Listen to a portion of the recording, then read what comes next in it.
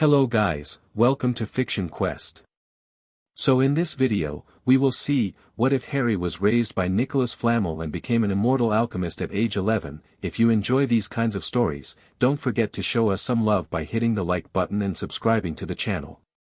Your support means the world to us. Now, let's start the story. Chapter 1, The homunculus exchanged. The laboratory smelled of sulfur and possibility. Harry stood before the crucible, hands steady despite the sweat beading at his temples. The temperature in the chamber had climbed past 40 degrees Celsius over the last 6 hours, and his linen shirt clung to his back like a second skin. None of that mattered. What mattered was the liquid gold swirling in the stone vessel before him, and the precise moment he needed to add the final catalyst. Your meridian alignment is off by 3 degrees. Nicolas Flamel's voice came from somewhere behind him, dry as old parchment. Harry didn't turn. Didn't flinch. He adjusted his stance minutely, felt the flow of ambient magic shift, and smiled. It was off by 4 degrees. I corrected one already. And the remaining 3? Intentional. The base mixture is running hot, something in the antimony, I think. The skewed alignment will compensate during the crystallization phase. Silence. Harry had learned to read Nicolas's silences over 10 years of apprenticeship. This one meant acceptable reasoning, but I'll verify your work anyway. The crucible's contents began to shift. Gold bleeding into white, white into something that had no proper name in any mundane language.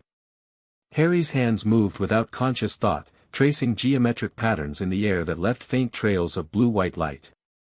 The Flamel method of alchemical direction, no wands, no incantations, just pure will imposed upon matter through mathematical precision. 30 seconds, Harry murmured. 28. Your mixture is advanced. Harry adjusted. The crystallization pattern began to emerge from the liquid, lattices of transformed matter arranging themselves according to laws that predated human civilization. This was what alchemy truly was, stripped of mysticism and legend. Not magic. Not science. Something older. The art of convincing the universe to become what it should have been all along. Now. Harry dropped the catalyst, 3 drops of mercury that had been distilled under 7 different full moons, into the crucible's heart. The reaction was instantaneous and violent. White light erupted upward, forcing Harry to shield his eyes. The temperature spiked. The stone walls of the laboratory groaned. And then, silence. Harry lowered his arm. In the crucible, resting on a bed of apatite and charred gold, sat a stone the size of a robin's egg. It was red, not the red of blood or rubies, but a red that seemed to exist slightly outside normal perception. Looking at it too long made his eyes water. Initial visual assessment, Nicolas said, stepping forward. The old alchemist, though old was a relative term for a man who'd been born in 1326, peered into the crucible with eyes that had watched civilizations rise and fall. His face was weathered but not ancient, his body spry but not young. Immortality, Harry had learned, didn't reverse age. It simply stopped it from progressing. Color saturation is appropriate, Nicolas continued. Luminescence within acceptable parameters. Structural integrity appears sound. He produced a silver instrument from his robe, a modified spectrometer of his own design, and passed it over the stone. Magical density reads at 93% of theoretical maximum. Harry waited. 93%, Nicolas repeated. He looked up at Harry, and something shifted in his expression. Something that might have been pride, if Nicolas Flamel were the sort of man who showed such things openly. Do you understand what you've done? I've completed my examination. Created a functional philosopher's stone capable of metallic transmutation. You've done what perhaps 50 alchemists in recorded history have achieved. At 11 years old. Nicolas shook his head slowly. When I was 11, I was still struggling with basic calcination theory. My master had me cleaning crucibles and memorizing elemental tables. You didn't have you as a teacher. Nicholas barked a laugh, a rare sound, one that Harry had heard perhaps a dozen times in his life. No. I suppose I didn't. He sobered quickly. You understand this stone's limitations? It can transmute base metals to gold, yes, but it cannot produce the elixir of life, Harry finished. The crystalline structure lacks the seventh-order harmonics required for biological integration. It's a lesser stone. Valuable, certainly. Revolutionary, by most standards. But not. He gestured vaguely. Not the real thing. Could you make the real thing? If you had the materials, the time, the proper lunar alignments. Harry considered the question seriously. Nicholas never asked idle questions. I understand the theory. I've studied your notes on the process, and Paranel's modifications from the 16th century. But understanding and execution are different beasts. He met Nicholas's eyes. I'd estimate a 40% chance of success on my first genuine attempt. 60% on my second, assuming I survived the first. Honest assessment. Good. Nicholas reached into the crucible, the heat that would have vaporized an unprotected hand merely warming his alchemically enhanced skin, and plucked out the stone. He held it up to the light, watching colors dance through its depths. This is yours. You made it. You keep it. Harry accepted the stone. It was warm against his palm, and he could feel its potential humming through his bones. I'll need to calibrate it. Establish proper resonance with my magical signature. Tonight.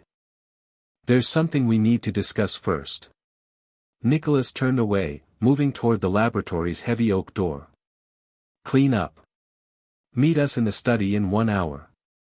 Paranel has prepared lunch. What's wrong? Nicholas paused, his hand on the door. He didn't turn around. Wrong? Nothing's wrong.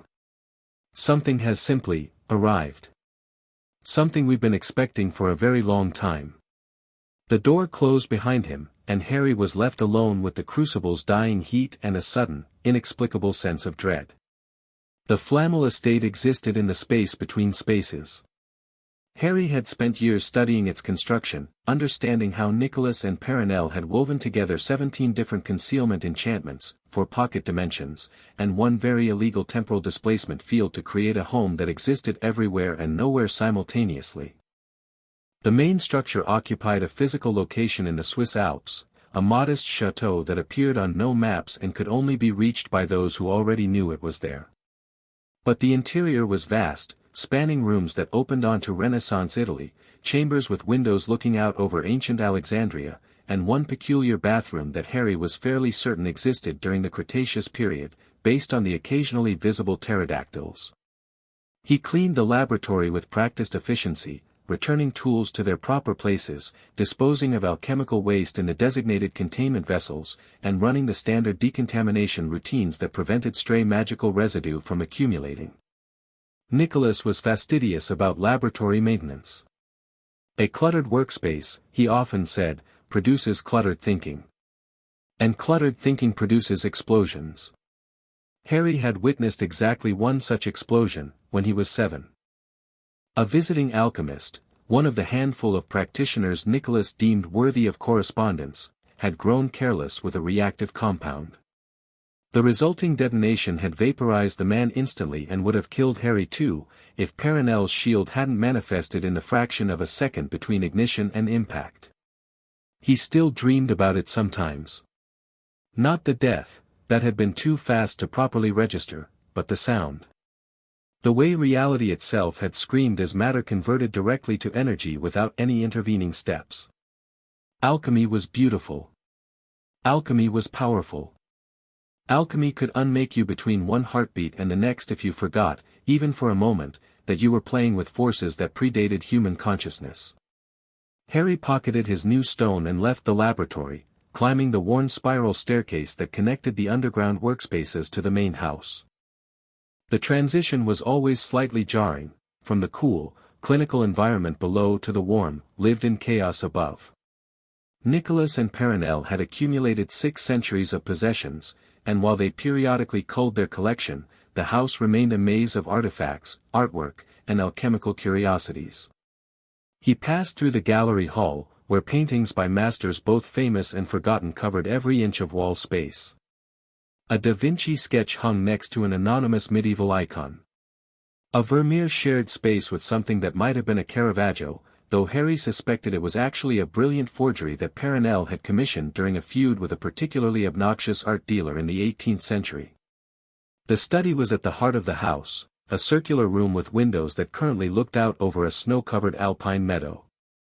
Bookshelves lined the walls between windows, containing texts in every language Harry had learned and several he hadn't.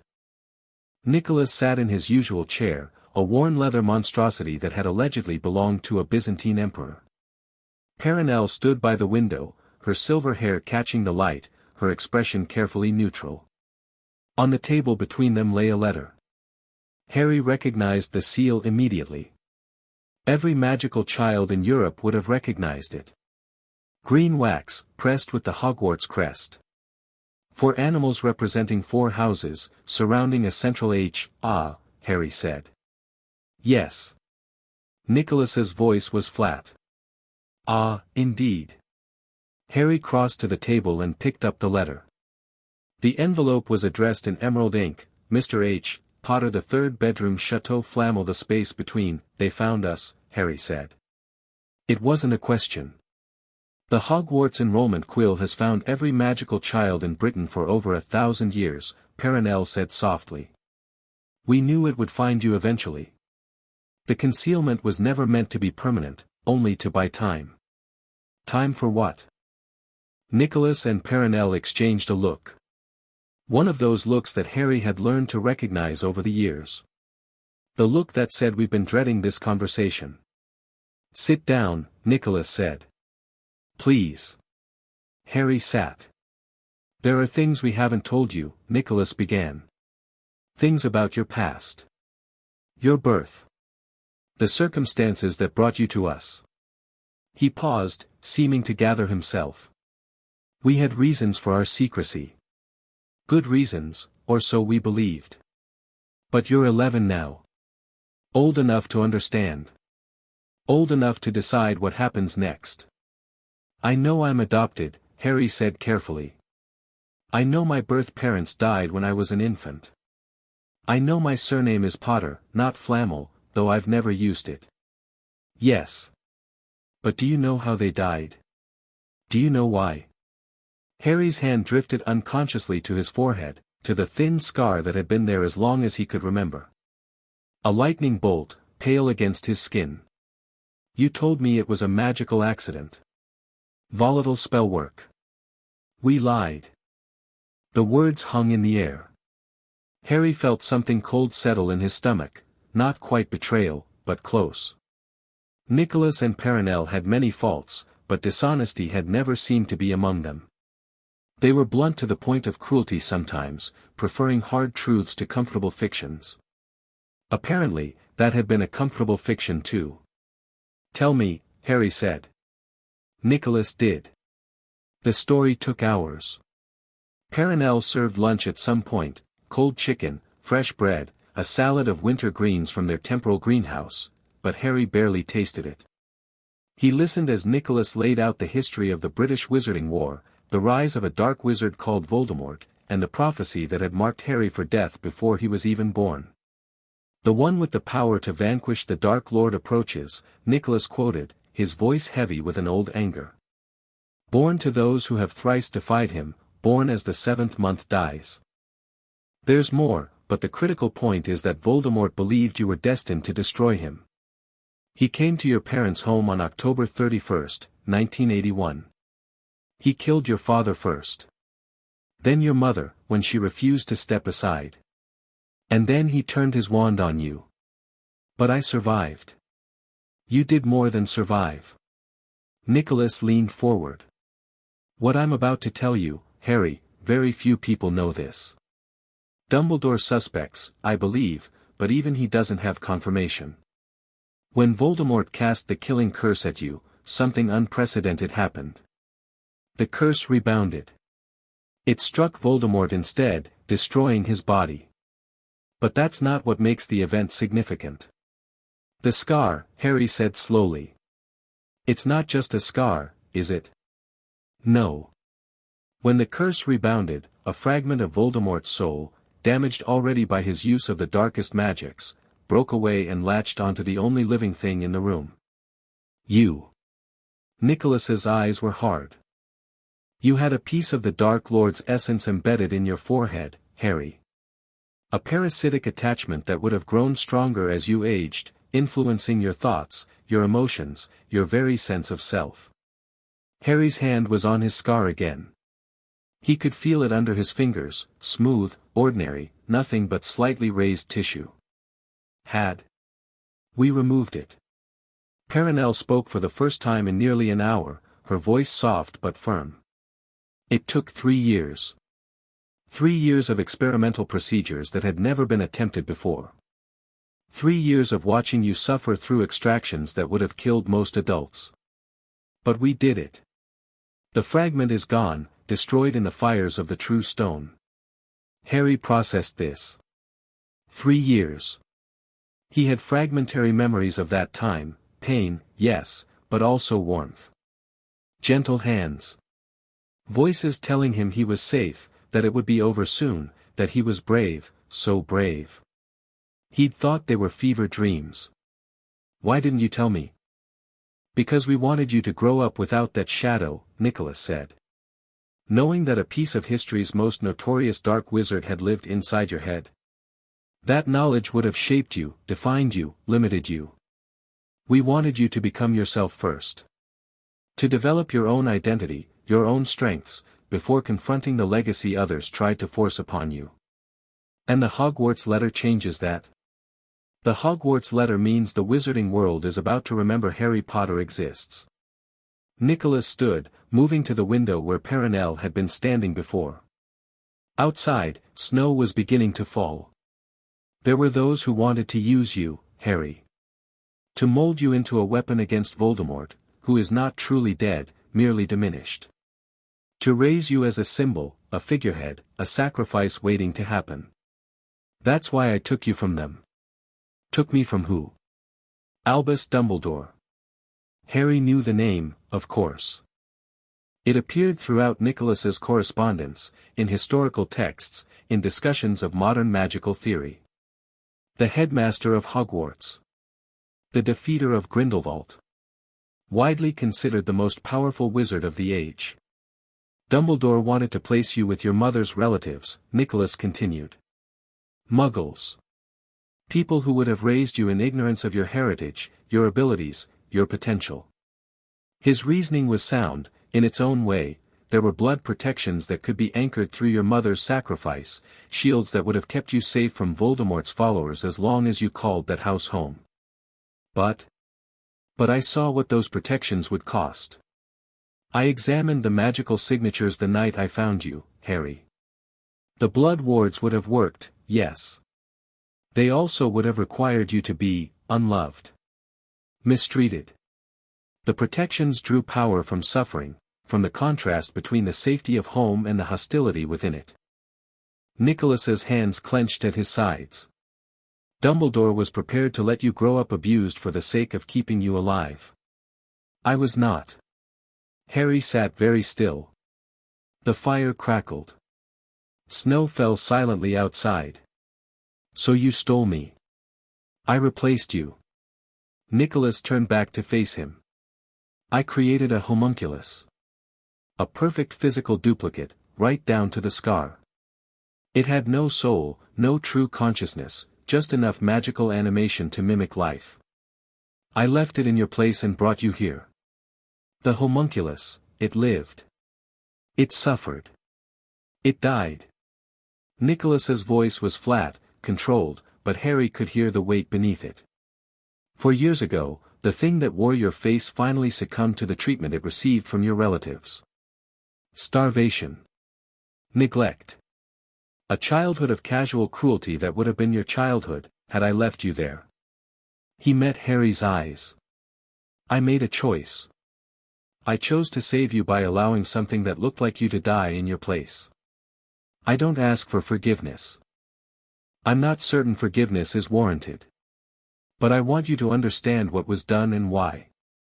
The silence stretched. Harry's mind was racing, processing, categorizing. He was good at that, at taking in information and fitting it into frameworks, finding patterns and implications. Nicolas had trained him to think that way. To approach problems analytically rather than emotionally. But this wasn't a problem. This was his life. His identity. Everything he believed about himself, suddenly recontextualized. The wizarding world thinks I'm dead, he said finally. They think Harry Potter was a squib, Flamel corrected gently. That's the story Dumbledore constructed when the homunculus showed no magical ability. Easier to explain than a vanished savior. The boy who lived became the boy who faded, a tragic footnote, remembered only on the anniversary of the war's end. But the Hogwarts letter is addressed to me. To this location. The enrollment quill doesn't rely on ministry records or public knowledge. It detects magical children directly, through means no one fully understands. As far as the quill is concerned, Harry Potter is alive, magical, and eligible for Hogwarts. Nicolas smiled grimly. Which presents us with an interesting opportunity. What kind of opportunity? The chance to reintroduce you on your own terms. Flamel moved to sit beside Harry, taking his hand in hers. Her skin was warm, her grip firm. You could ignore the letter. Stay here, continue your studies, live your life away from the world that would have used you as a pawn. That's one path. Or you could go to Hogwarts. Not as the boy who lived returning from presumed obscurity, but as Harrison Flamel, heir and apprentice to Nicolas Flamel, who happens to share blood with the Potter family through a maternal connection. Nicholas's smile turned sharp. Let them wonder. Let them speculate. But never let them define you. Harry looked down at the letter still clutched in his hand. The emerald ink seemed to shimmer in the firelight. If I go, he said slowly, people will figure it out eventually. The scar. The timing. The resemblance to my father. Possibly. Probably. Nicholas shrugged. Does that matter? Doesn't it? Only if you let it. Nicholas moved to stand before Harry, looking down at him with an expression that was equal parts challenge and invitation. You are not what they made you, Harry. You are not a prophecy, not a symbol, not a weapon. You are an alchemist. You are my student. You are, for all practical purposes, my son. What name you carry, what history others assign to you, these things have exactly as much power as you choose to give them. Harry thought about the stone in his pocket. The lesser stone he'd created that morning, the culmination of years of study and practice and discipline. He'd made something that most wizards considered legendary, and he'd done it before lunch on an ordinary Tuesday. He thought about the scar on his forehead, and the thing that had lived behind it. Gone now. Destroyed. But the shape it had left remained, a reminder that darkness had touched him and been burned away. He thought about a boy made of false flesh and borrowed time, dying alone in a house where no one loved him. A sacrifice that Harry hadn't asked for. A debt he could never repay. I want to go, he heard himself say. Flamel's hand tightened on his. I want to see this world you protected me from. I want to meet the people who would have used me, and show them what I became instead. Harry looked up at Nicholas. You raised me to be better than them. Let me prove it. Nicholas was silent for a long moment. Then, slowly, he nodded. Very well. But we do this carefully, Harry. Strategically. You'll need preparation, information about the current state of Wizarding Britain, profiles on key figures, understanding of the political landscape. You'll need supplies. You'll need a plan. I'll need to practice talking to people my own age, Harry said dryly. Unless Hogwarts accepts social awkwardness as an elective. Perenelle laughed, a warm, bright sound that cut through the heaviness of the last few hours. We'll work on it. You're not as hopeless as you think. You simply haven't had opportunities. I've talked to that portrait of Paracelsus every week for 6 years. Portraits don't count. They don't argue back properly. Paracelsus argues constantly. Last week he spent 4 hours insisting that I was calculating caloric values incorrectly. Were you? No. He was using a pre-Newtonian model that failed to account for magical thermodynamics. I corrected him. He's still sulking. Nicolas pinched the bridge of his nose. Perhaps we should focus on teaching you not to correct everyone who makes a mistake. At least not immediately. At least not with that particular tone. What tone? The tone that says, I am 11 years old and I know more than you about your own specialty. It's accurate, often. It's also insufferable. Harry considered this. So I should be inaccurate instead. You should learn to let people discover their errors naturally. Guide them toward understanding without making them feel small. Nicholas's voice softened. It's a skill I never mastered at your age. I had to learn it over centuries of watching brilliant people reject good ideas because the person presenting them was too abrasive. You're better than I was. Don't waste that potential on unnecessary conflicts. Is that why you never published your theories on etheric resonance? Nicholas blinked. You read those notes? Last month. They were in the restricted section behind the false bookshelf in your private study. The one with the ward that's supposed to cause temporary amnesia. Harry shrugged at Nicholas's expression. The ward wasn't calibrated for someone with my particular magical signature. Shall I pretend I didn't read them? No. Nicholas shook his head slowly. No, I suppose that ship has sailed. What did you think? I think you're right, and you've been right for 300 years, and the magical academic community would have advanced significantly faster if you'd shared your findings. Harry paused. I also think you had reasons for staying silent that seemed good at the time, and that you've probably reconsidered them at least once a decade since. Nicholas stared at him. Perenelle was smiling. When did you get so perceptive? Nicholas asked quietly. You taught me to observe. To analyze. To look past surface presentations to underlying patterns. Harry met his guardian's eyes. You also taught me that the most interesting patterns are often the ones people try to hide. You hide your regrets very carefully, Nicholas. But not carefully enough. The fire crackled.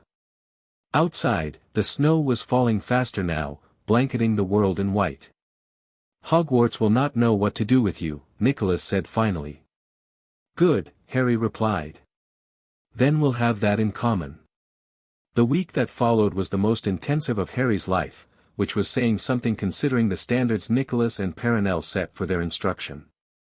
They began with history, not the sanitized version taught in schools, but the real history of Wizarding Britain. Harry learned about the old families and their complicated allegiances. He learned about the Ministry of Magic and its layers of corruption and incompetence. He learned about Dumbledore's rise to prominence, his defeat of Grindelwald, and the peculiar position he held as both Hogwarts headmaster and unofficial leader of the Light faction in British magical politics. He's not evil, Nicholas said during one late-night session, when they'd moved from history to personality profiles. I want to be very clear about that. Albus Dumbledore is brilliant, powerful, and genuinely committed to protecting the wizarding world from threats both internal and external. He's also a manipulator, a keeper of secrets, and a man who believes the end justifies the means in ways that I find troubling. You were friends, Harry observed. We still are, in a sense. Complicated friends. He knows I took you, though he's never been able to prove it. He knows you've been raised outside his influence, trained in ways he can't predict. When you arrive at Hogwarts, he'll see you as a variable that needs to be understood and, if possible, controlled. How should I handle him? Carefully. Honestly, when possible. Never reveal more than you must. Nicholas leaned back in his chair, firelight playing across his weathered features. Dumbledore's greatest weakness is that he believes he knows how stories are supposed to go. Heroes sacrifice themselves. Dark Lords are defeated by love and bravery. Prophecies must be fulfilled in dramatic fashion. If you don't fit his narrative expectations, he'll struggle to predict your behavior. So I should be unpredictable. You should be yourself. That will be unpredictable enough.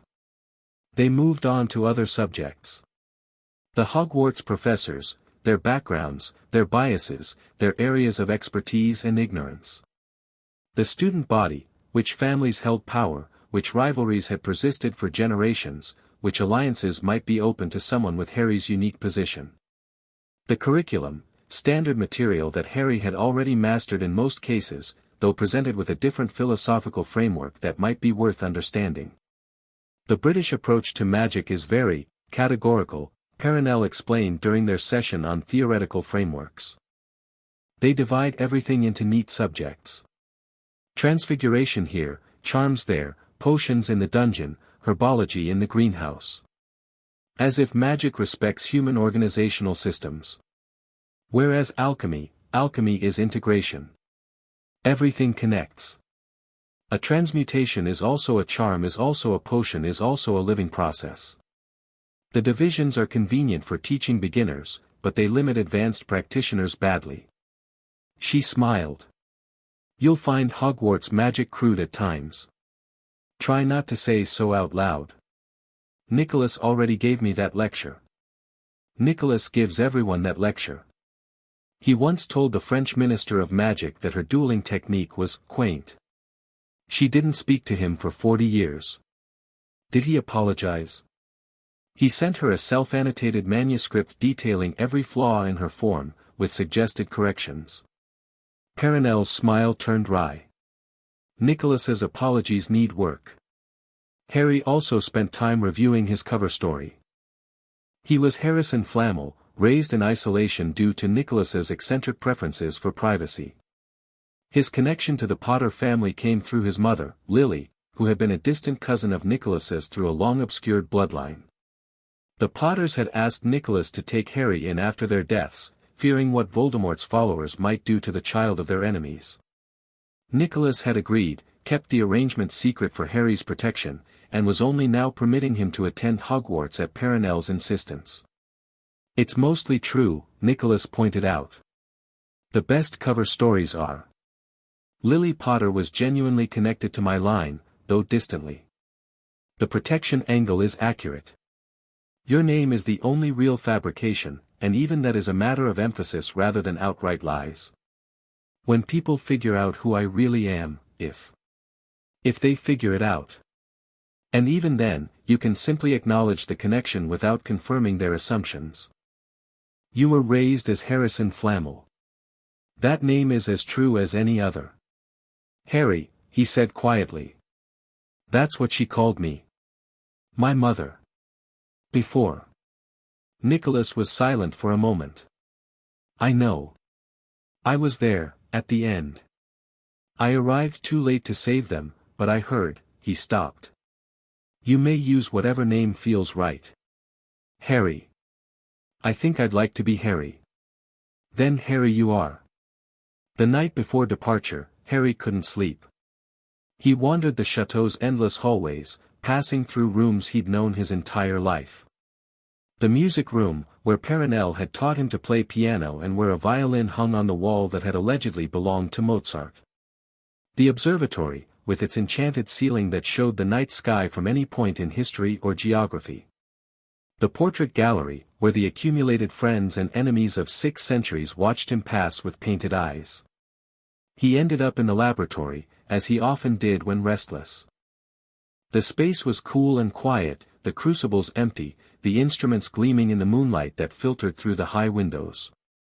His lesser stone sat on the workbench where he'd left it after the final calibration. Red, perfect, humming with potential.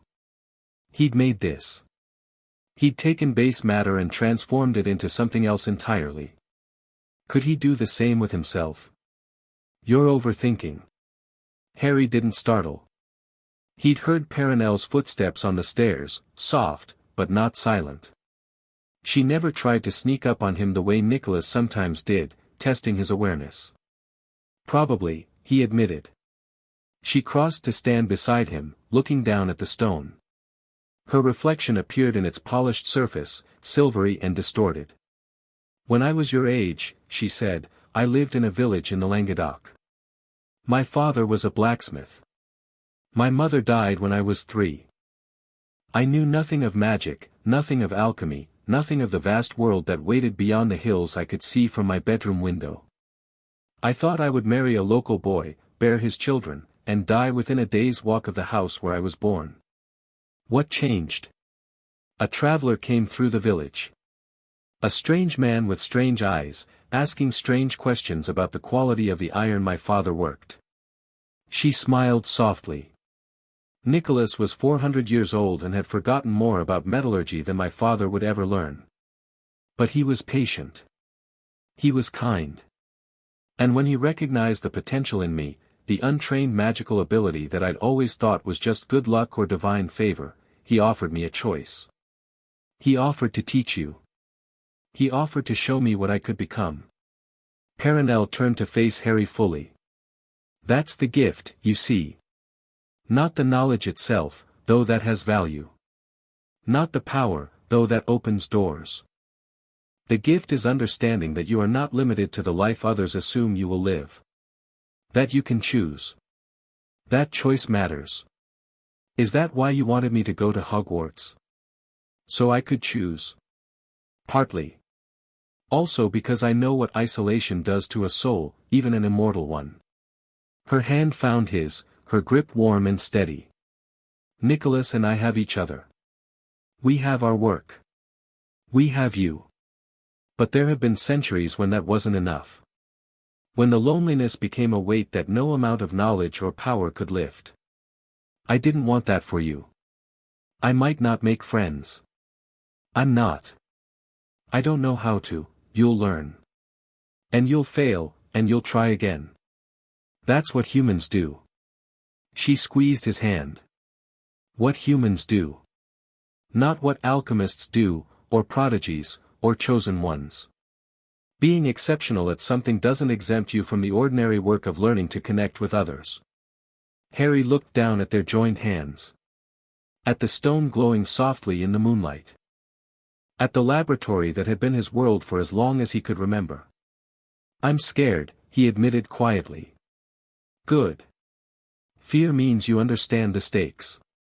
Perenelle released his hand and cupped his face instead, tilting it up until he met her eyes. "Listen to me, Harry. Whatever happens at Hogwarts, whatever they say about you or do to you, remember this, you are not alone. You have a home to return to. You have people who love you. That is more than most children in your position can claim, and it is more than enough to survive whatever awaits you. And if it's not enough, then we will come for you. Nicolas and I have faced down kings and emperors, dark lords and divine manifestations. One British boarding school will not keep us from our son. Our son." She'd never called him that before. Not so directly. Harry swallowed against the sudden tightness in his throat. "Thank you. For everything."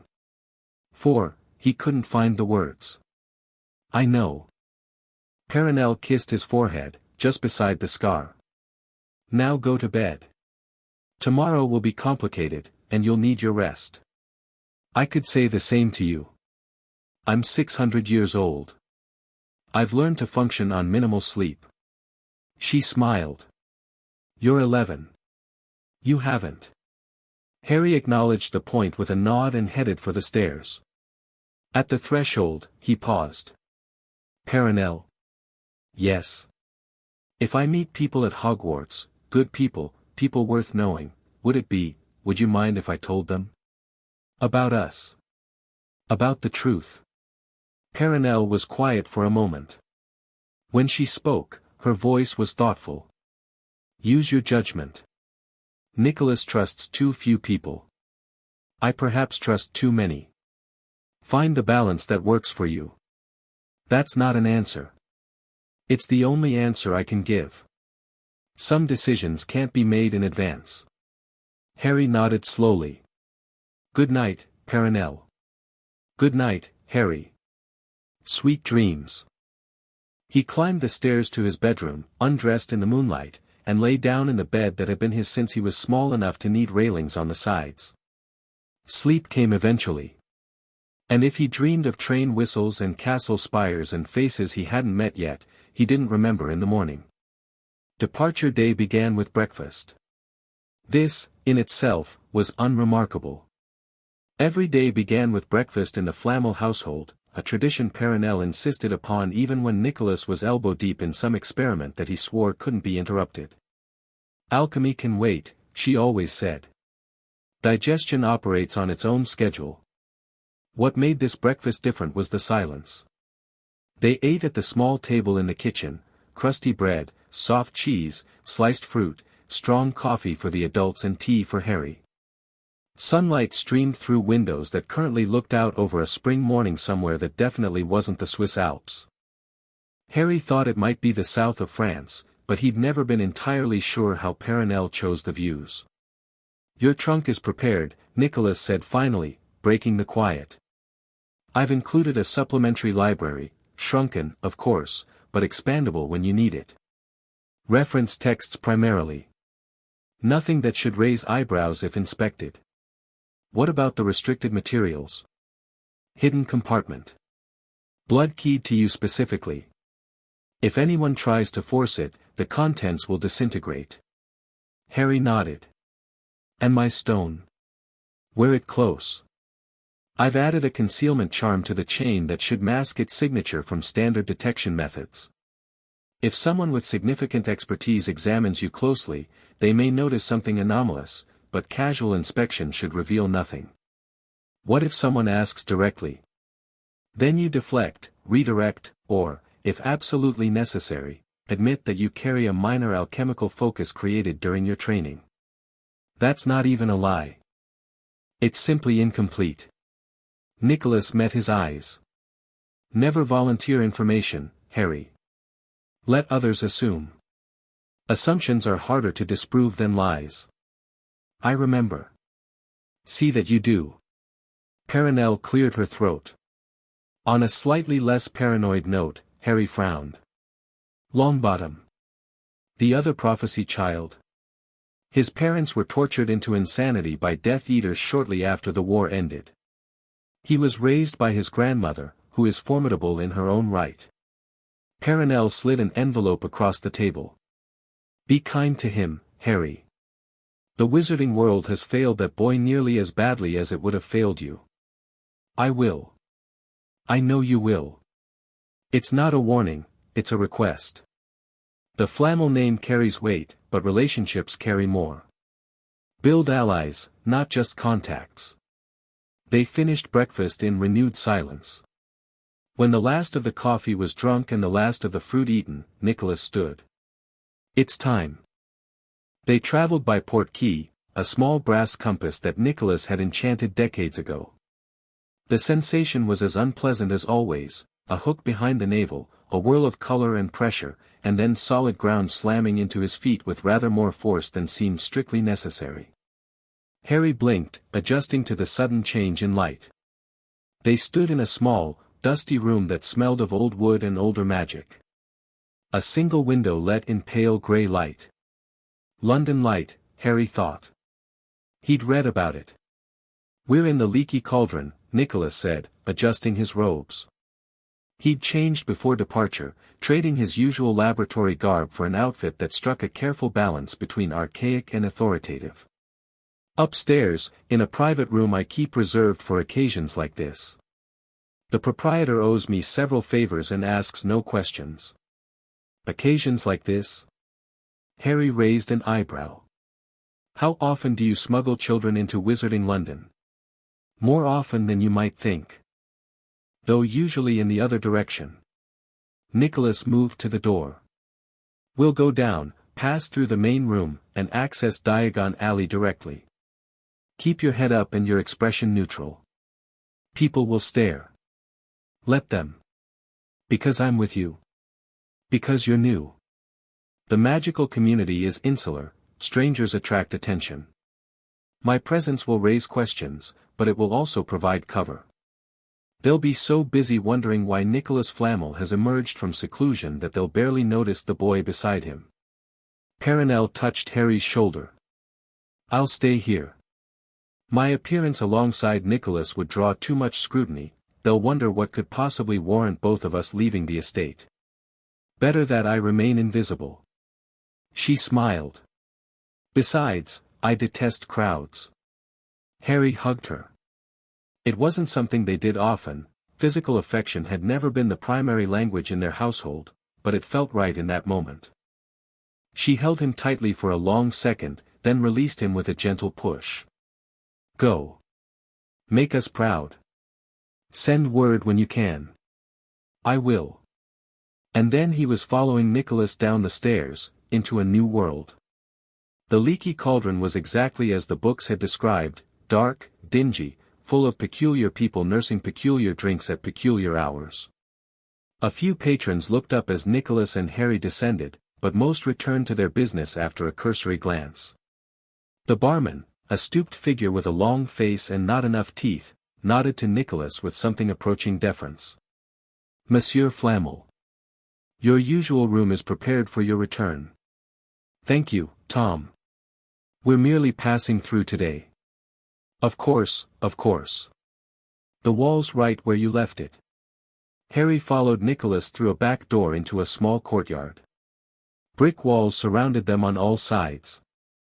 Nicolas drew his wand, a long, pale thing that Harry had seen perhaps a handful of times in 10 years, and tapped a specific pattern against the stones. The wall opened. And Harry got his first real look at Diagon Alley. It was chaos. Beautiful, overwhelming chaos. Shops crammed against each other, their windows displaying everything from cauldrons to owls to things Harry couldn't begin to identify. Wizards and witches bustled past in robes of every color, arguing, laughing, haggling. Children pressed their faces against glass, pointing at broomsticks and pets and sweets. The air smelled of magic and commerce and possibility. Impressions? Nicolas asked quietly. It's loud. It is. The British have never learned subtlety in their commerce. Nicolas began walking, and Harry fell into step beside him. We'll visit Gringotts first. You'll need access to the Potter accounts, and I should introduce you to my contact there. After that, supplies. Ollivanders for your wand, Madame Malkin's for robes, Flourish and Blots for whatever texts aren't already in your collection. I have a wand. You have an alchemical focus shaped like a wand. It's not the same thing. Nicholas's voice was patient. British magic operates through wands. There are theoretical reasons for this, the focusing properties, the magical core resonance, but mostly it's tradition. You'll need to master their system before you can transcend it. Harry nodded. It made sense. Learn the rules before breaking them. They walked. People stared. Nicolas drew attention simply by existing, his face familiar from historical texts even if most couldn't quite place it, but no one approached. There was something in Nicholas's bearing that discouraged casual interaction. Harry tried to memorize it. The slight forward lean. The focused gaze.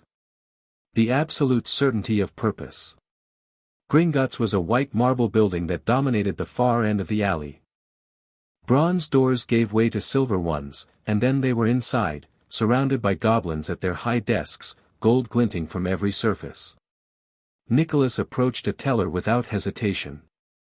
I require access to the Flamel family vault and wish to establish my heir's claim to the Potter accounts. Additionally, I would speak with Ragnarok, if he is available.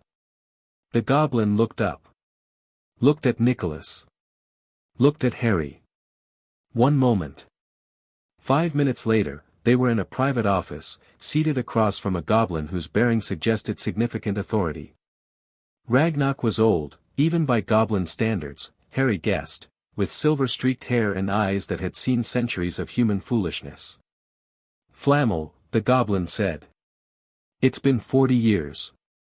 I've been busy. You've been hiding.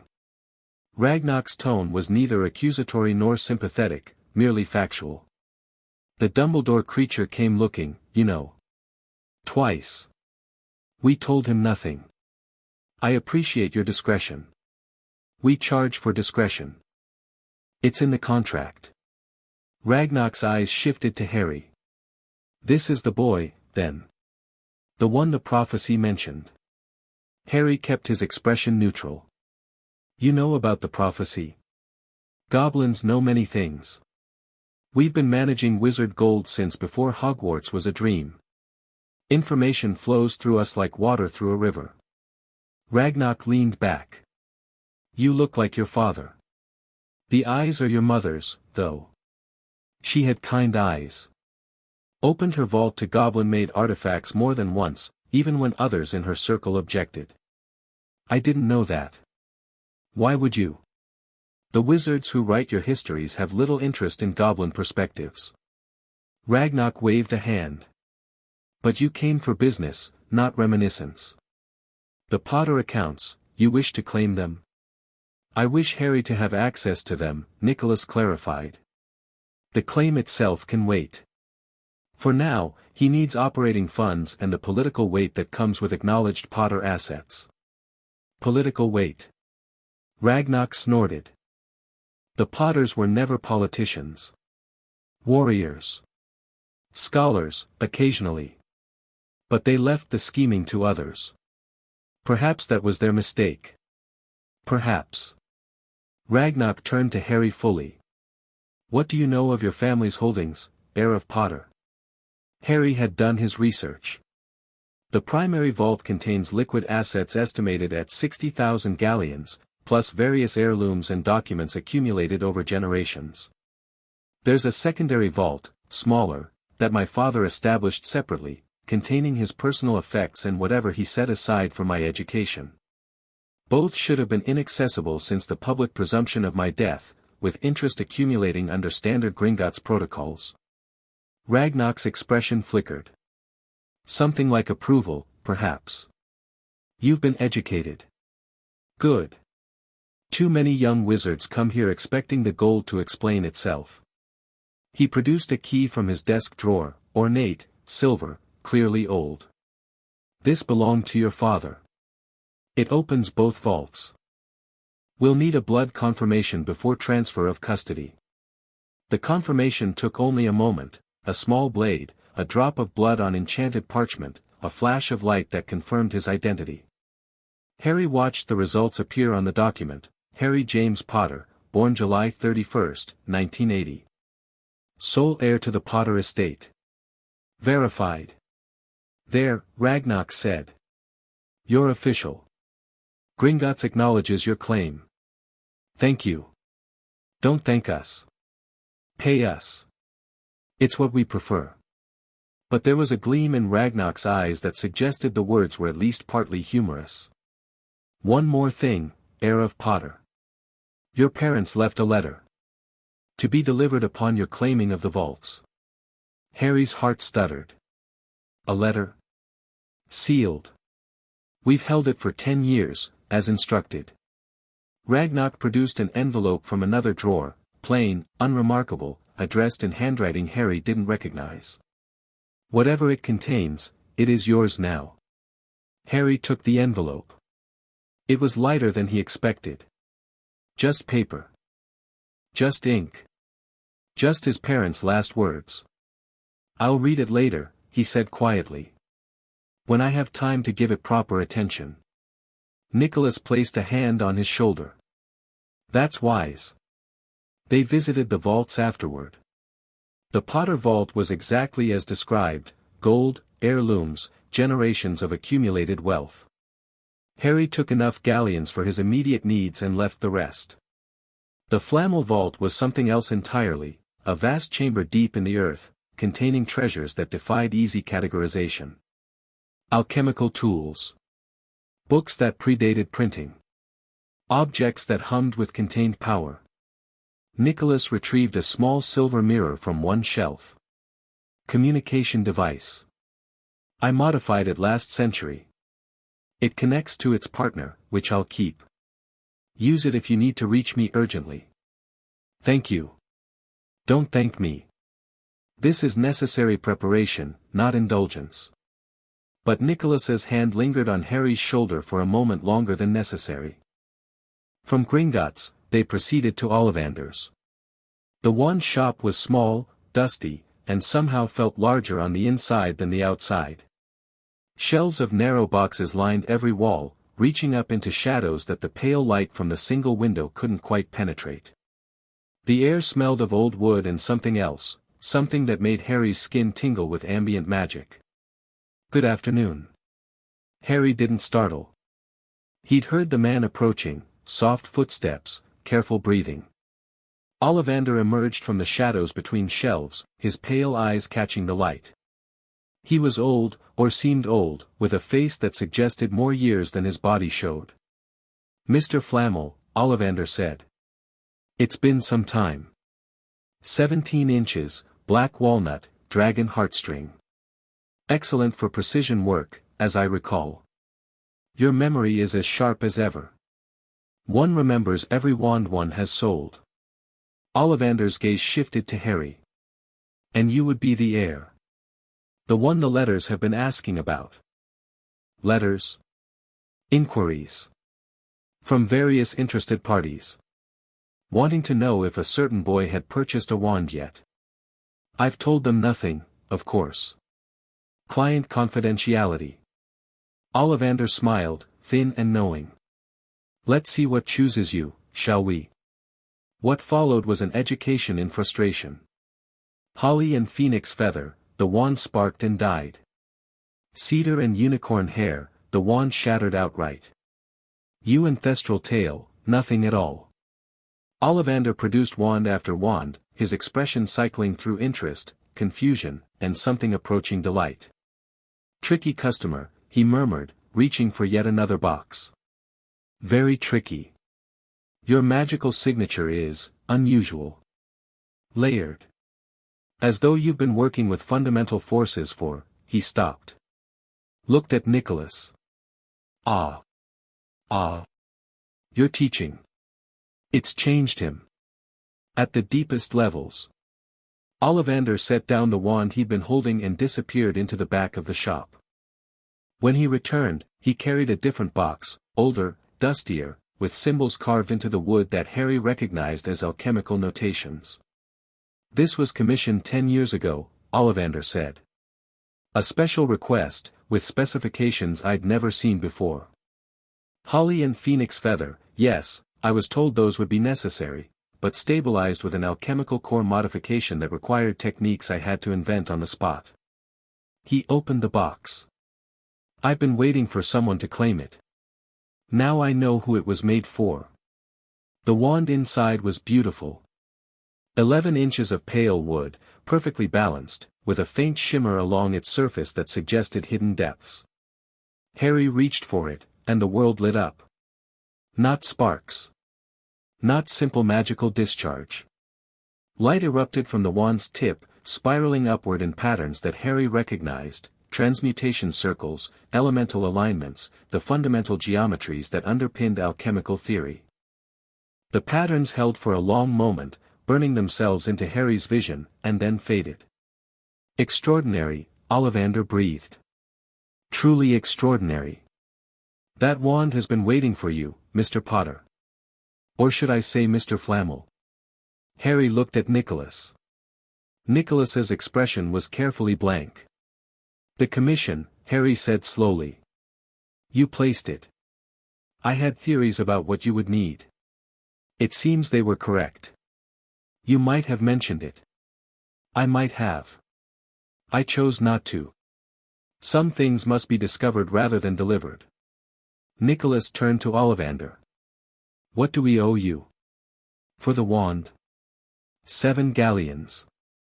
For the decade of discretion, curiosity, and unanswered questions. Ollivander smiled his thin smile. Consider that a professional courtesy between craftsmen. They completed the shopping efficiently after that. Robes from Madame Malkin's, Harry endured the fitting with minimal complaint, though the witch's assistant kept trying to engage him in conversation about Quidditch. Books from Flourish and Blots, mostly redundant, but useful for understanding what Hogwarts students were expected to know. Supplies from various other shops, all of it packed into the trunk that Nicolas had prepared.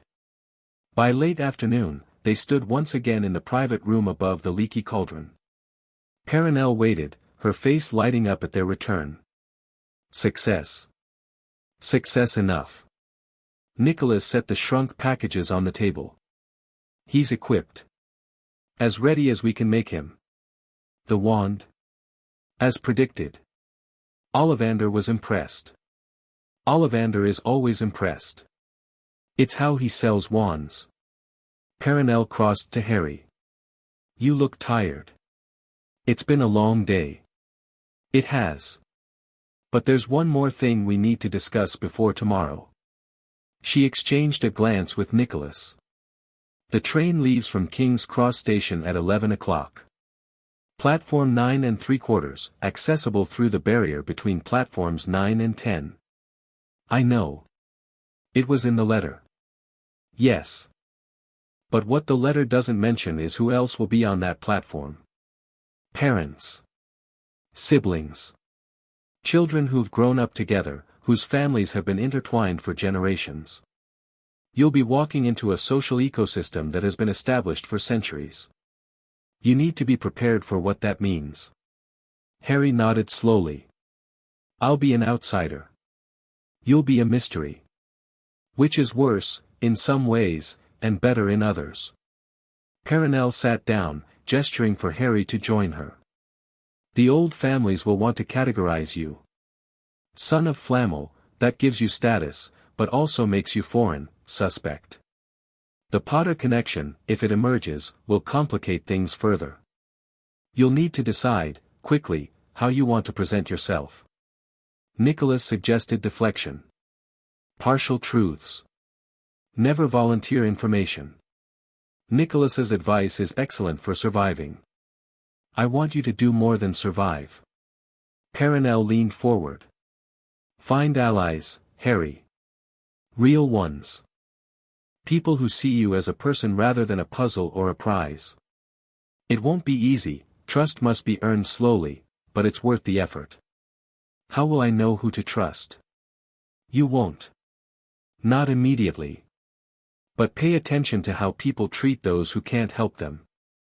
How they respond when things go wrong. How they behave when they think no one important is watching. Perenelle smiled. Character reveals itself in small moments. Watch for those moments. And if I make mistakes? You will. That's inevitable. The question is whether you learn from them. She touched his cheek. You're 11 years old, mon cœur. You've accomplished more than most alchemists achieve in lifetimes. But you've never had a friend your own age. Never navigated the complicated social dynamics of childhood. That education is about to begin, and it will be harder than anything we've taught you. Encouraging. Honest. I prefer honesty to encouragement. She stood. Now. Rest.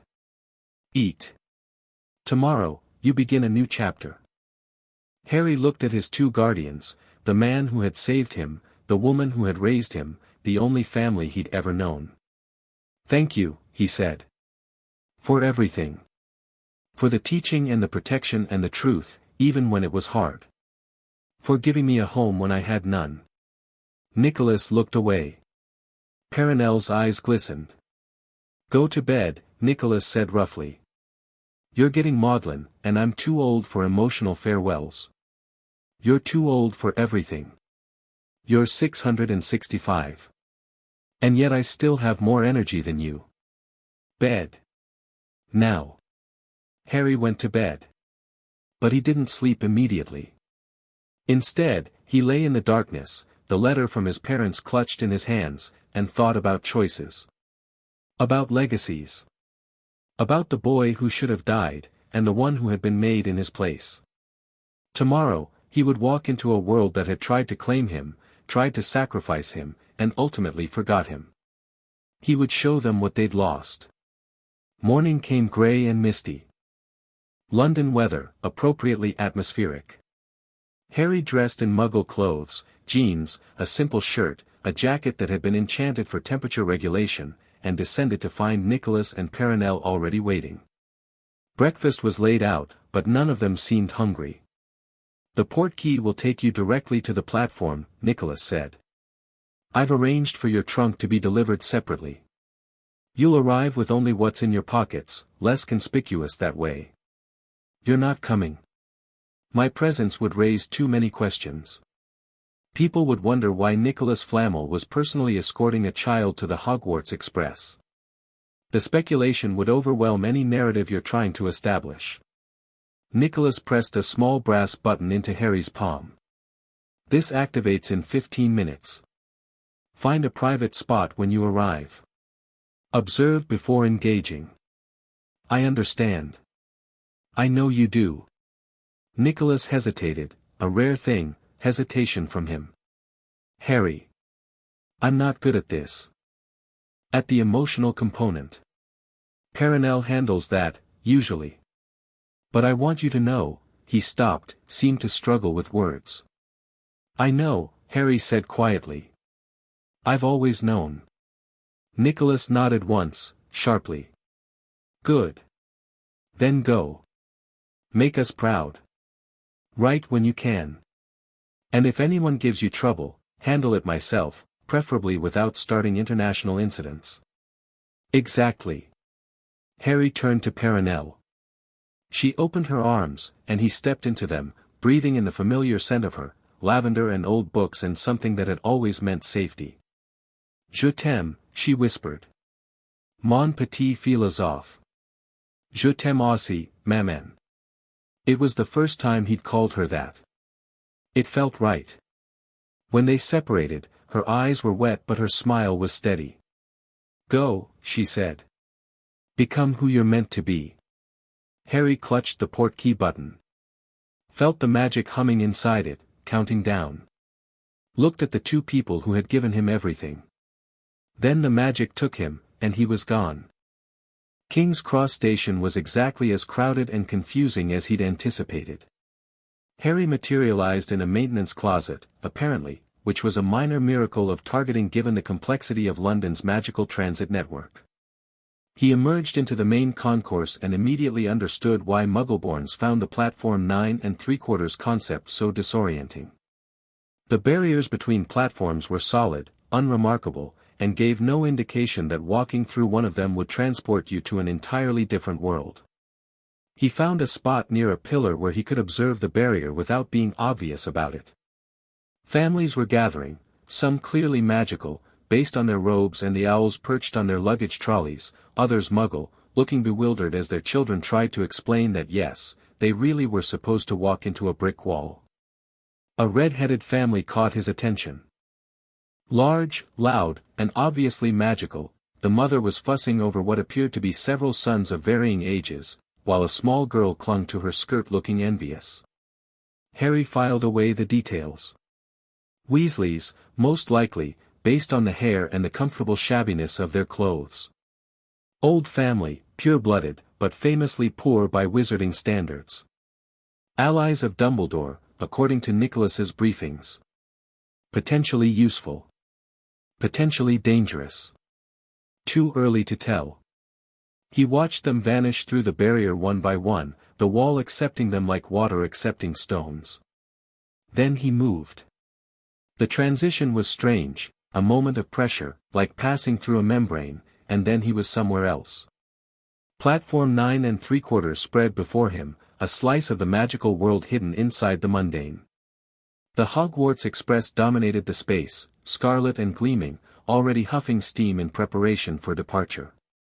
Harry let himself absorb it for a moment. The chaos of families saying goodbye. The shouts of students finding friends. The particular quality of magical light that no mundane illumination could replicate. Then he moved to find a compartment. The train was filling quickly, but Harry had arrived with time to spare. He claimed a compartment near the rear, far enough from the engine to avoid the worst of the noise, close enough to the exits for quick departure if needed, and settled in to wait. His trunk arrived minutes later, delivered by a house elf who appeared, deposited the luggage, and vanished again without a word. Harry unpacked only what he'd need immediately, a book on magical theory that he'd already read twice but enjoyed for its innovative arguments, and a small journal in which he'd begun recording observations. The compartment door slid open. A girl stood in the entrance. Bushy brown hair, already wearing Hogwarts robes, and a look of determined courage that suggested she was very much outside her comfort zone but refusing to show it. "Excuse me," she said.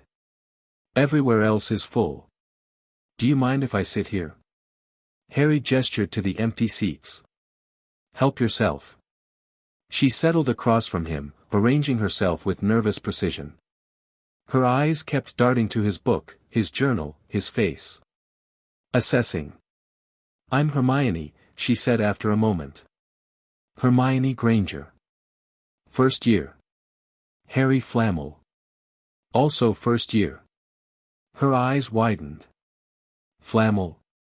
As in Nicolas Flamel? The alchemist?" "My grandfather." The lie, the partial truth, came easily. "You've heard of him?" "Heard of him? He's in multiple books. A History of Magic, Magical Advances of the 15th Century, The Pursuit of Immortality, Fact and Fiction." She stopped herself, cheeks coloring slightly. "Sorry. I read a lot. And I've been trying to learn everything I can about the magical world, since I didn't grow up in it." "Muggle-born?" "Yes. Both my parents are dentists." They were surprised, to say the least, when the letter came. She smiled, and it transformed her face, made her look younger, more hopeful. "What about you? I assume you were raised with magic." "Raised with alchemy, specifically. There's some overlap, but the philosophical frameworks are different." Hermione leaned forward, interest overtaking nervousness. "How so?" "I've read that alchemy is the precursor to modern potion-making, but the texts were vague about the actual distinctions." What followed was the most engaging conversation Harry had experienced with someone his own age. Hermione was brilliant. Not brilliant in the way Nicolas was, not centuries of accumulated knowledge distilled into absolute certainty, but brilliant in the way of hungry minds everywhere, questioning, connecting, reaching. She'd read everything she could find about the magical world and retained it all, but she lacked the practical experience to contextualize her knowledge. Harry could help with that. And she, in turn, asked questions that made him reconsider things he'd taken for granted. But if alchemy views magic as transformation of essential states, and standard British magic views it as manipulation of existing properties, doesn't that create fundamental incompatibilities in how spells are designed? Yes. Which is why alchemical techniques and wand magic don't mix well without significant modification. My grandfather spent decades developing integration methods. That's fascinating. And slightly frustrating, since none of the Hogwarts texts mention any of this. The British magical education system is conservative. Hermione's smile turned wry. "I'm getting that impression." The compartment door opened again. A boy this time, round-faced, nervous, clutching a toad. "Sorry," he said. "I've lost my toad. Have you seen one come through here?" "We haven't." Hermione stood immediately. "But we can help you look." "What's his name?" "Trevor. He keeps escaping." The boy looked miserable. "I'm Neville, by the way. Neville Longbottom." Harry kept his expression neutral. "Longbottom. The other prophecy child. Parents tortured into insanity. Harry Flamel. This is Hermione Granger. We'd be happy to help search." They found the toad 3 compartments down, hiding under a seat occupied by a dreamy-looking blonde girl who seemed unsurprised by the amphibian's presence. Neville was pathetically grateful, and somehow, Harry wasn't entirely sure how it happened, the 3 of them ended up back in Harry's compartment, talking. Neville was nothing like Harry had expected. The files had described him as a potential ally, yes, and a fellow victim of Voldemort's legacy. But the files hadn't captured the quiet stubbornness beneath his nervous exterior, or the flashes of dry humor that emerged when he forgot to be afraid. His grandmother, apparently, was convinced he was nearly a squib. His family had spent his childhood trying to force accidental magic by putting him in dangerous situations. "My great-uncle dropped me out of a window once," Neville said, as casually as if he were discussing the weather. "I bounced, so that was all right. But it took him 3 tries before anything happened." Hermione looked horrified. Harry felt something cold settle in his stomach. "That's abuse," Hermione said flatly. "That's actual child abuse. It's how things are done, in the old families. You have to prove your magic somehow. That's barbaric. It's traditional." But Neville's voice was tired, not defensive. "Doesn't make it right. I know that. But knowing doesn't change the facts." Harry thought about a homunculus dying alone in a cupboard under the stairs. About choices made to protect children, and the prices those choices demanded. "Things can change," he said quietly. "What seems traditional today was revolutionary once. And what seems impossible now might be tradition for our children." Neville looked at him with an expression Harry couldn't quite read. "You really believe that?" "I was raised by alchemists. They believe in transformation, that anything can become something else, given the right conditions. Why should societies be different?" The conversation shifted after that, moving to lighter topics. Hogwarts houses. Favorite subjects. Hermione's anxiety about falling behind despite having memorized every textbook. Neville's quiet terror of potions class, based on family stories about Professor Snape. By the time the train began to slow, approaching its destination, Harry realized something unexpected. He was enjoying himself. Hogsmeade Station was small, rustic, and overwhelmed by students pouring from the train. First years. First years over here. The voice belonged to the largest man Harry had ever seen, easily 10 feet tall, broad as a boulder, with a wild mane of dark hair and a beard that could have housed small ecosystems. Rubeus Hagrid, according to Harry's files. Half-giant, Hogwarts groundskeeper, famously loyal to Dumbledore. "That's a lot of person," Hermione murmured. "Half-giant," Harry said quietly. "They're rare, and usually persecuted." The fact that Hogwarts employs one speaks well of at least some aspects of the institution. They joined the cluster of first years gathering around Hagrid. Harry spotted a flash of platinum blonde hair, Draco Malfoy, based on the aristocratic bearing and the sneer that seemed permanently attached to his features. Flanking him were 2 large boys who had the look of bodyguards more than friends. Right then, Hagrid called out. "Follow me. Watch your step. It's a bit of a walk, but worth it." The path wound down to a lake that gleamed black under the emerging stars. Boats waited at the shore, small, wooden, enchanted to move on their own. No more than 4 to a boat. Harry found himself sharing with Hermione, Neville, and a quiet Indian girl who introduced herself as Padma Patil. They settled onto the wooden benches as the boats began to move, gliding across water that was impossibly still. And then Hogwarts came into view. Harry had seen images. He'd read descriptions. He'd prepared himself, intellectually, for the sight of the ancient castle. None of it had prepared him for the reality. Hogwarts rose from the Scottish hillside like something from a dream, or perhaps a nightmare, depending on your perspective. Towers and turrets and spires, windows glowing with warm light, the entire structure seeming to pulse with accumulated magic. 1,000 years of enchantment layered upon itself, growing more powerful with each passing generation. "It's beautiful," Hermione whispered. "It's overwhelming," Neville said. "It's a fortress," Harry said quietly. "Built for war as much as education. Look at the sight lines. The defensive positioning. Those aren't decorative battlements." Padma turned to look at him. You see a castle and your first thought is defensive architecture. I was raised by people who survived the Inquisition, the 100 Years' War, and multiple magical catastrophes. Pattern recognition becomes instinctive. The boats reached the shore. They climbed out, following Hagrid up a stone staircase to massive oak doors. He knocked 3 times. The doors opened. A severe-looking witch stood in the entrance, tall, spare, with her black hair pulled back in a tight bun. Professor McGonagall, Harry knew from his files. Deputy Headmistress, Transfiguration Instructor, Head of Gryffindor House. Famously strict, famously fair, famously Scottish. The first years, Professor McGonagall, Hagrid said. Thank you, Hagrid. I will take them from here.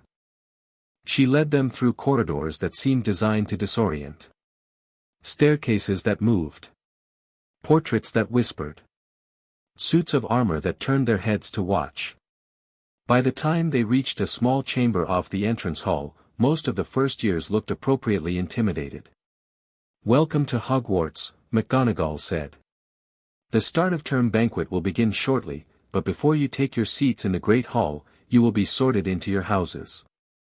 The sorting is a very important ceremony because, while you are here, your house will be something like your family within Hogwarts.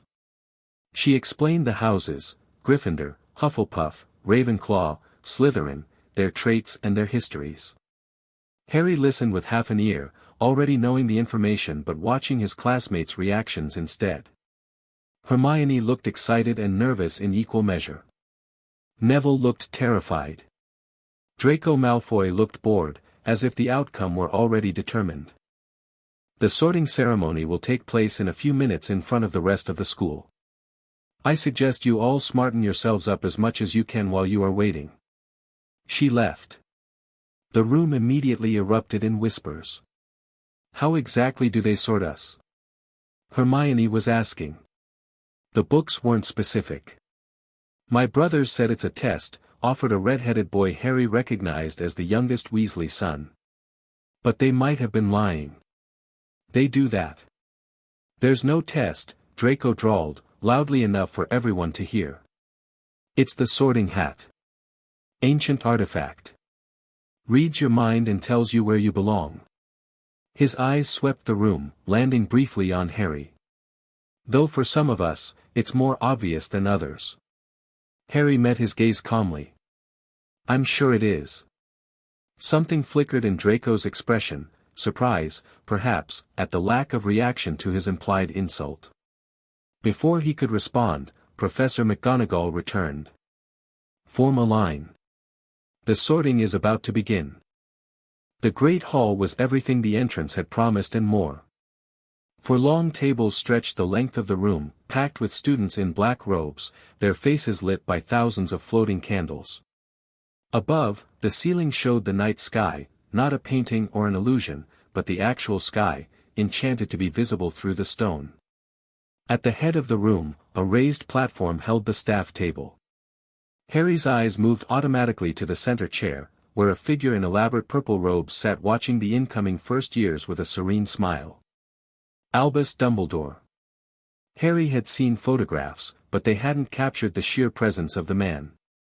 Power radiated from him like heat from a furnace, controlled, mostly contained, but unmistakably there. Their eyes met across the hall. Something passed between them, recognition, perhaps, or challenge. Harry looked away first, deliberately. Let Dumbledore think he was intimidated. It would make the reality more surprising later. Professor McGonagall was setting up a stool and a battered old hat at the front of the hall. The hat opened its brim and began to sing, a strange, rambling song about the 4 founders and their houses. Harry listened with academic interest.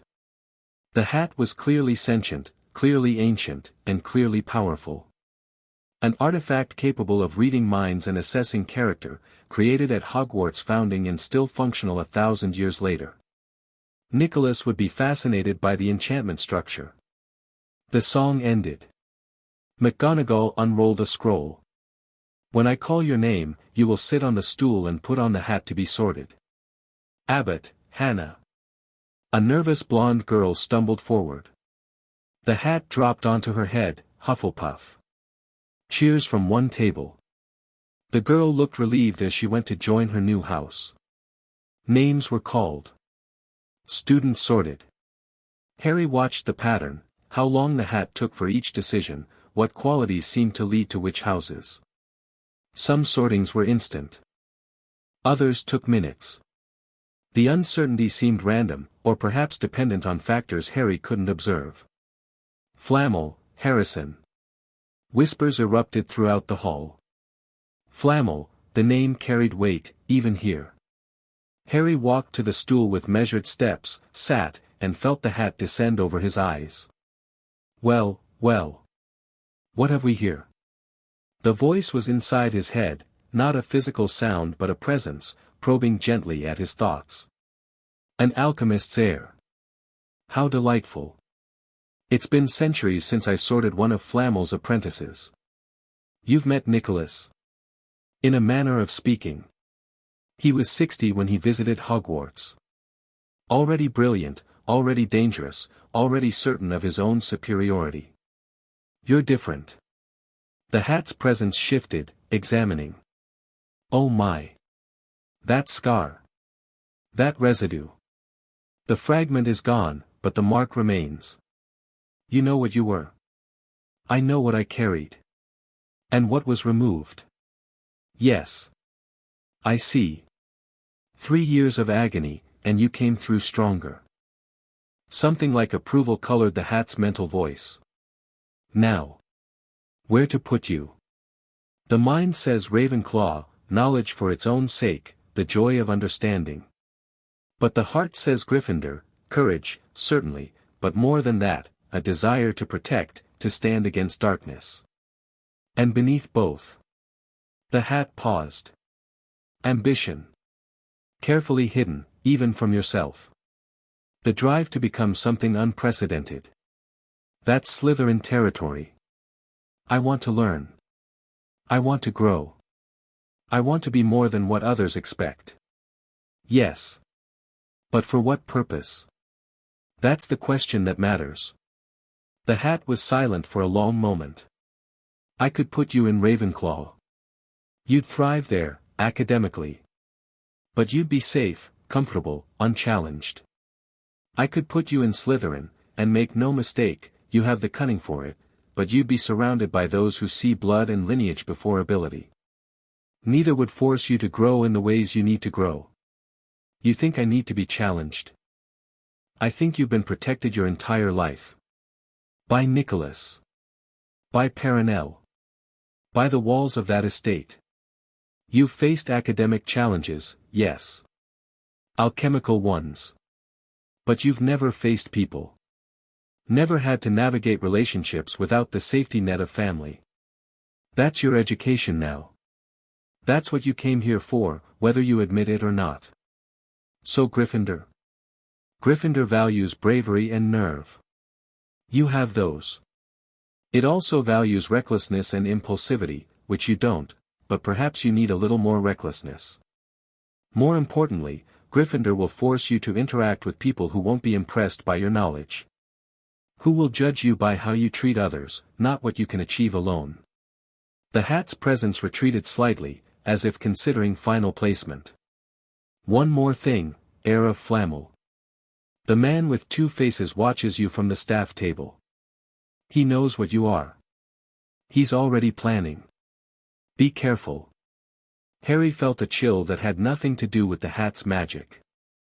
The man with 2 faces. You'll understand soon enough. Now, Gryffindor. The hat was lifted from his head. The Gryffindor table erupted in cheers.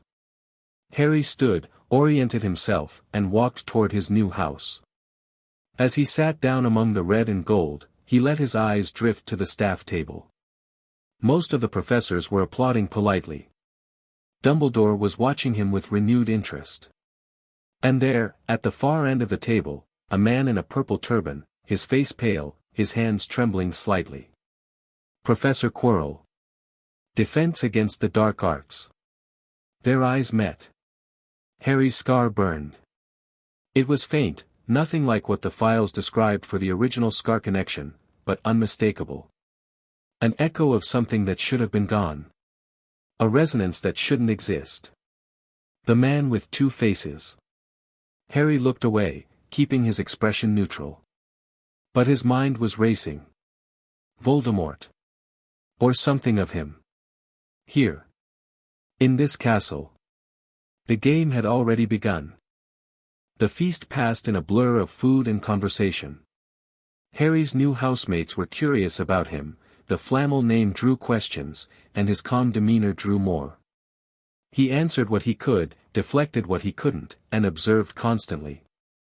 The Weasley twins were chaos incarnate, immediately trying to recruit him for unspecified mischief.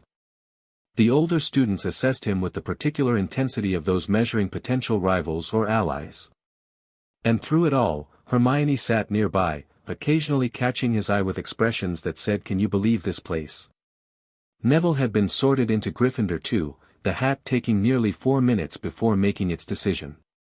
He sat across from Harry, looking shell-shocked but pleased. When the feast ended, Dumbledore rose to speak. "Welcome. Welcome to a new year at Hogwarts.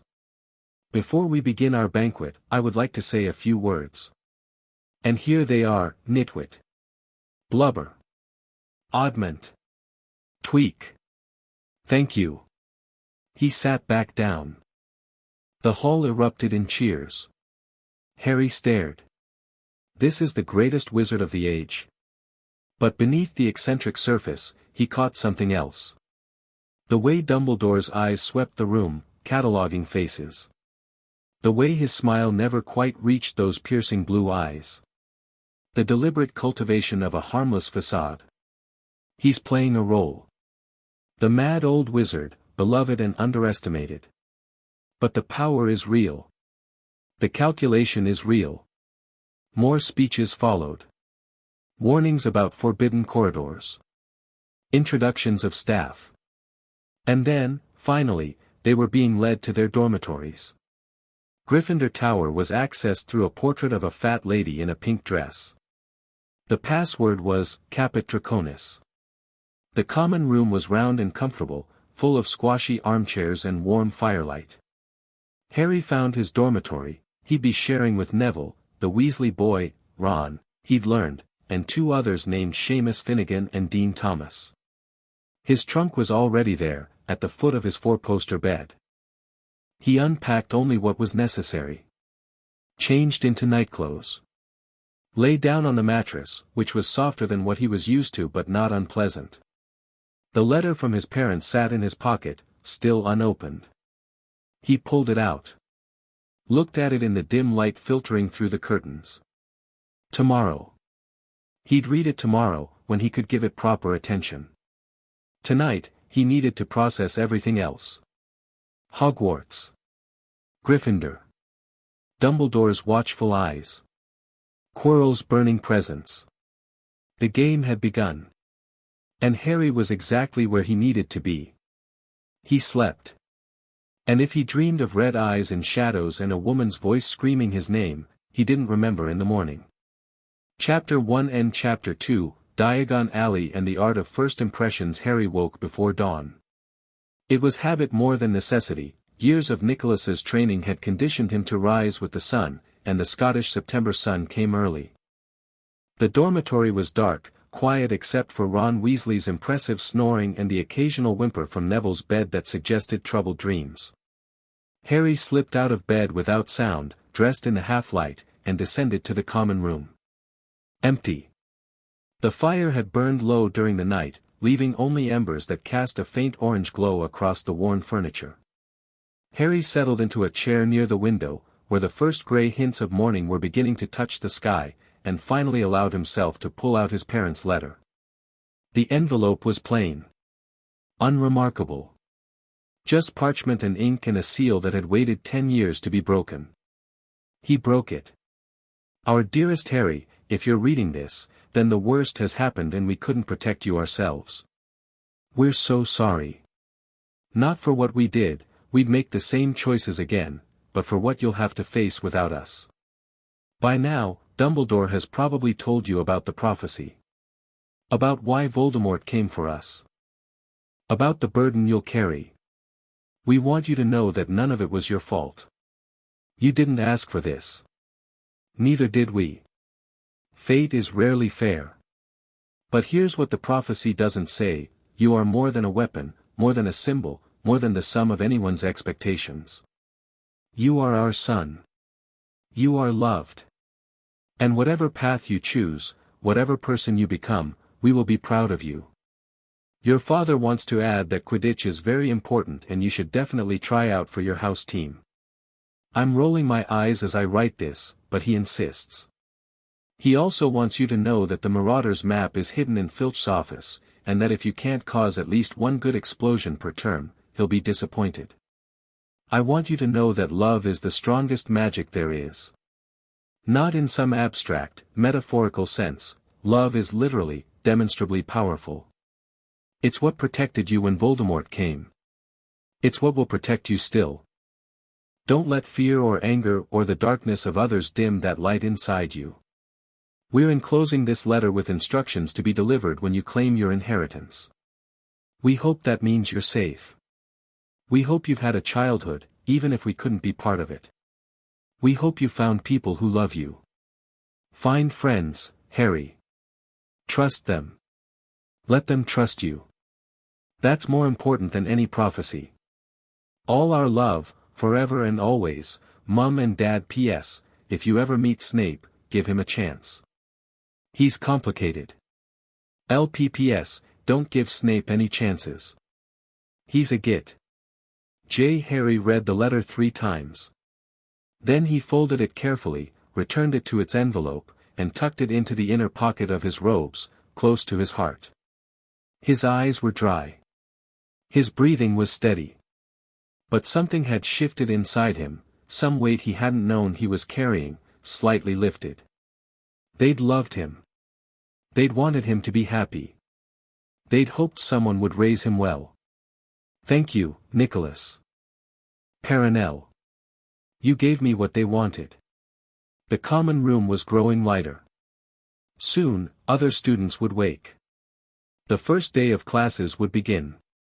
Harry had work to do. But first, he allowed himself one moment. One quiet moment of grief for the parents he'd never known, and gratitude for the ones he had. Then he stood, composed his expression, and went to face the day. Breakfast in the great hall was chaos. Schedules were being distributed. Older students were shouting advice, mostly useless, across tables. Owls were arriving with Morning Post, swooping down to deliver letters and packages with varying degrees of accuracy. The entire scene was overwhelming in a way that Harry found almost exhausting before he'd even eaten. He found a seat near Hermione, who was already poring over her schedule with the intensity of a general planning a campaign. Double potions with Slytherin, she said without looking up. Transfiguration, charms, defense against the dark arts, history of magic, and herbology and astronomy. It's comprehensive, at least. No alchemy? Not until 3rd year, apparently, and even then it's optional and rarely offered. Hermione finally looked up. I imagine that's frustrating for you. Less than you'd think. I can study alchemy on my own. What I can't do is observe how British wizards approach magic, their methods, their assumptions, their blind spots. That's what I'm here to learn. Neville settled into the seat beside Harry, looking slightly green. I'm going to fail potions. I know it. Everyone says Snape is terrifying. Snape is a bully, said an older Gryffindor, a 5th-year girl whose badge identified her as a prefect. But he knows his subject. Keep your head down, don't give him ammunition, and you'll survive. That's not reassuring. It's realistic. Welcome to Hogwarts. The morning passed in a blur of getting lost. Hogwarts architecture seemed designed to disorient, staircases moved, corridors rearranged themselves, and doors pretended to be walls with alarming frequency. Harry suspected the castle was sentient on some level, testing new students to see how they'd cope with confusion. He coped by observing and adapting. The staircases had patterns if you watched long enough. The portraits could give directions if you asked politely. The trick doors and vanishing steps were consistent once you mapped them. By lunch, he'd developed a working mental model of the castle's layout. Hermione had developed an obsessive relationship with her schedule. And Neville had gotten stuck in a trick step 3 times. "How are you so calm about all this?" Neville asked as they found seats in the Great Hall. "You act like you've done this before." "I was raised in a house that exists in 17 dimensions simultaneously. Hogwarts is architecturally eccentric, but at least it stays in one time period." Neville blinked. "I can't tell if you're joking." "I'm not." "Oh." Neville was quiet for a moment. "That explains a few things, actually." Their first class of the afternoon was Transfiguration. Professor McGonagall was waiting when they arrived, or rather, a tabby cat with spectacle markings around its eyes was waiting, perched on the desk at the front of the classroom. Harry recognized the animagus transformation immediately. The magical signature was distinctive if you knew what to look for. Most students didn't. They filed in, chattering, paying the cat no attention. Harry caught Hermione's eye and nodded minutely toward the cat. She frowned, studied it for a moment, and her eyes widened.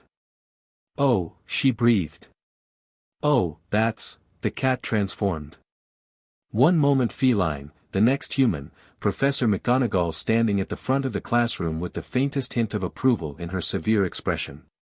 5 points to Gryffindor, she said. For recognizing an animagus transformation before being told. Though I notice only 2 of you seem to catch it. The class settled, properly impressed. McGonagall launched into her introduction: strict rules, high expectations, the complexity of transformation magic and the dangers of getting it wrong. Transfiguration is some of the most complex and dangerous magic you will learn at Hogwarts. Anyone messing around in my class will leave and not come back. You have been warned. She turned her desk into a pig and back. The class gasped appropriately. Then came the work. Matches to needles. A simple enough transformation, theoretically, changing the molecular structure of wood to metal, adjusting the shape and properties. Child's play, by alchemical standards. Except it wasn't. Wand magic worked differently than Harry was used to. The incantation, the wand movement, the visualization, they were all components of a system that relied on external tools rather than internal understanding. Harry knew what the match needed to become. He could feel the transformation at an atomic level. But forcing that knowledge through a wand, through a standardized spell, through the rigid structures of British magical education. His first attempt produced a needle that was still partially wood. His second produced a needle that was the wrong color. His third, adequate, Mr. Flamel, McGonagall said, examining his result. Though I notice your technique is unorthodox. I'm adapting, Professor. My previous training used different methods. Clearly. She studied him with sharp eyes. Stay after class. I'd like to discuss your approach. Hermione, meanwhile, had produced a perfect needle on her 4th attempt and was practically vibrating with satisfaction. Neville's match had grown slightly pointy but otherwise resisted transformation entirely. The class ended. Students filed out. Harry remained. McGonagall waited until the door closed before speaking. Your grandfather sent a letter explaining your background, Mr. Flamel. Alchemical training from the age of 3. Theoretical knowledge surpassing most adult wizards. And a complete lack of formal wand technique. That's accurate. It presents challenges. You understand what magic does, but not how we do it here. She paused. I've seen this before. Talented students who learned magic in other traditions often struggle to adapt to Hogwarts methods. Some never fully adjust. Is that a warning, Professor? It's an observation. And perhaps an offer. McGonagall's stern expression softened fractionally. I knew your mother. Lily Potter. She was one of my best students, creative, determined, willing to question assumptions when they didn't serve her. You remind me of her. Harry felt something twist in his chest. I never knew her. No. But she's in you nonetheless. Her curiosity. Her precision. Even the way you observe before acting. McGonagall cleared her throat. If you find yourself struggling with the transition between alchemical and traditional methods, my office is open. Not for remedial instruction, you clearly don't need that, but for discussion. Theory. The intersection of different magical frameworks. Thank you, Professor. I appreciate the offer. Thank me by not blowing up my classroom with experimental transmutation. I've read about your grandfather's early education. The stories are alarming. Harry allowed himself a small smile. I'll exercise restraint. Charms with Professor Flitwick was more enjoyable. The tiny professor, half-goblin, Harry noted, which explained the height, was enthusiastic where McGonagall was stern. He seemed genuinely delighted by teaching, bouncing on the stack of books he used to see over his desk. Welcome, welcome. Charms is a fascinating subject, the magic of making things do what you want. Today we'll start with theory, but soon we'll be levitating feathers, lighting wands, unlocking doors, and all manner of useful applications. The lecture covered magical theory, the relationship between intent, incantation, and wand work. Harry took notes, comparing Flitwick's explanations to his own understanding. The British framework was, he realized, essentially a simplified interface. Complex magical processes reduced to standardized inputs. Say these words, move your wand this way, think about this result, and the spell works. It was efficient. It was teachable. It was also limiting. Alchemy required understanding why magic worked. Wand magic only required knowing how to make it work. Both approaches had merits. Both had blind spots. After class, Hermione caught up with him in the corridor. You were taking a lot of notes. Comparing systems. The theoretical framework here is different than what I learned. Different how? Harry considered how to explain. Imagine two people building a house. One learns architecture, load-bearing walls, material stress, foundation requirements. The other learns to follow blueprints. Both can build houses. But the architect can design new ones, while the blueprint follower can only build what others have already designed. Hermione's eyes lit up. So Hogwarts teaches us to follow blueprints, and alchemy teaches you architecture. Roughly. Though it's more complicated than that. Blueprints have value, they encode accumulated wisdom, prevent common mistakes, allow rapid standardized training. Architecture requires years of study before you can safely build anything at all. Which is better? Neither. Both. It depends on what you're trying to accomplish. Harry paused. The ideal is probably understanding both, knowing the blueprints and the architecture. Using the efficient standardized approaches when they work, creating new solutions when they don't. Hermione was quiet for a moment, clearly processing. I've been approaching Hogwarts wrong, she said finally. I've been memorizing the blueprints without asking why they're designed that way. You've been here one day. Give yourself time. No, I mean, thank you. That's genuinely helpful. She smiled, bright and sudden. I've never had someone to talk about this with. My parents try, but magic is completely outside their experience. And none of the textbooks discuss the underlying theory. The textbooks are designed to produce competent practitioners, not innovative thinkers. That's probably intentional. That's somewhat sinister, actually. Educational policy usually is. Defense against the dark arts was held in a classroom on the 3rd floor.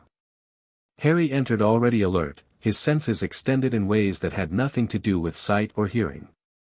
The professor's chair was empty, but he could feel a presence, or rather, two presences layered together, one weak and flickering, one darker and more substantial. Possession. Advanced possession, with the original soul still partially present. Students filed in, taking seats and chattering. Ron Weasley sat beside Harry, apparently having decided that sharing a dormitory created some kind of bond. "Defense is supposed to be good this year," Ron said. "My brother Charlie said the professor actually knows what he's doing, even if he's a bit weird." "Weird how?" "Nervous. Stutters a lot. Went traveling in Albania and came back different, apparently." Albania.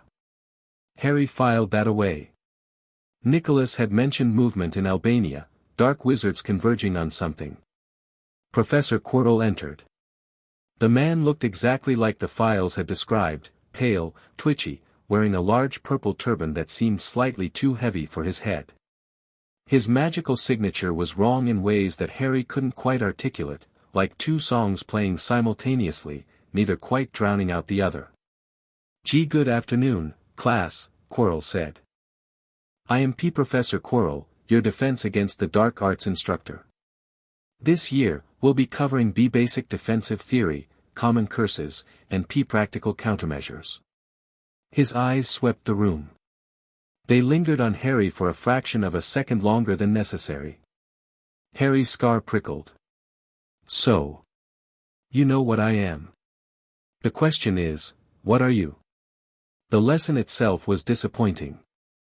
Basic jinxes, elementary shielding concepts, nothing that Harry hadn't mastered years ago. But he paid attention anyway, watching Quirrell's movements, his patterns of speech, the moments when the stutter seemed to slip. The nervous professor is a mask. But who's wearing it, Quirrell or the thing inside him? After class, Harry lingered while others left. Not obviously, he pretended to be organizing his bag, but enough to give Quirrell an opening if the man wanted to take it. Quirrell didn't approach. Instead, he watched Harry with eyes that were suddenly sharp, not nervous at all, and smiled. Then the stutter returned, the facade snapped back into place, and the professor busied himself with paperwork. Message received. We're both pretending. And we both know it. Harry left the classroom with more questions than answers. That evening, Harry made his first intentional reconnaissance run. He waited until after curfew, when the common room had emptied and his dorm mates were asleep. Then he slipped out of bed, retrieved the invisibility cloak from his trunk, and descended into the castle. The cloak was magnificent. Harry had studied it immediately upon receiving it, recognizing the magical signature from Nicholas's notes on the Deathly Hallows.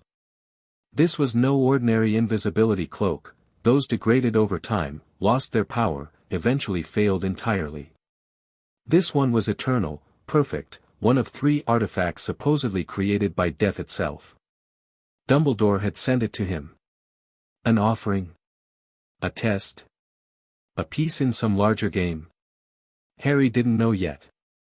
But he intended to use it regardless. The castle at night was different. Quieter, yes, but also more alive in certain ways. The magic that kept it functioning was more visible, flowing through walls and floors like blood through veins. Harry could feel it pulsing if he concentrated, the accumulated power of 1,000 years, semi-sentient and curious. He avoided Filch and his cat through careful observation and route planning. The caretaker had predictable patrol patterns, the cat was the real threat, with senses that might penetrate magical concealment. Harry stayed upwind and kept his movements smooth. His first destination was the 3rd-floor corridor, the one Dumbledore had warned was off-limits on pain of death. An obvious lure. Whatever was being guarded there was meant to attract attention, probably as part of some scheme Harry couldn't yet comprehend. The corridor was empty when he arrived. A single door, locked, with protective enchantments that Harry catalogued without attempting to bypass. Basic stuff, honestly, a talented second year could probably break through, which meant the real protections were elsewhere. Behind the door, he could hear something breathing. Something large. A guardian. 3-headed dog, most likely, based on the breath patterns. Hagrid mentioned having one once, in the files. He moved on. The library was his true destination. Even closed for the night, it called to him, rows upon rows of knowledge, most of it probably elementary by his standards but some of it potentially valuable. The restricted section especially interested him. The door was locked but not warded against entry. Harry picked it with a simple manipulation of the tumblers, mechanical skills, no magic required, which meant no magical trace. Inside, the library was vast and dark, lit only by moonlight through high windows. He found the restricted section and examined its protections. More serious than the third-floor corridor, actual security enchantments, probably triggered by unauthorized access. Harry studied them carefully without touching. Alarm wards. Sound-based, triggered by physical contact with unregistered magical signatures. Clever, but not unbeatable. He could bypass them with effort. But not tonight. Tonight was reconnaissance, not action. Instead, he explored the regular stacks, pulling books at random, checking for anything that might supplement his education. Most were basic, textbooks, reference materials, the usual academic fare. But occasionally he found something interesting, a treatise on magical law that had been deliberately misfiled, a journal from a 19th-century alchemist whose work hadn't been properly integrated into the Flamel archive, a history of the founders that contradicted several official accounts he'd read. Harry made mental notes. He'd return for these later, when he could properly study them. On his way back to Gryffindor Tower, he took a different route, longer, but covering more of the castle. He passed through corridors he hadn't seen, noted the locations of various classrooms and offices, and built his mental map with each step. Near the dungeons, he felt it again. The wrongness that emanated from Quirrell, but stronger now, more concentrated. He followed the sensation carefully, keeping the cloak tight around him. Down a corridor. Around a corner. And there, Quirrell, standing before a blank wall, speaking in a low voice that didn't stutter at all. The boy suspects.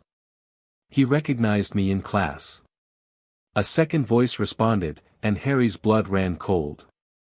It came from nowhere visible, or rather, it came from Quirrell himself, but from somewhere other than his mouth. The Flamel boy is irrelevant. A distraction. Focus on the stone. But master, if he's been trained, then he'll be useful later. The prophecy child, raised by the only living alchemist who could threaten our plans. Fate has a sense of humor. The second voice was cold, amused, utterly inhuman. Ignore him for now. Let him think he's the hunter. By the time he realizes he's the prey, it will be too late. Quirrell nodded, though the gesture seemed strange, a man bowing to something attached to his own body. Yes, master. As you wish. He turned and walked away. Harry pressed himself against the wall, not breathing, until the footsteps faded. Voldemort. That was Voldemort's voice. He's attached to Quirrell, parasitic, using the professor as a host. The extraction Nicolas had performed hadn't just removed a soul fragment. It had removed a Horcrux, one of several, apparently, if the piece in Harry's scar had been able to exist separately from the main soul. And Voldemort was here, in this castle, hunting for the Philosopher's Stone. Harry's Philosopher's Stone. Or rather, the public one, Nicolas's creation, the legendary artifact that every dark wizard in history had coveted. He doesn't know I can make my own. He thinks I'm just a child, raised by an alchemist but not an alchemist myself. That's an advantage. Harry returned to Gryffindor Tower with his mind racing. He had information now. Real intelligence that could guide his actions. But he also had a problem. Voldemort was here. In a position of power. With access to students and staff. And Harry was the only one who knew, or rather, the only one who could act on the knowledge without revealing capabilities better kept hidden. Nicolas would tell me to observe and gather more intelligence. Perenelle would tell me to protect the people around me. Both are right. He slipped back into his dormitory, returned the cloak to its hiding place, and lay in bed staring at the ceiling. The first day was over. The game had truly begun. The next week established patterns. Classes followed a predictable rhythm, theory in the mornings, practicals in the afternoons. Harry excelled at the conceptual work, struggled with the mechanical spellcasting, and spent his evenings in the library bridging the gap between his knowledge and Hogwarts methods. Hermione became his constant companion during these library sessions. She had her own challenges, theoretical gaps that her textbooks hadn't covered, and their arrangement was mutually beneficial. Harry explained the underlying principles she was missing, Hermione helped him understand the wand-based techniques he'd never been taught. "You're visualizing the transformation too precisely," she said during one late-night session, watching him attempt a basic color change charm for the 15th time. "The spell doesn't need atomic-level accuracy. It needs intent and belief. That seems imprecise." "It is. That's the point. Wand magic is collaborative, you provide the direction, the wand and the magical field do the heavy lifting. You keep trying to control every variable, and that's actually working against you." Harry considered this. "You're saying I need to trust the process. I'm saying you need to let go a little. Not of your understanding, but of your control." Hermione smiled. "It's like the difference between conducting an orchestra and playing a solo instrument. You're trained for solos. Wand magic is orchestral, you guide, but you don't dictate." She was right. Harry loosened his mental grip, focused on the desired outcome rather than the specific mechanism, and the charm worked perfectly. "Thank you. Thank me by explaining how transfiguration actually affects molecular bonds. I've been trying to understand it for days." Neville joined them sometimes, struggling through homework with dogged determination. He wasn't naturally talented, not at the practical work, anyway, but he was relentless. When a spell failed, he tried again. When it failed again, he tried differently. There was something admirable about his refusal to accept defeat. "My grandmother says I'm a disappointment," he mentioned one evening, casually, as if discussing the weather. "That I'll never live up to my parents' legacy." "Your grandmother is wrong." Harry's voice was flat. "Legacy isn't about replicating what others did. It's about finding what you can do that they couldn't." Neville looked up. "You really believe that?" "I was raised by someone who watched every legacy he knew crumble over 6 centuries. Bloodlines. Empires. Schools of thought. All of it temporary. What lasts is what you build yourself, not what you inherit from others. That's, actually kind of comforting. In a depressing way. My grandfather has that effect on people." Friday brought double potions with Slytherin.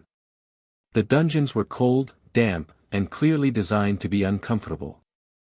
Professor Snape waited at the front of the classroom, his black robes making him look like a particularly dramatic shadow. "There will be no foolish wand-waving or silly incantations in this class," he began, his voice barely above a whisper but somehow carrying to every corner of the room. "As such, I don't expect many of you to appreciate the subtle science and exact art that is potion-making." His eyes swept the students. They stopped on Harry. "Ah. Mr. Potter. Our new celebrity." Harry kept his expression neutral. "Flamel, sir. I was raised as Harry Flamel." "Were you? How convenient." Snape's lip curled. "Tell me, Flamel, what would I get if I added powdered root of asphodel to an infusion of wormwood?" "Draught of living death, sir. A powerful sleeping potion." "And where would you look if I told you to find me a bezoar?" "The stomach of a goat. Though for magical purposes, the gallbladder of a 14-year-old specimen produces superior antidotal properties." Snape's expression flickered, surprise, quickly masked. "And the difference between monkshood and wolfsbane?" "There is no difference. They're the same plant, also called aconite. Though technically, wolfsbane refers specifically to Aconitum lycoctonum, while monkshood more commonly indicates Aconitum napellus. Most potioneers use the terms interchangeably, which causes occasional formulation errors. Silence. The class was staring. Even Draco Malfoy looked taken aback. 5 points to Gryffindor, Snape said finally, the word seeming to cost him physical pain. For adequate preparation. Don't let it go to your head. The lesson proceeded. They brewed a simple boil-curing potion, child's play for Harry, but he observed his classmates' techniques carefully. Neville's hands shook, Hermione's movements were precise but nervous, Draco's work was competent but uninspired. Harry's potion was perfect. Snape examined it, said nothing, and moved on. After class, Snape called out, "Flamel." A word. Harry waited as the others filed out. Hermione caught his eye, he shook his head slightly. "I'll be fine." When the door closed, Snape turned to face him fully. Without the audience, his demeanor shifted, still cold, but less theatrical. "Your mother's letter," he said abruptly. "The one left with your inheritance. Did it mention me?" Harry considered lying. Decided against it. "She asked me to give you a chance." My father disagreed. Something crossed Snape's face. Pain, maybe. Or old grief wearing new masks. Lily always saw the best in people. It was her greatest strength and her most dangerous weakness. Snape's voice was quiet. "I did not deserve her kindness. I do not expect yours. I don't know you well enough to have expectations either way." A diplomatic answer. "Your grandfather's training, I presume." Snape paused. "I knew him, you know. Flamel. We corresponded briefly, decades ago, regarding certain alchemical applications in potion making. He rejected my proposals." "What proposals?" "It doesn't matter now. The point is, I know what he's capable of. What he's willing to do for those he considers family." Snape's dark eyes bored into Harry's. "You didn't grow up the way Dumbledore intended. That changes things. The prophecy, your role in events to come, all of it shifts when the piece refuses to stay on its assigned square. Is that a warning?" "It's an observation. Dumbledore is not evil, but he is playing a game that spans decades. You are meant to be part of that game. Flamel has removed you from it, or tried to. The headmaster will not accept that easily. And you? Whose side are you on?" Snape smiled, thin, bitter, utterly without warmth. "My own. As I've always been." He turned away. "You may go. And Flamel, tell no one of this conversation. There are those who would use any connection between us against both of us." Harry left with more questions than he'd entered with. The weekend brought relief from classes and opportunity for exploration. Harry spent Saturday morning in the library, continuing his systematic survey of available resources. He'd identified several texts worth deeper study, an obscure work on magical architecture that might explain Hogwarts' impossible geometry, a banned history of the Founders falling out, and a theoretical treatise on soul magic that had been mis-shelved in the charms section. The restricted section remained inaccessible for now. He needed a professor's signature to enter legally, and none of his current requests seemed likely to justify access. But he'd found alternative routes, older students who could be persuaded, house elves who might retrieve specific volumes, even portraits that remembered where certain books had been hidden over the centuries. Hermione found him in the early afternoon, looking excited. "I've been researching the protections on the third-floor corridor," she said, sliding into the seat across from him. "The one Dumbledore warned us about." "Why?" "Because it doesn't make sense. Why announce that a corridor is forbidden? That only draws attention to it. And why use a death threat in a school? There are students here who would take that as a challenge." She had a point. Harry had been thinking along similar lines. "What did you find?" "The three-headed dog is real. Hagrid mentioned it accidentally during tea, apparently it's his, named Fluffy of all things, and it's guarding a trapdoor." Which means whatever's being protected is beneath the castle, not inside it. Layers of security. The dog is just the first. Exactly. And I found references in the Daily Prophet archives to Nicolas Flamel lending Dumbledore something for safekeeping over the summer. Given your family connection, I thought you might know what it is. Harry weighed his options. Hermione was proving to be exactly the ally Perenelle had hoped he'd find, intelligent, curious, capable of independent research. She'd discovered most of this on her own. The Philosopher's Stone, he said. My grandfather's creation. Dumbledore is protecting it here, at Hogwarts. Hermione's eyes went wide. The actual Philosopher's Stone. The one that produces the elixir of life. One of them.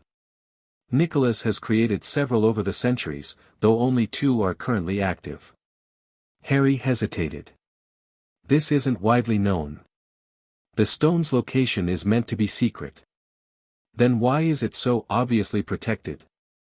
Anyone who researches the corridor will figure it out eventually. Because Dumbledore wants someone to figure it out. Harry leaned back.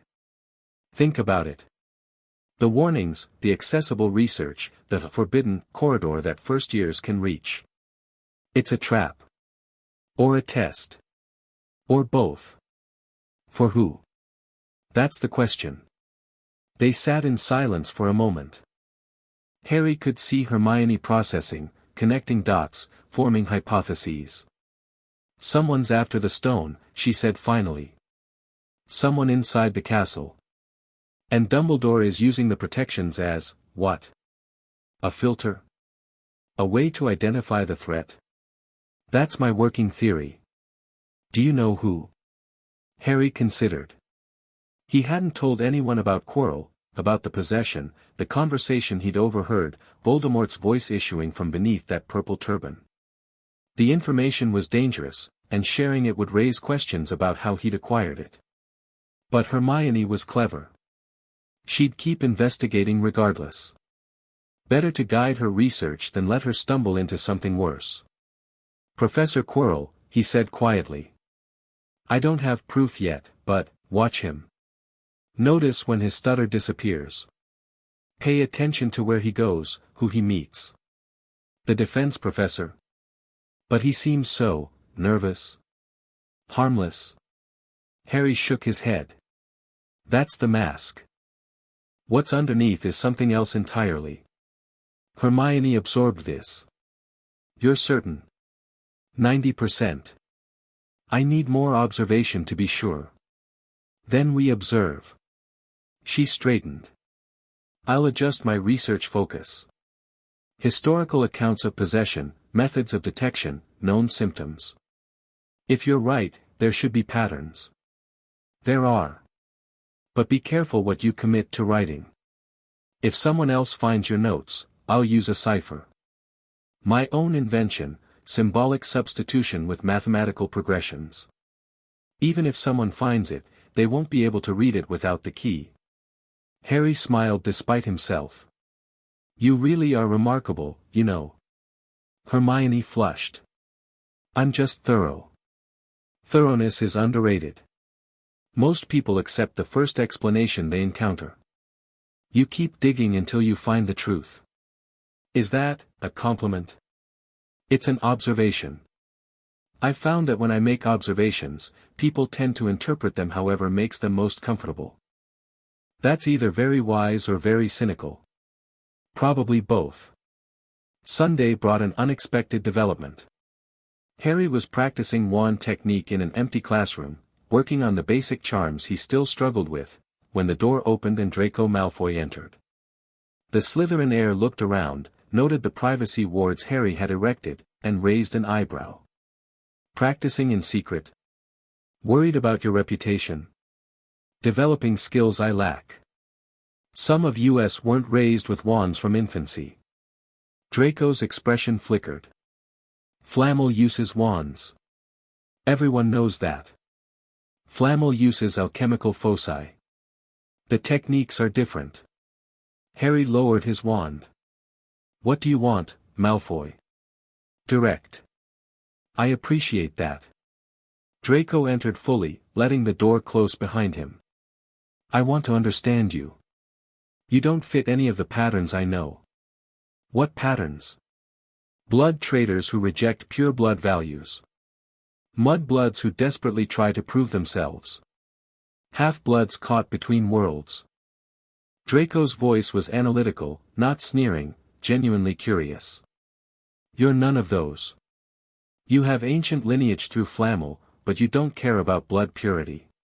You have knowledge that exceeds most seventh years, but you don't show off. You're in Gryffindor, but you think like a Slytherin. I think like myself. Categories are useful for initial sorting, but dangerous if you let them constrain your analysis. See? That. That right there. Draco stepped closer. My father raised me to believe certain things about blood and power and the natural order. You've been raised by the oldest wizard alive, and you clearly don't believe any of it. Why? Harry considered the question. It was more honest than he'd expected from Draco, genuine intellectual engagement rather than posturing. Because I've seen the evidence, he said finally. Nicolas has watched every pureblood theory fail over 6 centuries. The superior families inevitably decline, inbreeding, isolation, resistance to change. The Muggleborns and half-bloods bring new blood, new ideas, new vitality. It's not ideology. It's demographics. But purebloods maintain magical strength, do they? Name 5 pureblood families who produced a truly exceptional wizard in the last century. Then name 5 Muggleborns who've achieved greatness in the same period. Draco opened his mouth. Closed it. You can't, Harry said. Because the correlation doesn't exist. Magical power follows no predictable inheritance pattern. Blood purity is social fiction dressed up as biological fact. My father, your father believes what his father taught him. And his father believed what his father taught him. That's how traditions perpetuate. Not because they're true, but because questioning them is uncomfortable. Harry shrugged. I'm not asking you to abandon your beliefs. I'm suggesting that you test them. Observe. Gather evidence. See if the patterns your father promised actually appear in the real world. Draco was silent for a long moment. His face showed conflict, the comfortable certainties of his upbringing warring with the analytical mind that his education had supposedly cultivated. You're dangerous, he said finally. Not because of your magic or your family connections. Because you make people question things they've never questioned before. Is that a compliment or a threat? I haven't decided yet. Draco turned toward the door. This conversation doesn't leave this room. Agreed. And Flamel? Whatever you're doing with Quirrell, whatever you're investigating, be careful. There are things in this castle that my father warns me about. Things even the Dark Lord was wary of. He left before Harry could respond. So Draco knows something is wrong with Quirrell. His father's connections to Death Eater circles, probably. Which means the conspiracy goes deeper than I thought. Harry returned to his practice, but his mind was elsewhere. The board was becoming clearer. Dumbledore protecting the stone, or seeming to. Voldemort hunting it through Quirrell. Snape watching both sides with his own agenda. The Malfoys aware something was happening but not fully informed. And Harry, in the middle, with knowledge from all corners and allegiance to none. Nicolas would be proud. Perenelle would be worried. He missed them both. The letter from Nicolas arrived Monday morning, delivered by a nondescript owl that dissolved into smoke after Harry retrieved the message. Harry, your reports are thorough and your analysis sound. The situation with Quirrell confirms our suspicions about activity in Albania. If the possessing entity is who you believe, exercise extreme caution. Direct confrontation serves no purpose at this stage. Continue observation. Build alliances carefully. The Granger girl sounds promising, intelligence and loyalty are a rare combination. The Longbottom boy may surprise you, His family has depths the public record doesn't reflect. Regarding Snape, trust your instincts but verify his claims. He has his own history with the conflict, his own wounds. Not all of them are visible. The mirror in Dumbledore's office that you mentioned, investigate if opportunity arises. It may be the mirror of Eriste, an artifact with properties you should understand before others attempt to use it against you. Perenelle sends her love. She worries, as do I, though I express it differently. N. Harry memorized the contents and burned the letter with a word. The ashes scattered in the morning breeze. Investigation of the mirror. Continued observation. Building alliances. He had his orders. Now he needed to execute them. Opportunity came 3 weeks later, in the form of Halloween. The Great Hall was decorated with floating jack-o'-lanterns and live bats, the feast spread across all 4 tables with more food than the student body could possibly consume. The atmosphere was festive, celebratory, students enjoying the holiday without awareness of what it meant. Harry knew.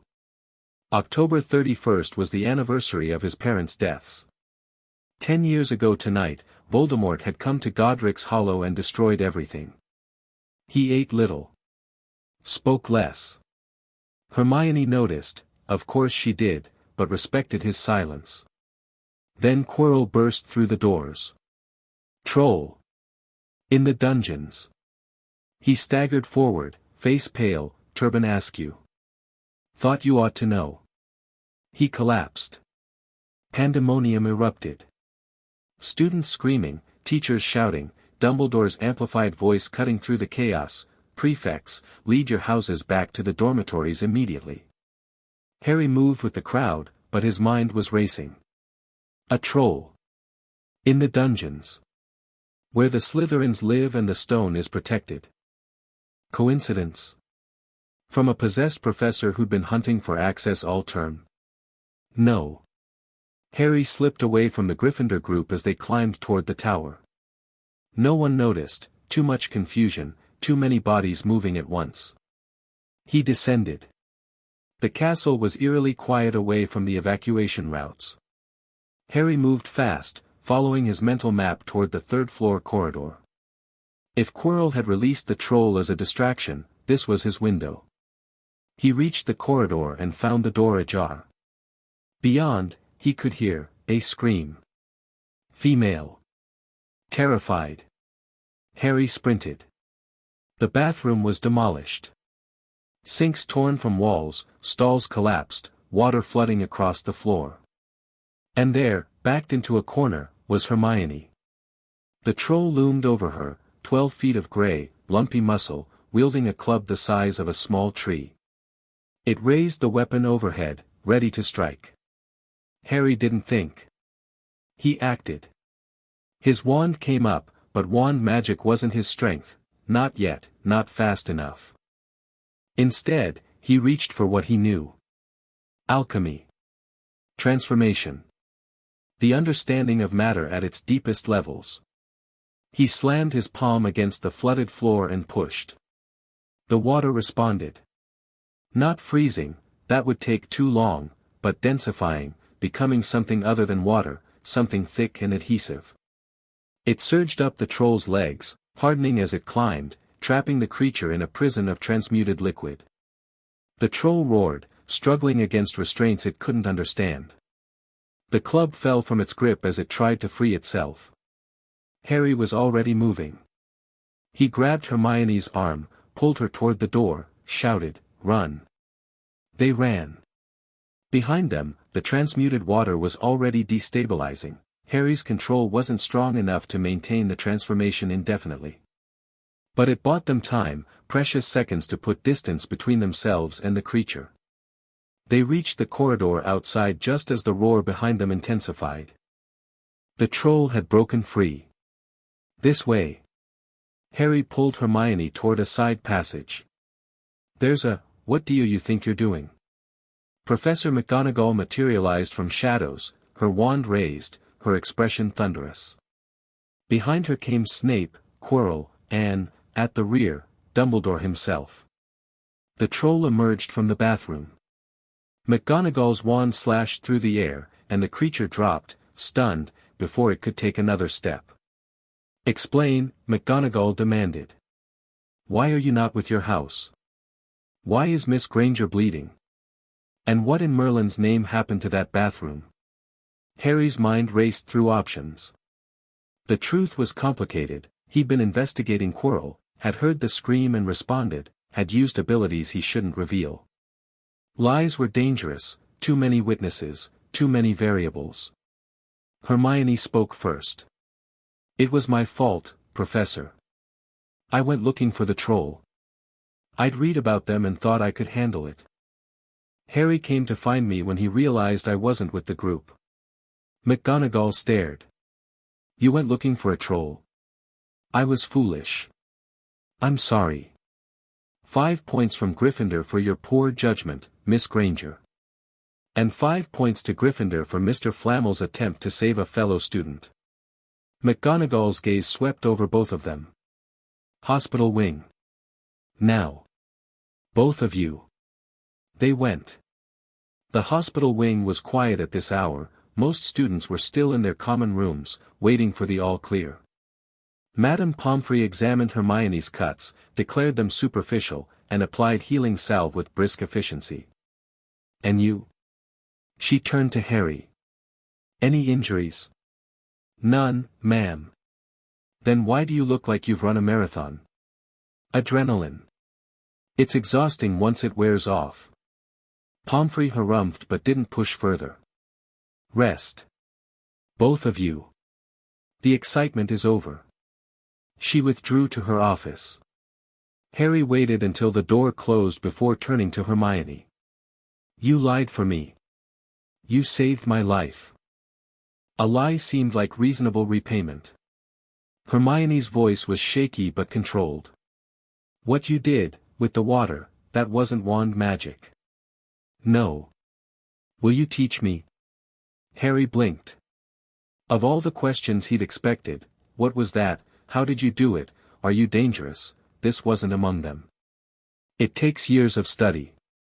Theoretical foundations that Hogwarts doesn't teach. Then start teaching. Please." Hermione's eyes were bright, fear and determination in equal measure. "I was helpless in there. I've never been helpless like that before. I don't ever want to feel that way again." Harry studied her. The girl who'd challenged him intellectually from day one. Who'd helped him adapt to wand magic while learning his theoretical frameworks in return. Who'd just faced death and come out the other side asking for training rather than comfort. "I'll teach you what I can," he said slowly. "But it's not fast, and it's not easy. I didn't expect it to be. And you'll have to trust me. With information that can't be shared. With techniques that are technically illegal under British magical law. I already trust you. You proved that tonight." Harry nodded. "Then we start tomorrow. Early morning, before classes. The room of requirement, if I can find it. I've been looking for it all term." "The what?" "A room that appears when you need it, configured for whatever purpose you require. It's mentioned in Hogwarts, a history, though the location is supposed to be lost. I've read that book cover to cover. It doesn't mention any such room. It's in the footnotes. 3rd edition, page 847, referenced in a discussion of Rowena Ravenclaw's architectural contributions." Harry almost smiled at Hermione's expression. "Always read the footnotes. That's where the interesting information hides." The aftermath of Halloween brought changes. Harry's status shifted subtly among his classmates. The story of his troll confrontation spread, exaggerated, inevitably, but based in truth. He went from the weird foreign kid to the kid who faced a troll and survived. Respect, curiosity, and wariness replaced the previous indifference. Draco's attitude changed too. Their next encounter was briefer, less confrontational, a nod across the Great Hall, an acknowledgement of something shared. But the biggest change was with Hermione. She was at his side constantly now, not romantically, not yet, but as something equally important. A partner. An ally. Someone who knew enough of his secrets to be dangerous, and had chosen to keep them anyway. They found the room of requirement on the 7th floor, across from a tapestry of dancing trolls. Walk past the blank wall 3 times, thinking of what you need, and a door appears. Harry needed a training space. The room provided padded floors, enchanted dummies, bookshelves stocked with texts he hadn't known existed. "This is incredible," Hermione breathed, taking it in. "This is useful." Harry crossed to the bookshelves, examining titles. The castle itself is providing resources. That suggests either sentience or at least complex responsive magic. You keep saying things like that. Like magic being sentient isn't completely revolutionary. Magic is energy. Energy follows patterns. Patterns, sufficiently complex, develop something analogous to awareness. Harry shrugged. My grandfather documented it centuries ago. The wizarding world prefers not to think about the implications. They trained. Harry started with theory, the foundations Hermione needed before she could begin practical alchemy. Elemental understanding. Equivalent exchange. The distinction between transformation and transmutation. She absorbed it voraciously, asking questions that forced Harry to articulate concepts he'd always understood instinctively. "You're a good teacher," she said after one particularly intense session. "I'm repeating what I was taught." "No, you're translating it. Making it accessible. That's a skill." Harry considered this. He'd never thought of himself as a teacher, he'd always been the student, the apprentice, the one learning from others. "Maybe," he allowed. "Or maybe you're just a good student. Maybe both." November brought the Quidditch season. Harry had no interest in playing. Brooms seemed like an unnecessarily risky way to travel when you could apparate or use portkeys, but the excitement among his housemates was contagious. The Gryffindor team was rebuilding this year, and tryouts had produced several promising players. The first match was Gryffindor versus Slytherin. The entire castle turned out to watch. Harry sat in the stands with Hermione and Neville, wrapped in scarves against the November cold.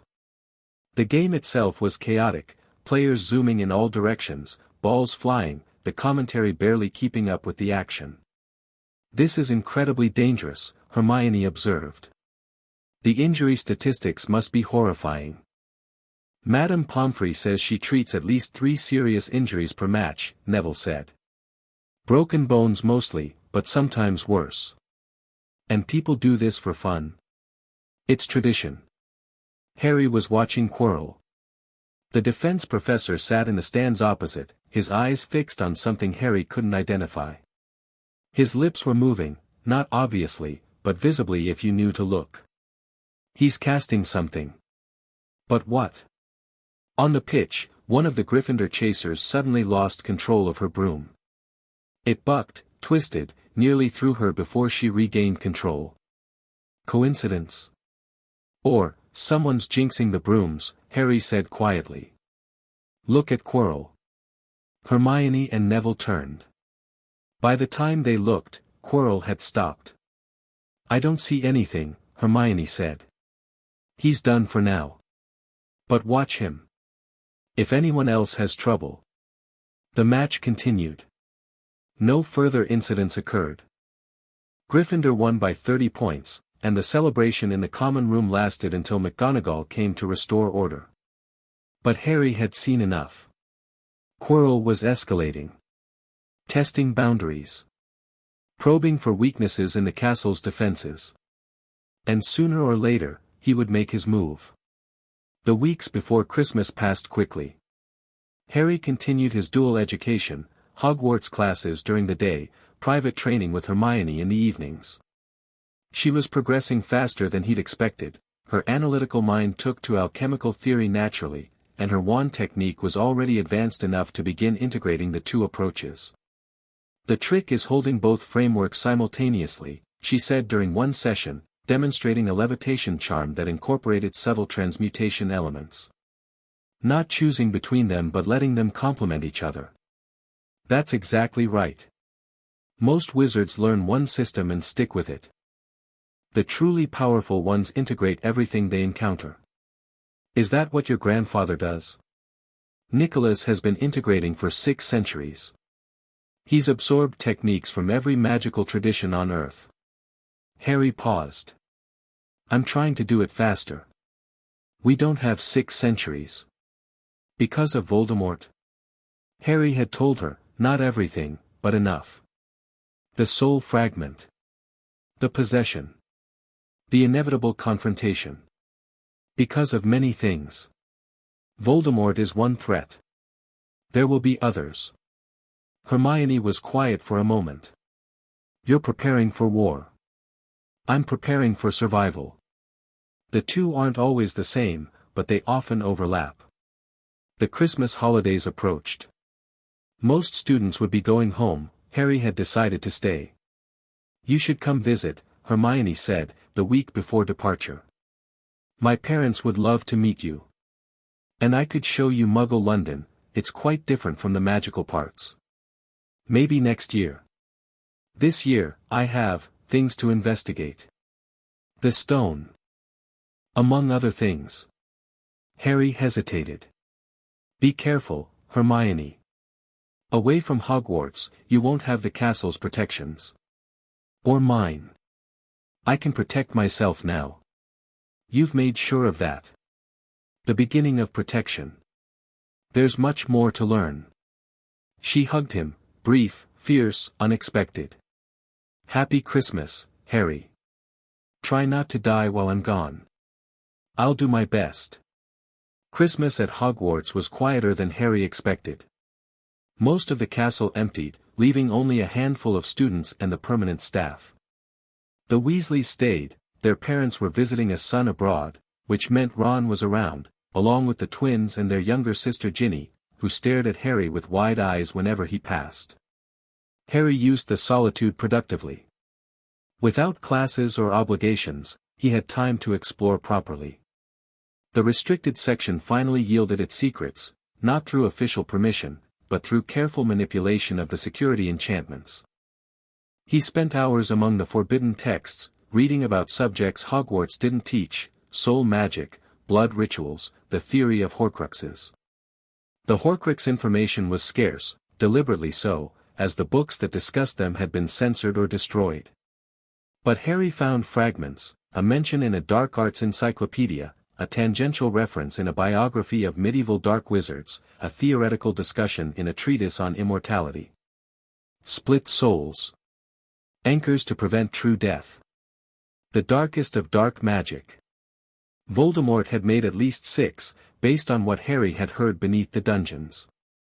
The one in Harry's scar made 7, a symbolically significant number in magical numerology.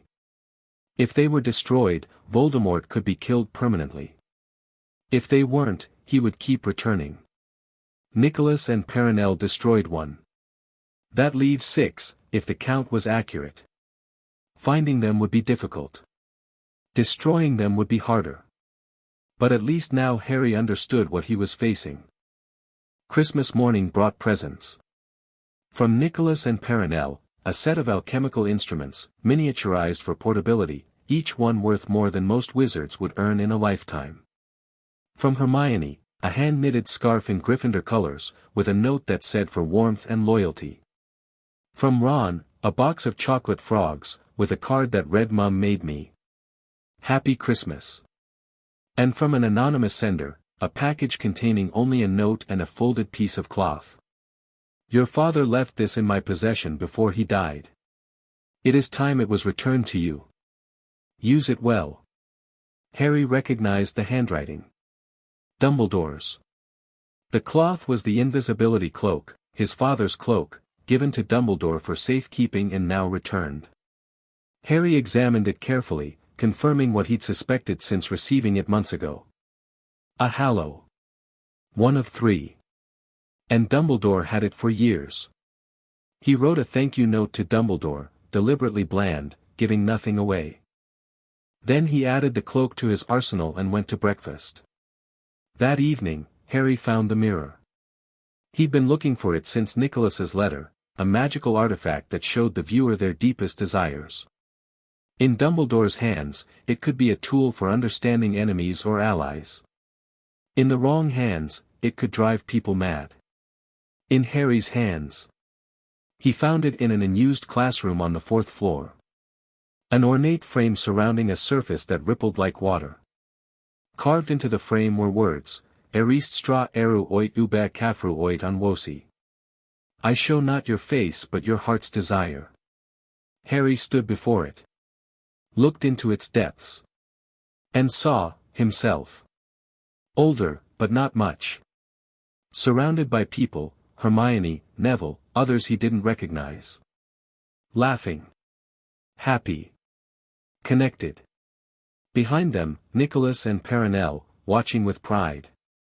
And beside Harry, so close their shoulders touched, an older Hermione.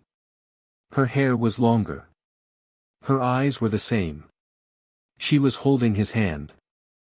Harry stared for a long moment. Then, deliberately, he stepped back. My heart's desire is belonging. Connection. Love. How very ordinary. He'd expected something grander. World-changing discoveries. Immortal achievements. The kind of legacy Nicholas had built over centuries. Instead, he wanted what any child wanted, people to care about him. Perenelle was right. I needed this. Needed to understand what was missing. He left the mirror where it was and returned to Gryffindor Tower. But the image stayed with him. New years brought a decision. Harry had observed enough. Gathered enough intelligence. Built enough of a foundation. It was time to act. On New Year's Eve, he descended to the dungeons, cloaked in invisibility, and followed Quirrell into the Forbidden Forest. Chapter 2 and Chapter 3, The Sorting and Its Consequences. The Forbidden Forest earned its name. Harry moved through the undergrowth with careful precision, each step deliberate, each breath measured. The canopy above blocked most of the moonlight, leaving only scattered silver patches that did more to confuse the eye than illuminate the path. Around him, the forest lived, rustling, creaking, occasionally screaming in ways that suggested predators and prey locked in ancient cycles. Ahead, Quirrell's purple turban bobbed through the darkness like a beacon. The professor moved with none of his classroom nervousness. His steps were sure, his posture confident, his entire bearing transformed. Whatever mask he wore during the day, it had been discarded here among the trees. Harry followed at a distance, relying on the cloak's perfection and his own training. Nicholas had taught him to track without being tracked, to observe without being observed. Those lessons served him well now. They walked for nearly an hour before Quirrell stopped. A clearing opened before them, a rough circle where nothing grew, the earth blackened and barren. At its center stood a stone plinth, ancient and weathered, carved with symbols Harry recognized from his studies. Sacrificial markers. Blood magic anchors. This place had been used for dark rituals, probably for centuries. Quirrell approached the plinth and knelt before it, his hands pressed flat against the scorched earth.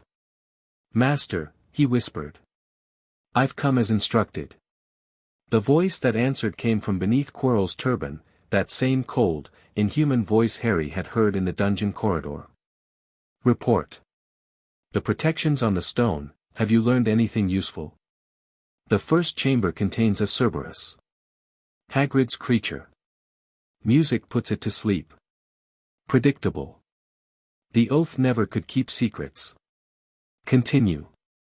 The second chamber is Devil's Snare. Light or fire defeats it. The third contains enchanted keys, broomstick required. The fourth is McGonagall's transfigured chess set, giant-sized and lethal. Child's play. What else? Snape's contribution, a logic puzzle with potions. Dumbledore's chamber lies beyond, but I haven't been able to determine its nature. Silence stretched. When Voldemort spoke again, his voice was thoughtful. Dumbledore will have created something more personal. A test of character, perhaps, or a puzzle that requires specific knowledge. The voice hardened. You've had months. Why haven't you solved this? The protections reset if anyone passes through without authorization. I can observe, but I cannot experiment without triggering excuses. You were useful once, Quirinus. Do not become a burden. Quirrell's entire body flinched. Yes, master. I'll find another way. See that you do. The stone must be retrieved before summer. I cannot maintain this form indefinitely, and the alternatives are distasteful. The boy, Quirrell began. What boy? The Flamel heir. Potter's son. He's been watching me. I believe he suspects. Another silence. Harry held his breath, absolutely still beneath the cloak. Interesting. Voldemort's voice had shifted, still cold, but now curious. Describe him. Quiet. Observant. Powerful, though he hides it. His magical signature is unusual. Layered, as if he's been working with fundamental forces beyond standard education. Flamel's training. The old fool always was thorough. A sound that might have been a laugh, if laughter could be so empty of warmth. Does the boy know what he is? What he carries? I don't understand, master. Of course you don't. Contempt dripped from every syllable. The prophecy child. The one destined to vanquish me. And now raised by the only alchemist in the world who might have discovered, the voice stopped abruptly. Leave me. Return to the castle. I need to think. Quirrell rose. As you wish, master. He walked back toward Hogwarts, passing within 10 feet of Harry's position without noticing. Harry didn't move. Didn't breathe. Waited until the footsteps had faded entirely before allowing himself to exhale. He knows. Or suspects. The soul fragment in my scar, he's wondering if it's still there. That complicated things. If Voldemort investigated too closely, he might discover the truth, that Nicolas had removed and destroyed the Horcrux, that Harry was no longer connected to the Dark Lord's soul network. Which meant Voldemort might view Harry as a threat rather than a tool. I need to control this narrative. Shape his assumptions before he reaches accurate conclusions. Harry turned to leave, and found his path blocked. A centaur stood between the trees, bow raised, arrow nocked. Not aimed at Harry, but ready. The creature was magnificent, a powerful equine body supporting a torso that might have been carved from living oak. His eyes, dark and ancient, seemed to see straight through the invisibility cloak. You heard the snake speak, the centaur said. His voice was deep, resonant, carrying the weight of ages. You should not have come here, young one. Harry considered his options. The cloak was clearly ineffective against this being. Running would be foolish. Violence was both impractical and unwise. I came seeking information, he said carefully. I found it. Information is a weapon. Weapons require wisdom to wield. I'm aware. The centaur studied him for a long moment. You are the one they call Potter. Flamel's heir. The stars have spoken of you. I've heard. Prophecy seems popular among those who watch the sky. Prophecy is not fortune-telling. It is pattern recognition, the reading of currents that shape all things. The centaur lowered his bow, though his hand remained on the string. I am Firenze. I have watched this forest for centuries. I know what darkness grows in the castle above. Voldemort. Possessing Quirrell. Hunting the Philosopher's Stone. Yes. Firenze's expression was unreadable. The stars said you would come here tonight. They said you would witness. They did not say what you would do with what you learned.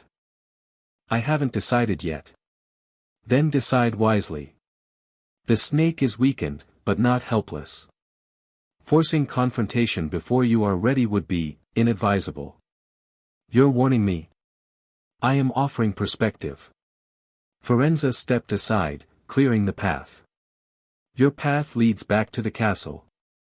Follow it. Learn what you can. Build what alliances you must. When the time comes to act, you will know. How? The same way all beings know such things. Your heart will tell you, if you remember how to listen. The centaur turned and vanished into the forest, moving with impossible silence for a creature of his size. Harry stood alone in the darkness, processing. A centaur who reads stars. A possessed professor hunting artifacts. A dark lord who suspects I'm more than I appear. Happy New Year indeed. The journey back to Hogwarts took longer than expected. Harry avoided the main paths, choosing instead to navigate by the castle's lights visible above the tree-line. The forest resisted him, branches seemed to reach where they shouldn't, paths twisted in disorienting spirals, but he persisted. By the time he emerged from the trees, dawn was breaking. He slipped through a side entrance, discarded the cloak, and made his way to Gryffindor Tower as if he'd simply woken early. The common room was empty, his dormmates were still asleep. Harry showered, changed, and descended to the Great Hall for breakfast with no outward sign of his nocturnal excursion. Inside, his mind was racing. The stone's protections, a Cerberus, devil's snare, flying keys, giant chess, a potion puzzle, and something unknown from Dumbledore. Quirrell could pass most of them, but the final chamber remained mysterious. Voldemort's concerns, the prophecy, Harry's training, the possibility that Harry was more than he appeared. The Dark Lord was gathering information, trying to understand the variable that Harry represented. The Centaur's warning, build alliances, wait for the right moment, don't force confrontation prematurely. 3 sources, 3 perspectives, 1 conclusion, I'm not ready for direct action. But I can prepare. He ate mechanically, tasting nothing. Around him, the few remaining students trickled in for the holiday meal, bleary-eyed and cheerful. The Weasley twins attempted to prank their younger brother with enchanted bacon, Professor Sprout discussed greenhouse plans with a sleepy 7th year, the world continued as if nothing significant had happened. That's the strange thing about crisis. It happens invisibly. The people around you have no idea that everything is about to change. After breakfast, Harry retreated to the room of requirement. He needed to think. To plan. To prepare for what was coming. The room configured itself as a study, comfortable chairs, a writing desk, bookshelves stocked with relevant texts. Harry settled into the chair and began documenting everything he'd learned. The Horcruxes, at least 6 remaining, locations unknown, possibly protected by powerful enchantments. Voldemort's primary vulnerability, if they could be found and destroyed. The stone, currently protected in Hogwarts, target of Voldemort's immediate attention. If Quirrell succeeded in retrieving it, Voldemort would gain access to the elixir of life, unlimited healing, potentially a restored body. The timeline, Voldemort had given Quirrell until summer. That meant roughly 6 months before the final attempt. 6 months to prepare, to build strength, to position allies. Harry's advantages, knowledge of Voldemort's plans, alchemical training, the invisibility cloak, and growing connections within Hogwarts. Also, Voldemort didn't know the Horcrux had been removed. He was operating on outdated assumptions. Harry's disadvantages, limited combat experience, incomplete wand training, no reliable adult allies except Nicolas and Perenelle, too distant to help immediately, and an unknown quantity in Dumbledore. Dumbledore is the key variable. Is he aware of Quirrell's possession? Of Voldemort's plans? Is the stone actually here, or is it bait in some larger trap? The headmaster had given Harry the invisibility cloak. He'd placed the stone in a location protected by obstacles a first year could overcome. He'd made cryptic comments at the welcoming feast about avoiding certain corridors. Either Dumbledore was incompetent, which 6 decades of legendary achievement suggested otherwise, or he was running a game of his own. He wants someone to go after the stone. He set up the entire situation as a test. But a test of what? And for whom? Harry didn't have enough information to answer those questions. Which meant he needed more. The second week of January brought the return of students and the resumption of classes. Hermione arrived on the Hogwarts Express with an armload of books and an expression that suggested she'd spent her entire holiday researching. "I found something," she said, practically vibrating with excitement as they walked from the station. "About Quirrell. About Albania. They found an empty classroom and secured the door with privacy wards." "Tell me." "It's in the historical records, if you know where to look." Hermione spread her notes across a desk. 10 years ago, Professor Quirrell was a completely different person. Competent, confident, specialized in Muggle studies of all things. Then he took a sabbatical, a grand tour of Europe to study practical defense techniques. Let me guess. He went to Albania. He spent 18 months there. And when he came back, he was changed. Nervous, stuttering, wearing that turban. Hermione's voice dropped. The official story is that he had a bad encounter with a vampire. But there's no evidence of any vampire attack. No medical records, no witness reports, nothing. Because the real encounter wasn't with a vampire. No. Hermione met his eyes. Albania is where you know who was last reported, before his fall. The dark wizards who went looking for him all went there. Some came back. Most didn't. Quirrell came back. But not alone. You think he's possessed? Properly possessed, like in the old stories. I know he is. I've seen evidence. Harry hesitated, then decided she'd earned the truth. I followed him into the Forbidden Forest on New Year's Eve. He was communicating with something, someone, attached to his body. A voice that came from beneath his turban. Hermione's face went pale. You know who? Almost certainly. Weakened, bodiless, but present. Using Quirrell as a host while he hunts for a way to restore himself. The stone. The stone. They sat in silence for a moment, the weight of the situation settling over them. What do we do? Hermione asked finally. We prepare. We gather information. We wait for the right moment to act. That's not very Gryffindor of you. Gryffindors who charge into battle without preparation tend to become dead Gryffindors. Harry's voice was flat. I'd rather be a living strategist than a heroic corpse. Fair point. Hermione began organizing her notes. What kind of preparation? You continue your research. Horcruxes, dark soul magic that anchors a person to life. There might be historical references, oblique mentions in banned texts.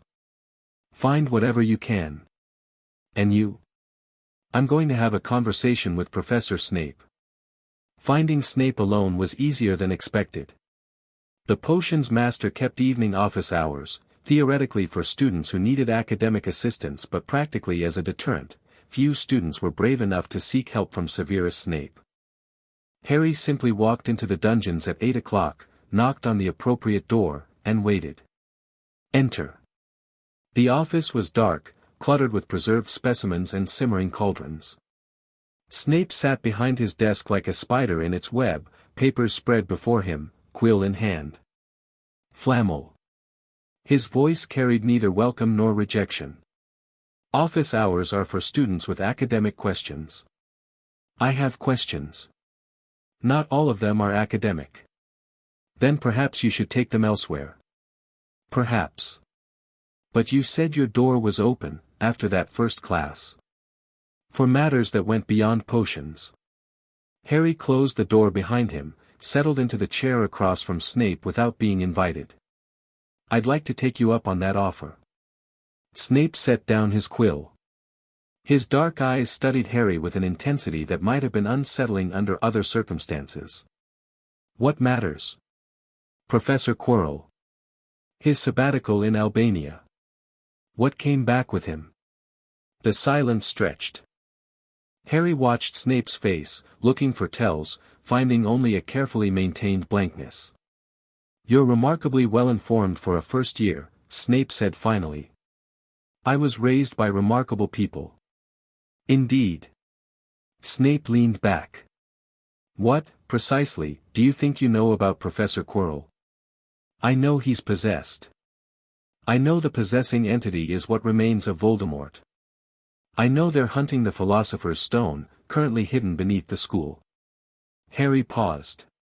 "What I don't know is who else is aware of this situation, and what they're doing about it." "And you thought I might provide answers? You knew my mother. You warned me about Dumbledore's games. You've watched Quirrell with suspicion since the first day of term." Harry met Snape's eyes directly. "I think you're aware of more than you let on. And I think you're not entirely comfortable with how the situation is being handled." Another silence. Longer this time. When Snape spoke, his voice was quieter. More careful. "The headmaster is aware of Quirrell's condition. He has been since September." Harry felt his stomach tighten.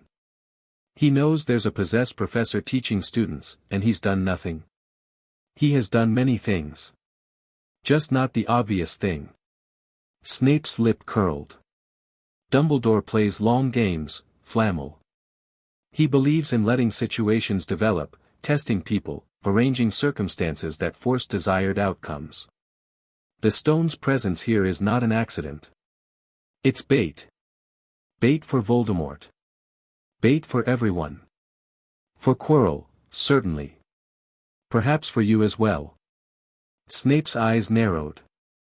The prophecy child, raised outside Dumbledore's influence, suddenly appearing at Hogwarts in the same year the stone arrives. "Do you believe that's coincidence? Nicolas chose to send me here. The decision was his. Was it?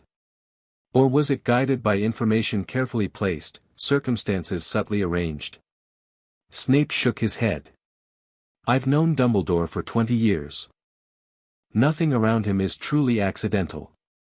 Every piece on the board serves a purpose, even if the pieces don't know what it is." Harry processed this. The implications were troubling. If Dumbledore had somehow influenced Nicholas's decision, it meant Harry's entire presence at Hogwarts was part of someone else's plan. But it also meant Dumbledore had resources and foresight that Harry had underestimated. "Why are you telling me this?" "Because your mother asked me to give you a chance." Snape's voice was barely above a whisper. "And because Dumbledore's games have costs.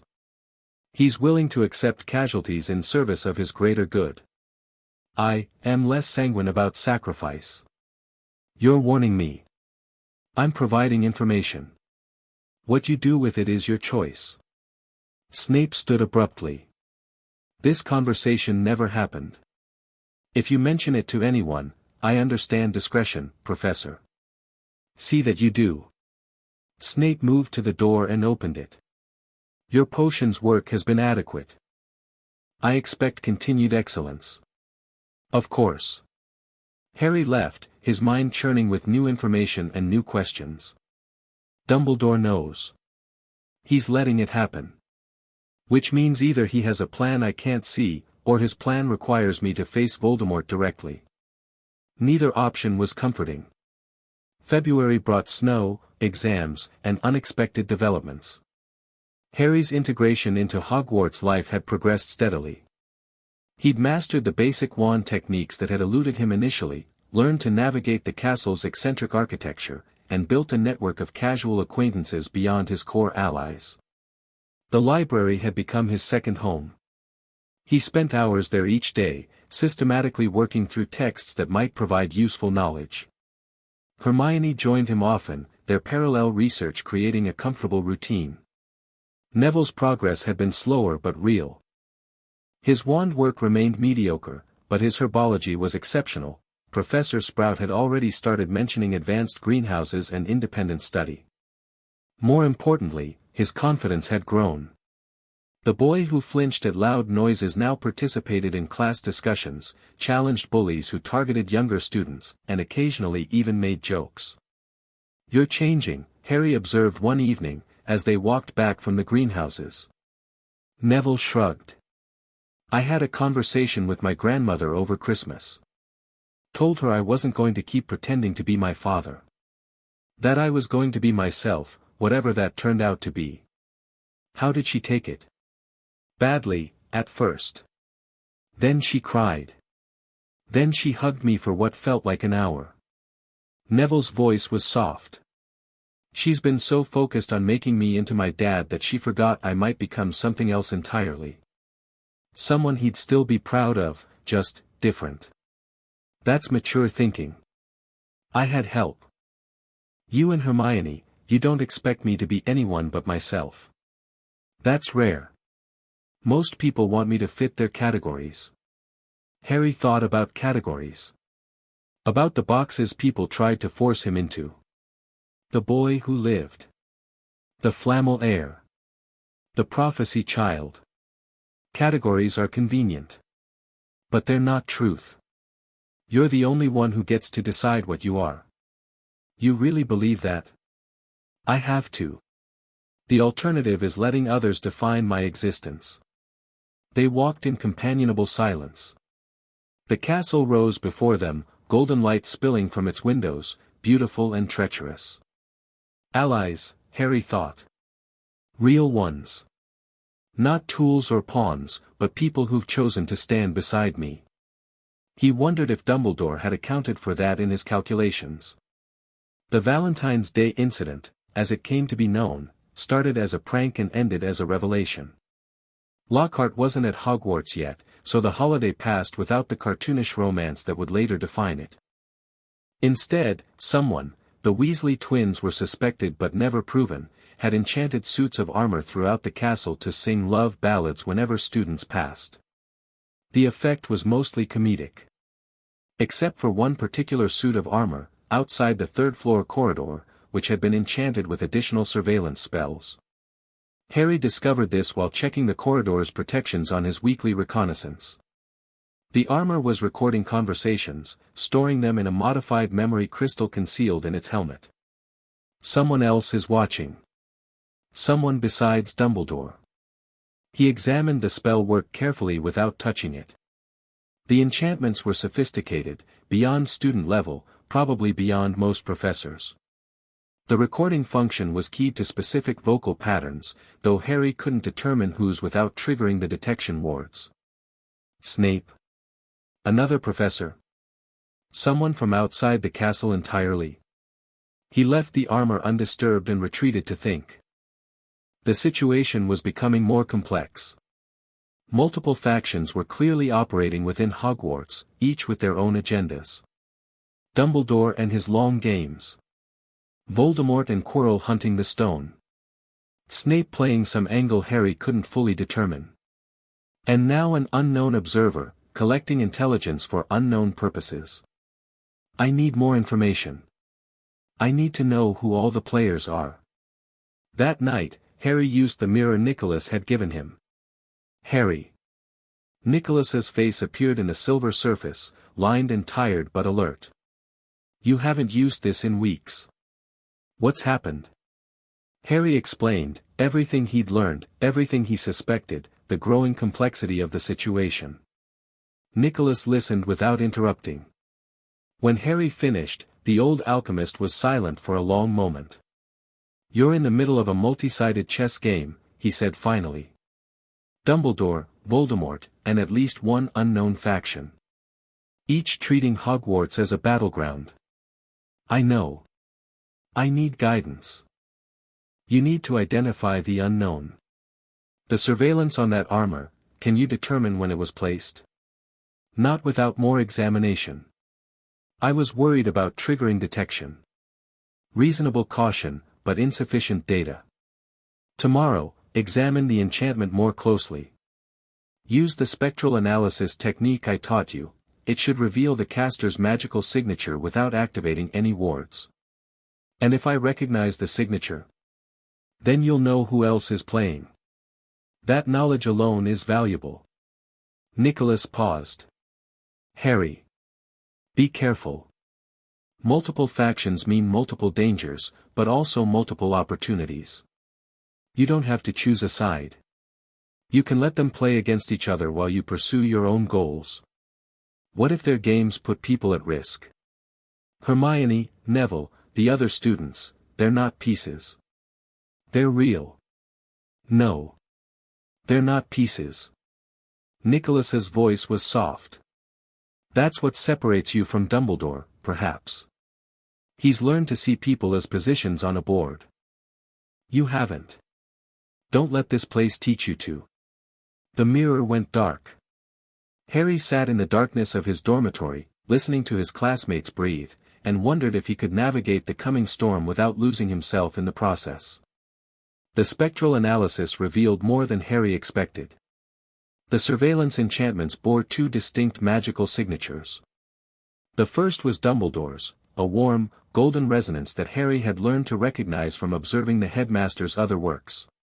No surprise there, of course Dumbledore was monitoring the corridor. The second signature was colder, sharper, threaded with something that made Harry's scar prickle. Voldemort. But how? Quirrell couldn't have placed such sophisticated enchantments without detection. The possessed professor was being watched too closely, his movements tracked by multiple parties. Unless there's another agent. Someone working for Voldemort who isn't Quirrell. Someone inside the castle that no one suspects. Harry's mind raced through possibilities. A student? Unlikely, the skill level was too high. Another professor? Possible, but Snape would probably know about it. A house elf? They had their own magic, but nothing like this.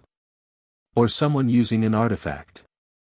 A pre-enchanted object that could be placed by anyone, activated remotely. He needed to find that artifact. Trace its source. Identify the second agent before they could act. But first, he needed allies who could help. You want me to do what? Dobby the house elf stared at Harry with eyes the size of tennis balls. They were in the kitchen. Harry had learned to access it weeks ago, and had built a tentative relationship with the Hogwarts elves by treating them with respect. I need you to search for an object. Something that doesn't belong, placed recently, enchanted with magic that feels wrong. Harry chose his words carefully. I know the house elves clean every part of the castle. You'd notice if something was different. Dobby would notice. Dobby notices many things. The elf's ears drooped. But Dobby is not supposed to help with dangerous things. Dobby's master, you have a master. Dobby's entire body flinched. Dobby should not have said that. Bad Dobby. Dobby will iron his hands for speaking. Stop. Harry kept his voice gentle but firm. You won't hurt yourself on my account. And I won't ask you to do anything that would get you in trouble with your master. The elf looked up, something desperate in his expression. Young master is kind. Most wizards is not kind to house elves. Most wizards are fools who don't recognize valuable allies when they see them. Harry crouched to meet Dobby's eyes directly. I won't ask you to betray your master.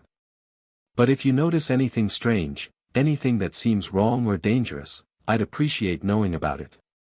Just information. Nothing more. Dobby trembled. Dobby, we'll try. But young master must be careful. There is danger at Hogwarts this year. Great danger. I know. No. The elf's voice dropped to a whisper. Young master does not know all. There is a plot. A terrible plot. Dobby cannot say more, Dobby's master forbids, but young master must be careful. Must protect himself. Before Harry could respond, Dobby vanished with a crack, leaving behind only empty air and troubling implications. A plot. Something even the house elves know about. Something Dobby's master is involved in. Harry added another variable to his growing list of concerns. March arrived with warming weather and escalating tension. Quirrell's behavior had become more erratic. His classes were increasingly disorganized, his stutter worse than ever, and dark circles had appeared under his eyes. Whatever Voldemort was doing to maintain the possession, it was taking a visible toll on the host. Harry watched and documented, building a timeline of deterioration. Meanwhile, the unknown surveillance artifact remained elusive. Harry had narrowed its likely location to somewhere on the third floor. The enchantment had to be close to its target, but the specific hiding place eluded him. It could be anywhere, Hermione said during one of their evening sessions. Tucked inside a wall, glamour to look like something ordinary, even portable. If it's portable, that makes it harder to find but easier to trace. Moving objects leave magical residue. Have you tried asking the castle itself? Harry blinked. What? The room of requirement responds to need. Other parts of Hogwarts show similar behaviors, stairs that move to where you need to go, doors that appear when you're lost. The castle has some kind of awareness. Hermione's voice was thoughtful. Maybe it would help if you asked. It was an unconventional idea, but no more unconventional than anything else about this place. That night, Harry stood in the third-floor corridor, placed his palm against the stone wall, and focused. I need to find what doesn't belong. The thing that was placed here, watching, serving an outside master. Help me. Nothing happened. The stone was cold, inert, unyielding. Then, a whisper of sensation. Not words, exactly, but something like direction. A pull, subtle but unmistakable, toward a specific location. Harry followed it. Down the corridor, past the door that held Fluffy, to a seemingly blank stretch of wall. He examined it closely. And found a stone that was slightly too smooth. Too regular. Not original construction. He pressed it carefully, and a small compartment opened. Inside sat a crystal the size of a small egg. It pulsed with contained magic, the cold, sharp signature he'd detected through the surveillance spell. Found you. He didn't touch it. Instead, he memorized its appearance, its exact location, and its magical resonance. Then he closed the compartment and stepped back. Now I know where it is. The question is, who placed it, and what are they planning? The answer came sooner than expected. 2 nights later, Dobby appeared in Harry's dormitory at 3 a.m, trembling so violently his ears flapped. Dobby must warn young master. The plot, it is happening. Tonight. Harry was awake instantly. What plot? The chamber. The old chamber. Dobby's master has found a way to open it. The elf's voice was desperate. Terrible things will happen. Terrible, terrible things. Young master must protect himself. The Chamber of Secrets. Harry had read about it, a legendary hidden space, supposedly created by Salazar Slytherin, said to contain a monster that would cleanse the school of Muggleborns. Dobby cannot say. Dobby cannot say. The elf was pulling at his ears, clearly fighting against some magical compulsion. But young master must not be here. Must leave before what? Dobby vanished. Harry sat in the darkness, mind racing. The Chamber of Secrets was supposed to be a myth. But Dobby's warning had been real, and the elf's terror had been genuine. Something was happening, something related to the plot Dobby had mentioned, the surveillance crystal, the multiple factions maneuvering within Hogwarts. Voldemort isn't just hunting the stone. He's playing a deeper game. Harry grabbed his cloak and slipped out of the dormitory. Time to find out what. The castle at night was familiar now, Harry had explored it extensively over the months. But tonight felt different. The shadows seemed deeper, the silence more oppressive. Something had changed in the ambient magic. He followed his instincts toward the lower levels. If the Chamber of Secrets was real, it would be deep underground, hidden away from casual discovery. The trail led to an unexpected location, a girl's bathroom on the 2nd floor.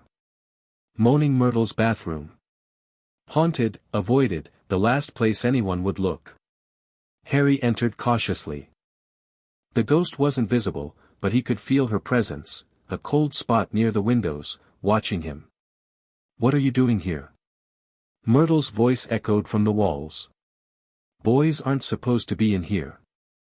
"I'm investigating something." "There's a hidden entrance in this room, isn't there? Something that leads somewhere secret." Myrtle materialized, her transparent face twisted with old pain. "How do you know about that?" "Because someone is trying to open it. Someone who doesn't care who gets hurt."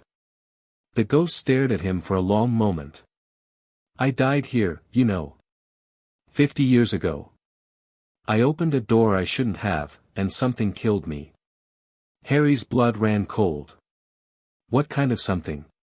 "I never saw it properly. Just eyes. Great big yellow eyes." Myrtle drifted closer. "The entrance is there. Those sinks. There's a snake on the tap. You have to speak to it." "Speak to it?" "In their language. The snake language. That's how he opened it, the boy who killed me. Parseltongue.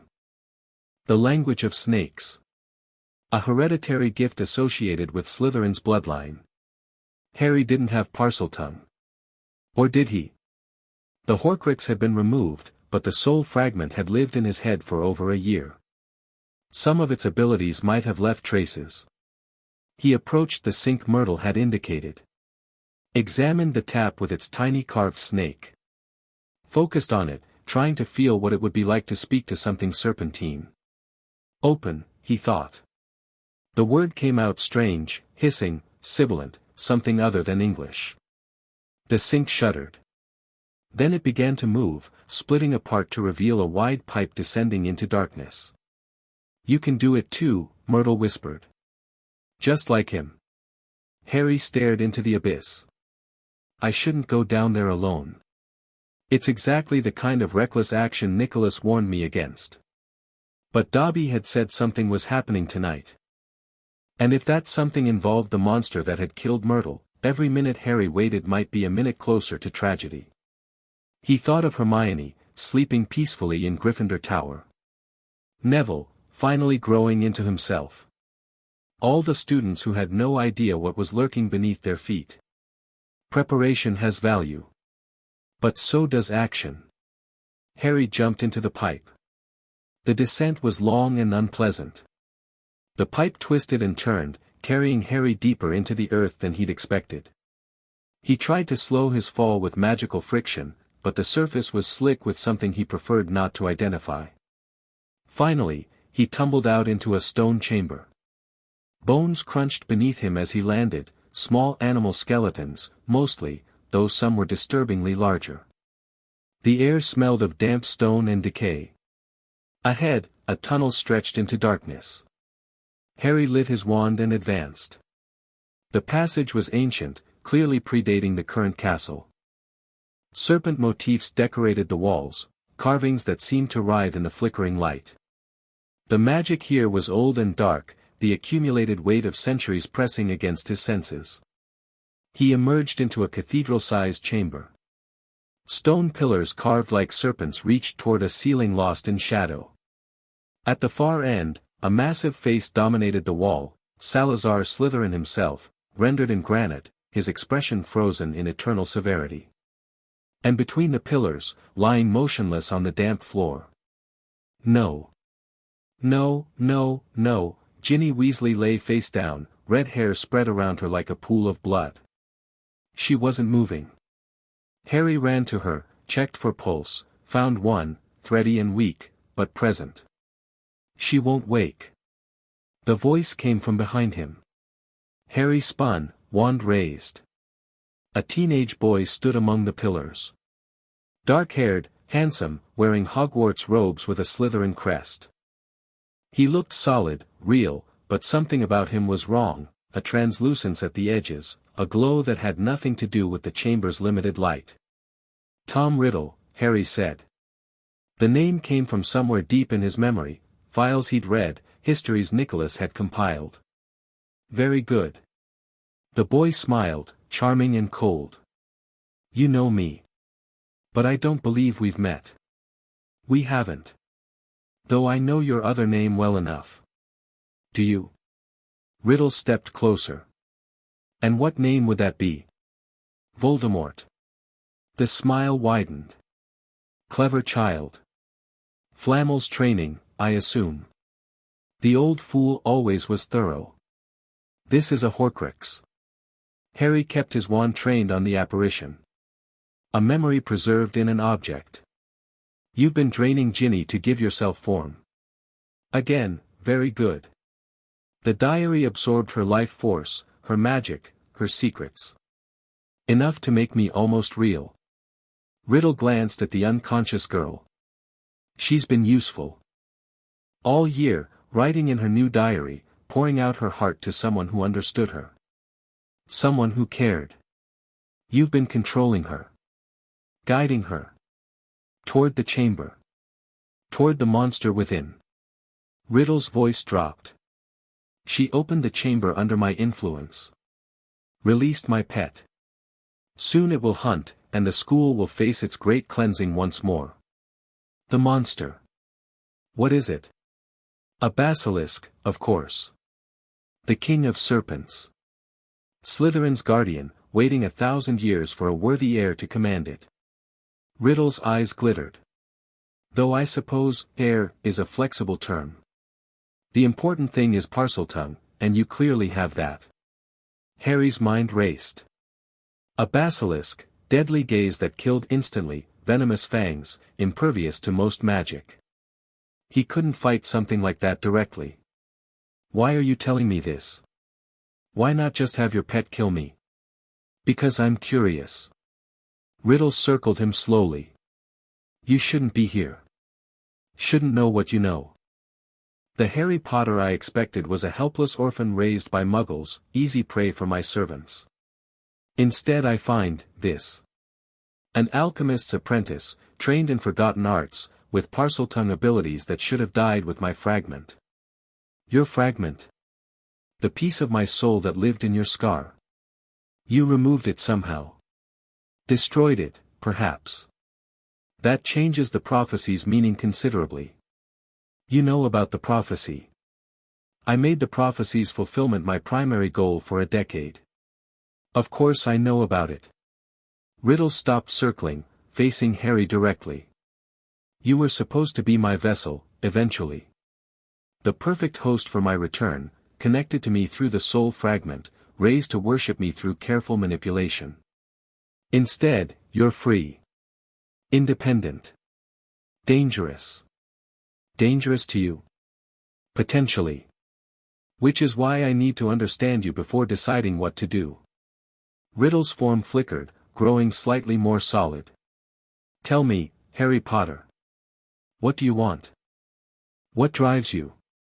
What would you sacrifice everything to achieve? Harry met the specter's eyes. Voldemort's eyes, young and terrible, filled with ambition and hunger and absolute certainty of superiority. He's probing. Trying to understand me. Looking for weaknesses to exploit. I want to live, Harry said simply. I want the people I care about to live. Everything else is secondary. How disappointingly ordinary. You asked what I want. You didn't ask me to impress you.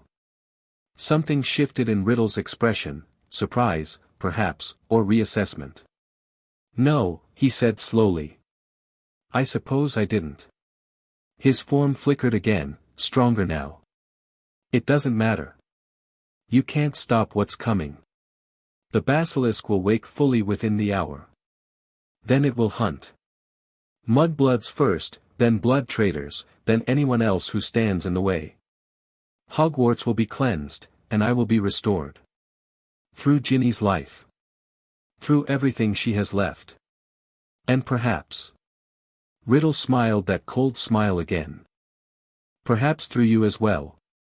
Flamel's training, 10 years of alchemical study, intimate knowledge of the stone's creation. All that knowledge, all that power, absorbed into my resurrection. You'd be quite the prize. Harry felt his grip on his wand tighten. He's playing for time. waiting for his strength to grow. I need to act now, while he's still partially immaterial. But act how? The diary was the anchor, destroy it, and the memory would dissipate. But Harry couldn't see it anywhere. And even if he could, a basilisk was coming. Think. What do you know? What can you use? Alchemy. Transformation. The understanding of matter at its most fundamental levels. And a lesser stone in his pocket, humming with contained power. You're stalling, Riddle observed. Planning something. I'd advise against it. You'd advise wrong. Harry moved. Not toward Riddle, that was a distraction, a ghost that couldn't be hurt by direct attack. Instead, he dove for Ginny, pressing his hand to her forehead, reaching for the connection between girl and diary. He found it. A thin, dark thread of magic, linking Ginny's fading life force to wherever the diary was hidden. Harry followed the thread with his senses, pushed against it with everything he had, and felt it snap. Riddle screamed. A sound of pure fury and agony, the wail of something dying that refused to accept death. What did you do? Severed the connection. Harry stood, facing the flickering specter. You can't drain her anymore. Without that life force, you'll fade. You fool. The basilisk will still wake. Still hunt. You haven't stopped anything, you've just delayed my return. Riddle's form was destabilizing, edges blurring, features distorting. I will come back. I always come back. Not tonight. The specter dissolved, screaming curses that echoed through the chamber. Harry didn't wait to see if it would reform. He gathered Ginny in his arms, she was lighter than she should be, dangerously light, and ran. Behind him, something massive began to stir. The pipes were worse going up than coming down. Harry couldn't climb while carrying Ginny, so he had to improvise, using alchemical manipulation to reshape the tunnel walls, creating handholds and footholds, ascending through sheer determination while the sounds of pursuit grew louder behind him. The basilisk was awake. And it was angry. He burst out of the bathroom entrance, Ginny still in his arms, and didn't stop running. Down the corridor, up the stairs, through passages he'd memorized over months of exploration. Somewhere behind him, stone shattered as something massive forced its way through spaces too small for it. Harry rounded a corner and nearly collided with Professor McGonagall. Mr. Flamel. What in Merlin's name? Her eyes fell on Ginny, on Harry's disheveled appearance, on the sounds of destruction echoing from below.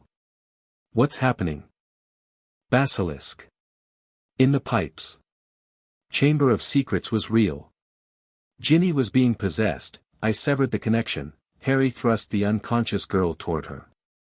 She needs the hospital wing. Now. And the basilisk? I'll handle it. You most certainly will not, but Harry was already running back the way he'd come. Can't let it reach the students. Can't let it hunt. He had no plan. No real strategy. Just desperation and the certainty that if he didn't stop this, people would die. The basilisk emerged from a corridor ahead. It was massive, 60 feet of scaled muscle and ancient rage. Its eyes were squeezed shut, but its tongue flickered, tasting the air, tracking prey by scent and vibration. Harry stopped. Raised his wand. What can hurt a basilisk? What weapons do I have? The stone in his pocket. The cloak, useless against something that hunted by other senses. His wand, barely adequate for standard spells. His alchemical training. Alchemy. Transformation.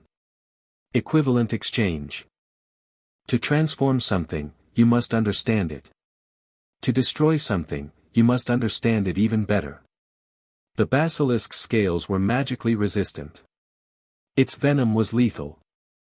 Its gaze killed. But beneath all that, it was still flesh and blood.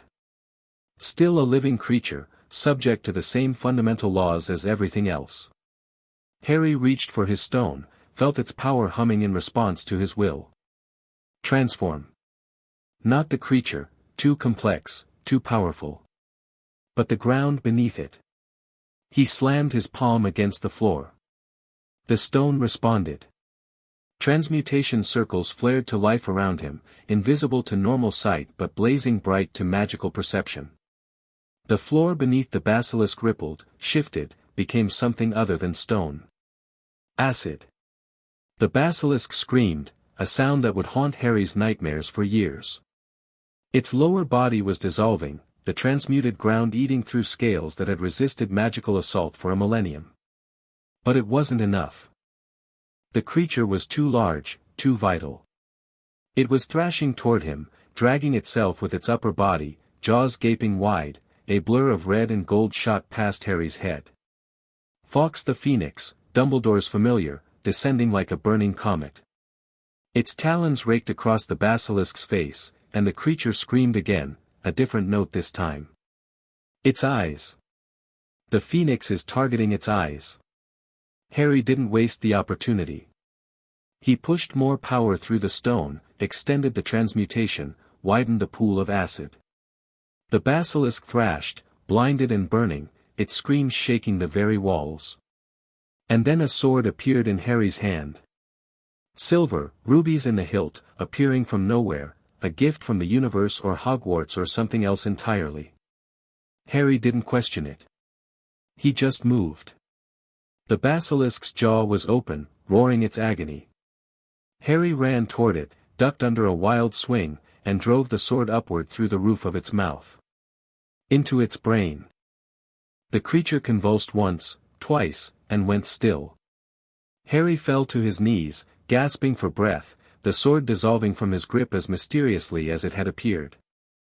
Around him, the transmuted floor was slowly reverting to stone, the alchemical transformation fading as his concentration broke.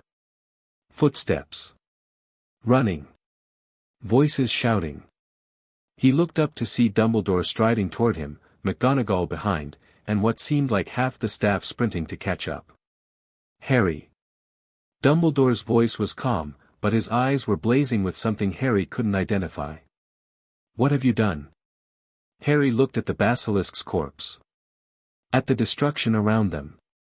At his own hands, shaking with exhaustion and residual fear. What needed doing, he said. Someone had to. Then the exhaustion claimed him, and the world went dark. He woke in the hospital wing. Daylight streamed through the windows, late afternoon, judging by the angle. Harry's entire body ached, and his magical reserves felt scraped empty. You're awake. Hermione's voice came from beside him. She was sitting in a chair, a book open in her lap, dark circles under her eyes. You've been unconscious for 2 days. Ginny.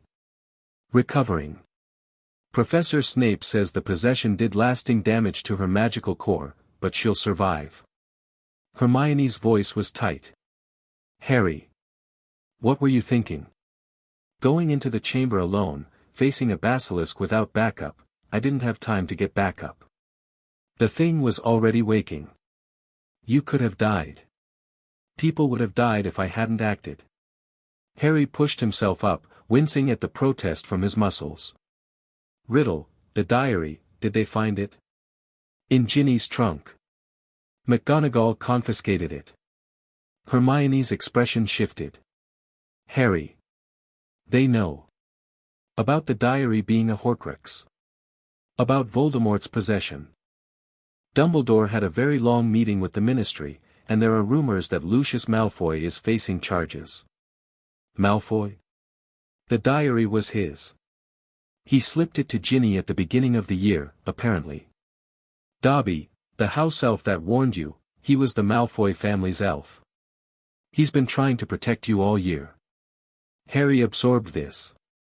The puzzle pieces were clicking into place, the surveillance crystal, the plot Dobby had mentioned, the involvement of dark families in Voldemort's schemes. And Quirrell?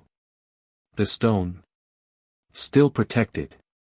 Dumbledore doubled the security after the chamber incident. Hermione hesitated. He wants to see you. Dumbledore. As soon as you're able. I'm sure he does. Harry. Hermione reached out, took his hand. I was scared. When I heard what happened, when they brought you in. I was terrified.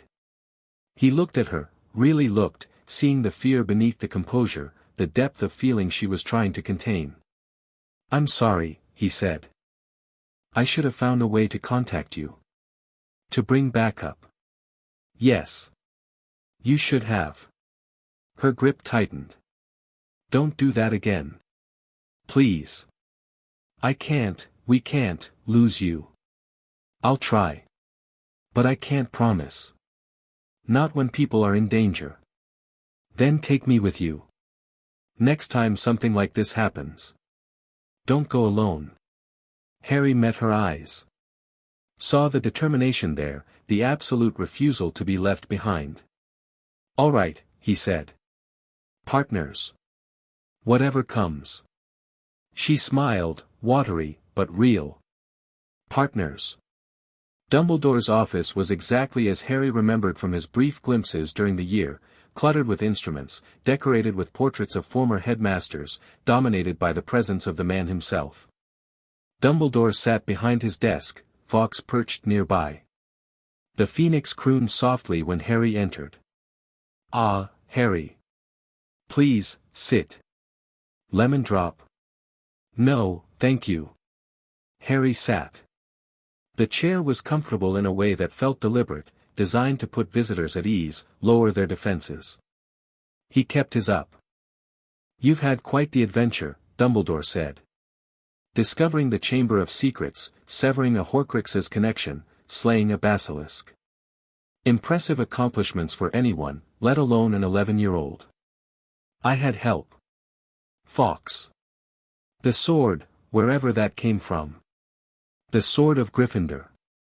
It presents itself to any true Gryffindor in need. Dumbledore's eyes twinkled.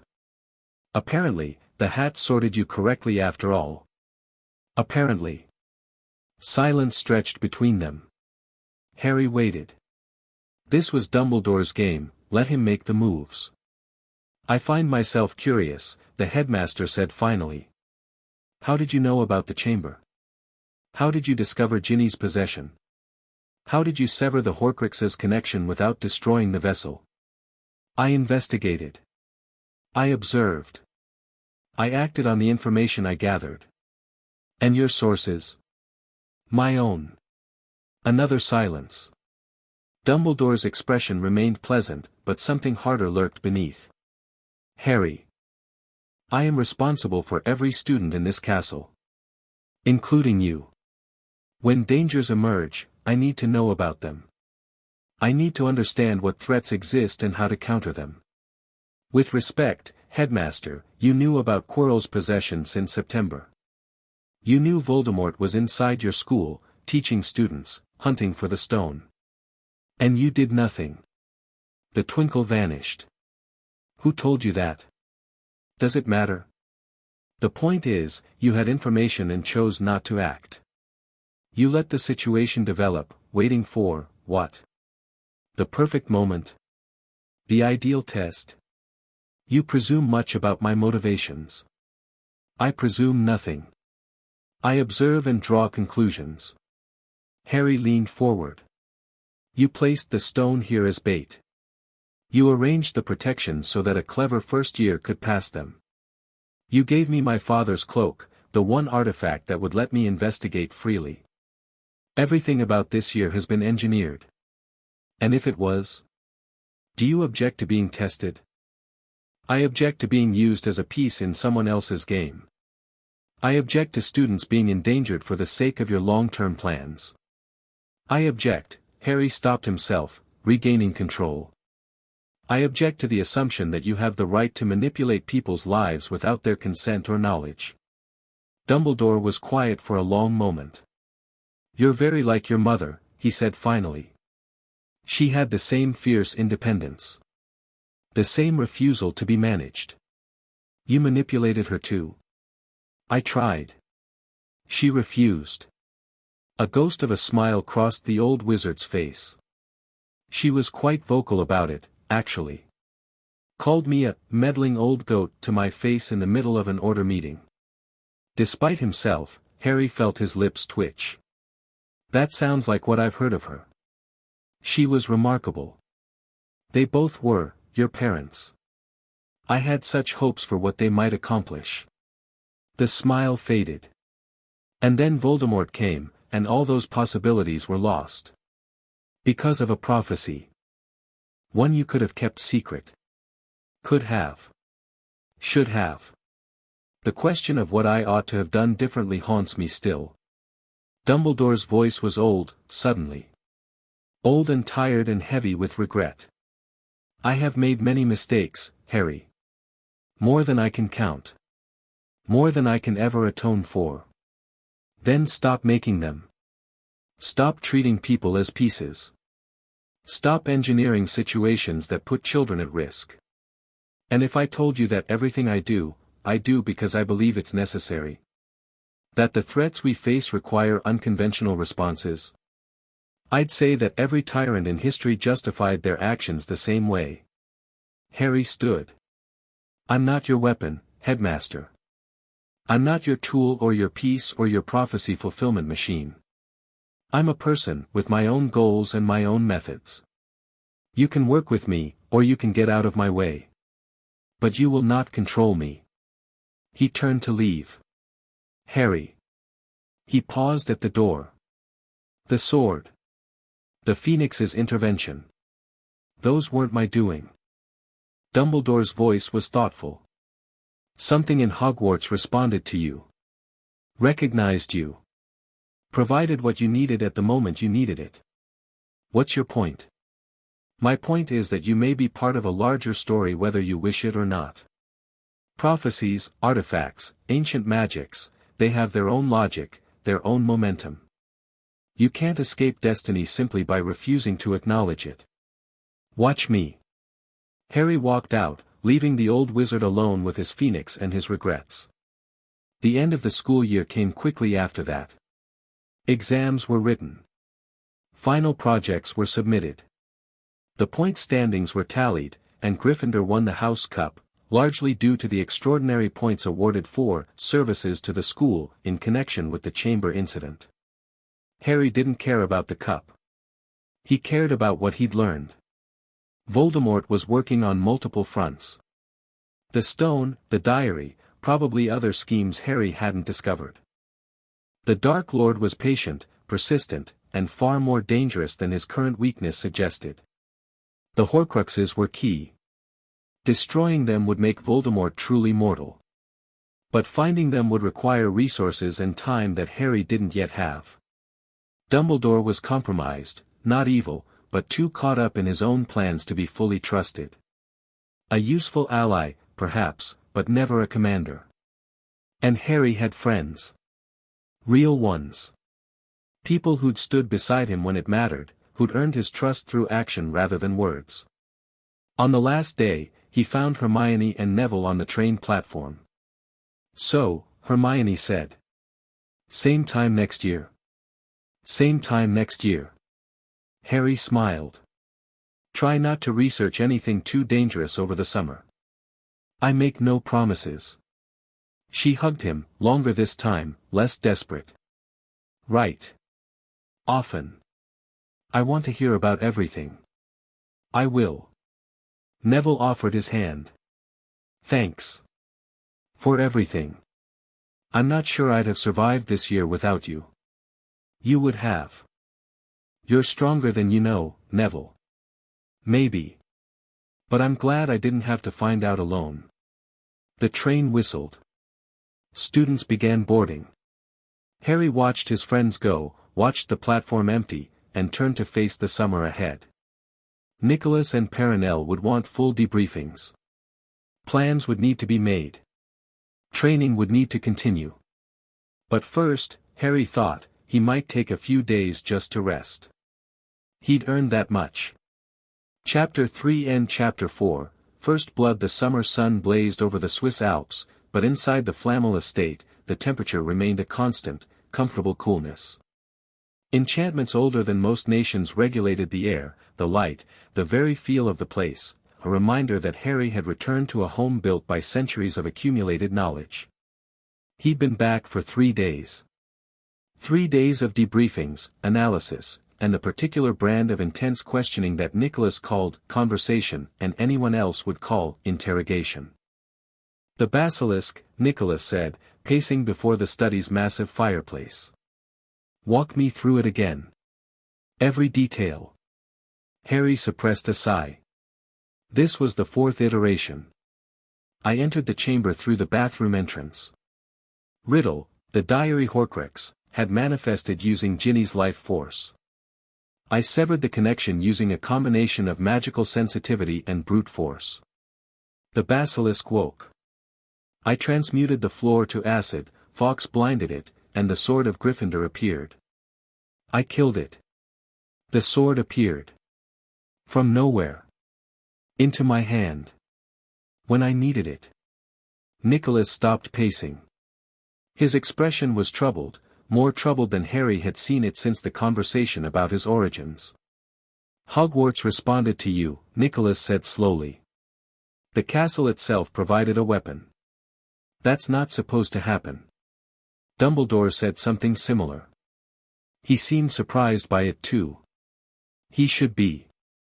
The Founder's artifacts are keyed to specific bloodlines and specific circumstances. The Sword of Gryffindor should only appear to Gryffindor's descendants or those who embody his values in extremis. Nicolas resumed pacing. You're neither. The Potter line has no documented connection to Godric Gryffindor. Maybe the documentation is incomplete. Maybe. Or maybe something else is happening. Nicolas turned to face him fully. Harry. The soul fragment we removed from you, it was more integrated than I initially realized. Voldemort's magic, his abilities, possibly even fragments of his knowledge, some of that may have been absorbed rather than destroyed. Harry felt cold despite the comfortable temperature. You're saying I might have inherited things from him? From the Horcrux. I'm saying it's possible. The Parseltongue ability is the most obvious example, that's hereditary in Slytherin's line, and you shouldn't have it. But there may be other effects we haven't discovered. Such as? I don't know. That's what concerns me. They sat in silence for a moment. Harry turned the implications over in his mind. If I absorbed abilities from Voldemort, he said finally, those abilities could be useful. Combat knowledge. Magical techniques. Understanding of dark arts. They could also be dangerous. Contaminating. The line between useful tool and corrupting influence is thinner than most people assume. I'm aware. But I'd rather know what I'm dealing with than ignore it and be surprised later. Nicolas nodded slowly. Agreed. We'll need to run tests. Careful ones. Mapping whatever changes the Horcrux may have caused. After summer training. During. The tests will integrate with your continued education. Nicolas's expression softened slightly. You did well, Harry. The chamber, the basilisk, all of it. You faced dangers that would have killed most adult wizards and came through with minimal casualties. Ginny was badly hurt. Ginny would have died if you hadn't intervened. Minimal casualties doesn't mean zero harm, it means the best possible outcome given the circumstances. Nicolas placed a hand on Harry's shoulder. Learn from what happened. Improve where you can. But don't torture yourself over what you couldn't control. Is that wisdom or rationalization? At my age, the distinction becomes academic. Perenelle's approach to the summer was different. Where Nicolas focused on analysis and training, Perenelle focused on recovery. She insisted on regular meals, adequate sleep, and time spent doing things that had nothing to do with Dark Lords or ancient artifacts. You're 12 years old, she said, steering Harry toward the estate's gardens. 12. You should be climbing trees and causing harmless mischief, not planning military campaigns against immortal dark wizards. I didn't choose this situation. No one chooses their circumstances. But you can choose how to respond to them. She gestured at the garden, a riot of color and life, plants from every era and climate growing in impossible harmony. This is what I do when the weight becomes too much. I grow things.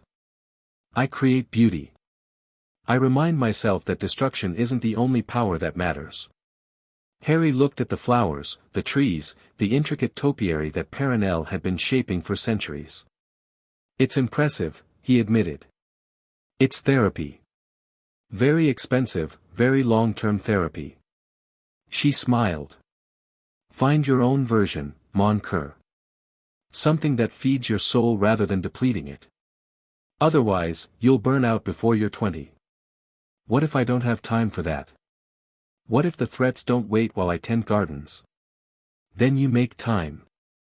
The threats will always be there, new ones emerging as old ones are defeated. If you structure your life entirely around fighting, you'll forget what you're fighting for. Harry thought about the mirror of Ariste. The vision of connection, of belonging, of a future surrounded by people he loved. I'll try, he said.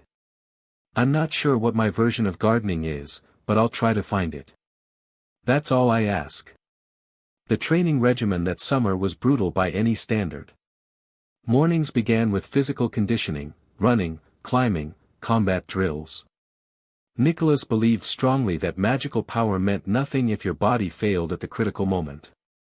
The greatest wizard in the world is still vulnerable to a knife in the back, he said, watching Harry spar with an enchanted training dummy.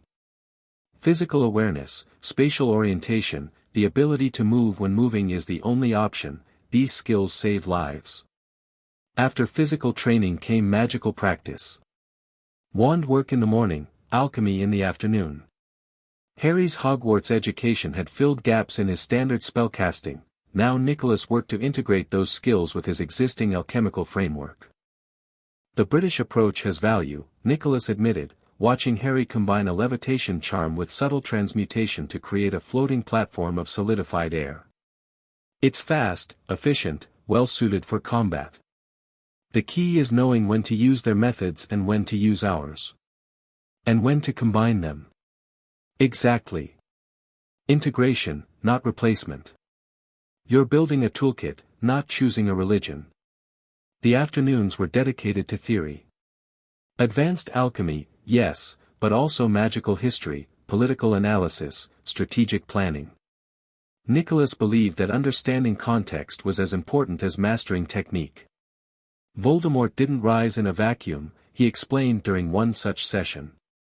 He emerged from a society that was already broken, classist, prejudiced, resistant to change.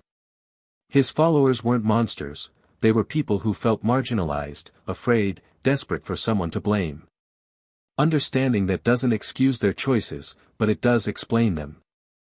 And helps predict future recruitment patterns. Precisely. The next Dark Lord won't be Voldemort, he'll be someone new, with new grievances, new constituencies, new methods. But the underlying dynamics will be similar. So I should be watching for who feels excluded from the current order. Among other things. Nicolas pulled out a map, Wizarding Britain, marked with population centers, political boundaries, economic indicators. This is the terrain you're operating in. Learn it. Understand it. Know where the pressure points are before someone else exploits them. The tests began in July. Perenelle led them, her expertise in diagnostic magic surpassing even Nicolas's. She cast spell after spell over Harry, mapping his magical signature, looking for anomalies. Your core is stable, she said after the first session. No corruption, no dark taint. Whatever the Horcrux left behind, it's been fully integrated into your natural magic.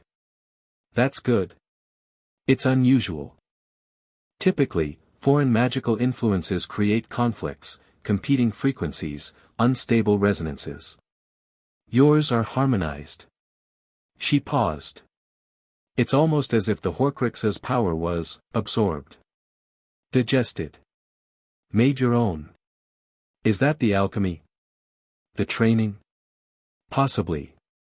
Or possibly something unique about you. Perenelle made a note. We'll need to test specific abilities. Parseltongue, obviously. But also other things associated with Voldemort's capabilities. Over the following weeks, they worked through a list. Parseltongue was confirmed. Harry could communicate with snakes fluently, without conscious effort. Legilimency showed natural affinity, though Harry required training to use it effectively. Occlumency was already strong, a natural defense that Nicolas had enhanced over years of instruction. Dark arts sensitivity, Perenelle said during one session. That's interesting. What do you mean? You can sense dark magic. Feel it, identify it, track it. She gestured at a collection of objects on the table, some mundane, some enchanted, some carrying dark curses. Touch each of these. Tell me what you feel. Harry worked through the collection. The mundane objects felt normal. The enchanted items hummed with contained power. The cursed objects. That one wants to hurt someone, he said, pointing at a silver ring. Not just the wearer, anyone nearby. It's hungry. And that? He touched a locket, recoiled immediately. There's something in there. Something wrong. Like the diary, but older. More, concentrated. Perenelle's expression went very still. Describe it. Cold. Empty. A piece of something that should be whole, forced into an unnatural state. Harry's hand was trembling. It's a Horcrux. One of Voldemort's Horcruxes. Yes. Perenelle carefully retrieved the locket, securing it in a warded container. Nicolas acquired it years ago, before we found you, through channels I won't describe. We've been looking for a way to destroy it without the stone's power. Why not use the stone? Because using the stone for destruction creates echoes. Signatures that can be tracked. Nicolas spoke from the doorway. Harry hadn't heard him enter. If we destroy too many Horcruxes too quickly, Voldemort will know. He'll take precautions. Hide the remaining pieces better. So you're waiting. We're being strategic. The locket will be destroyed when the time is right, when we can eliminate multiple Horcruxes simultaneously, before he can react. Harry looked at the container holding the locket. Felt its cold presence even through the wards. How many do you have? Just the one. The diary is in ministry custody, incompetently guarded, but watched. The others are still hidden. Nicolas moved to stand beside Perenelle. But now we have a new tool. You can sense them. You want me to help find the rest. Eventually. When you're ready. When the situation allows. Nicolas's eyes were hard. This is a long game, Harry. We've been playing it for decades. Patience has kept us alive this long. And if Voldemort isn't patient? If he finds a way to return before we're ready? Then we adapt. We improvise. We do whatever's necessary to survive until the board changes in our favor. Harry thought about Quirrell, still at Hogwarts, still hunting the stone. About the diary, supposedly secure but clearly part of a larger network of contingencies. About Voldemort himself, reduced, weakened, but unbroken. He's going to make a move soon, Harry said. Whatever he's planning with the stone, he's running out of time. Probably. The possession is degrading his host faster than expected. By this time next year, Quirrell will likely be dead or discarded. Then he'll need a new strategy. Yes. And we need to be ready to counter it. August brought correspondence and complications. Letters arrived regularly, from Hermione, Neville, even occasional notes from unexpected sources.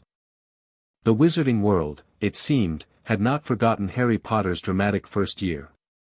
Dear Harry, I've spent the summer researching Horcruxes, as we discussed. The information is disturbingly scarce, most texts that mention them have been censored or destroyed.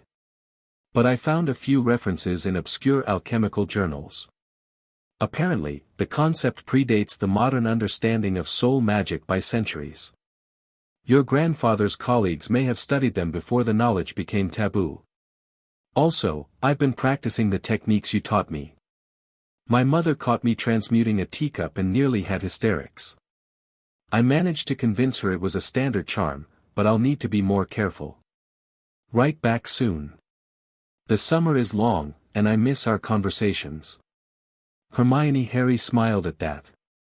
Hermione's letters were always dense with information and light on emotional content, except for the moments when feeling leaked through despite her efforts.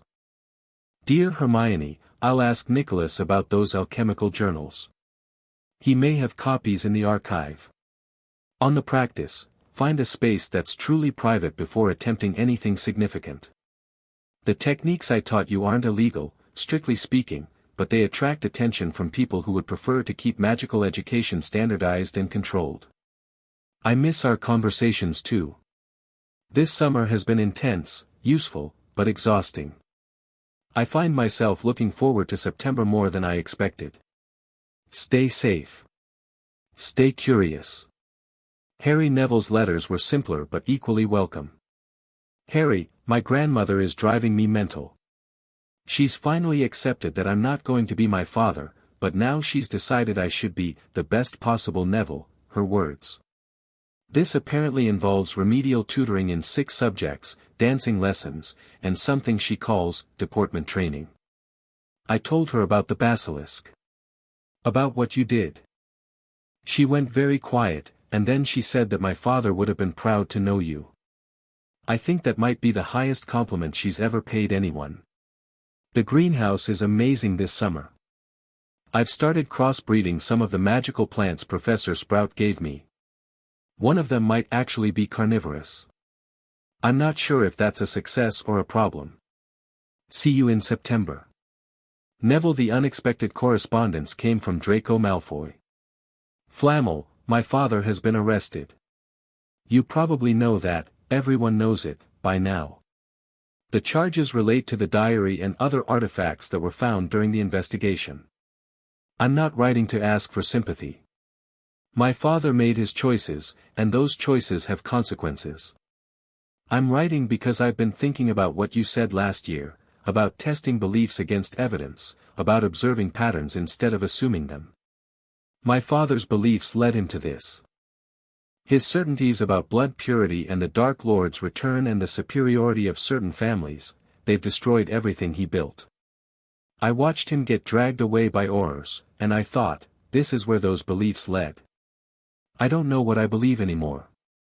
But I'm trying to figure it out. I'm not asking to be friends. We're not friends. But if you're willing, I'd like to continue the conversation we started last year. When we return to Hogwarts.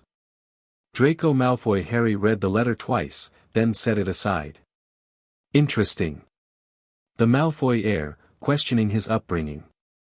Could be genuine growth, could be a trap, could be something in between. He wrote back a careful, neutral response, acknowledging the letter, agreeing to continue their discussions, making no promises about trust or allegiance. Nicolas, when he read the correspondence, nodded approvingly. Malfoy's father was one of Voldemort's inner circle. If the son is genuinely reconsidering his path, that's valuable. If he's not, if this is manipulation, then it's still valuable, because it tells you what your enemies think you'll believe. So I engage cautiously. You engage intelligently. Watch what he does, not just what he says. Trust develops through consistent behavior over time. That sounds exhausting. It is. But it's also how you survive in a world where everyone has hidden agendas. The last week of August brought a visitor. Harry was in the laboratory, working through a complex transmutation exercise, when he felt the wards ripple. Someone had passed through the outer defenses, not forced, but admitted. One of the family's recognized guests. He set aside his work and went to investigate. In the main hall, Perenelle was greeting a small, wizened figure that Harry didn't recognize. Ancient, clearly, older in appearance than Nicolas, which meant the person was either extraordinarily old or had chosen not to use youth-preserving magic. Bright eyes peered out from a face that seemed composed entirely of wrinkles. Ah, the visitor said, spotting Harry. The boy. Yes. I can see why Nicholas took an interest. Harry, this is Bathilda Bagshot, Perenelle said. Historian, author, and one of the few people alive who remembers the Flamel family's early years in Britain. I remember many things, Bathilda said, her voice cracked but sharp. That's the problem with being old, you accumulate too much history. It becomes difficult to sort what matters from what doesn't.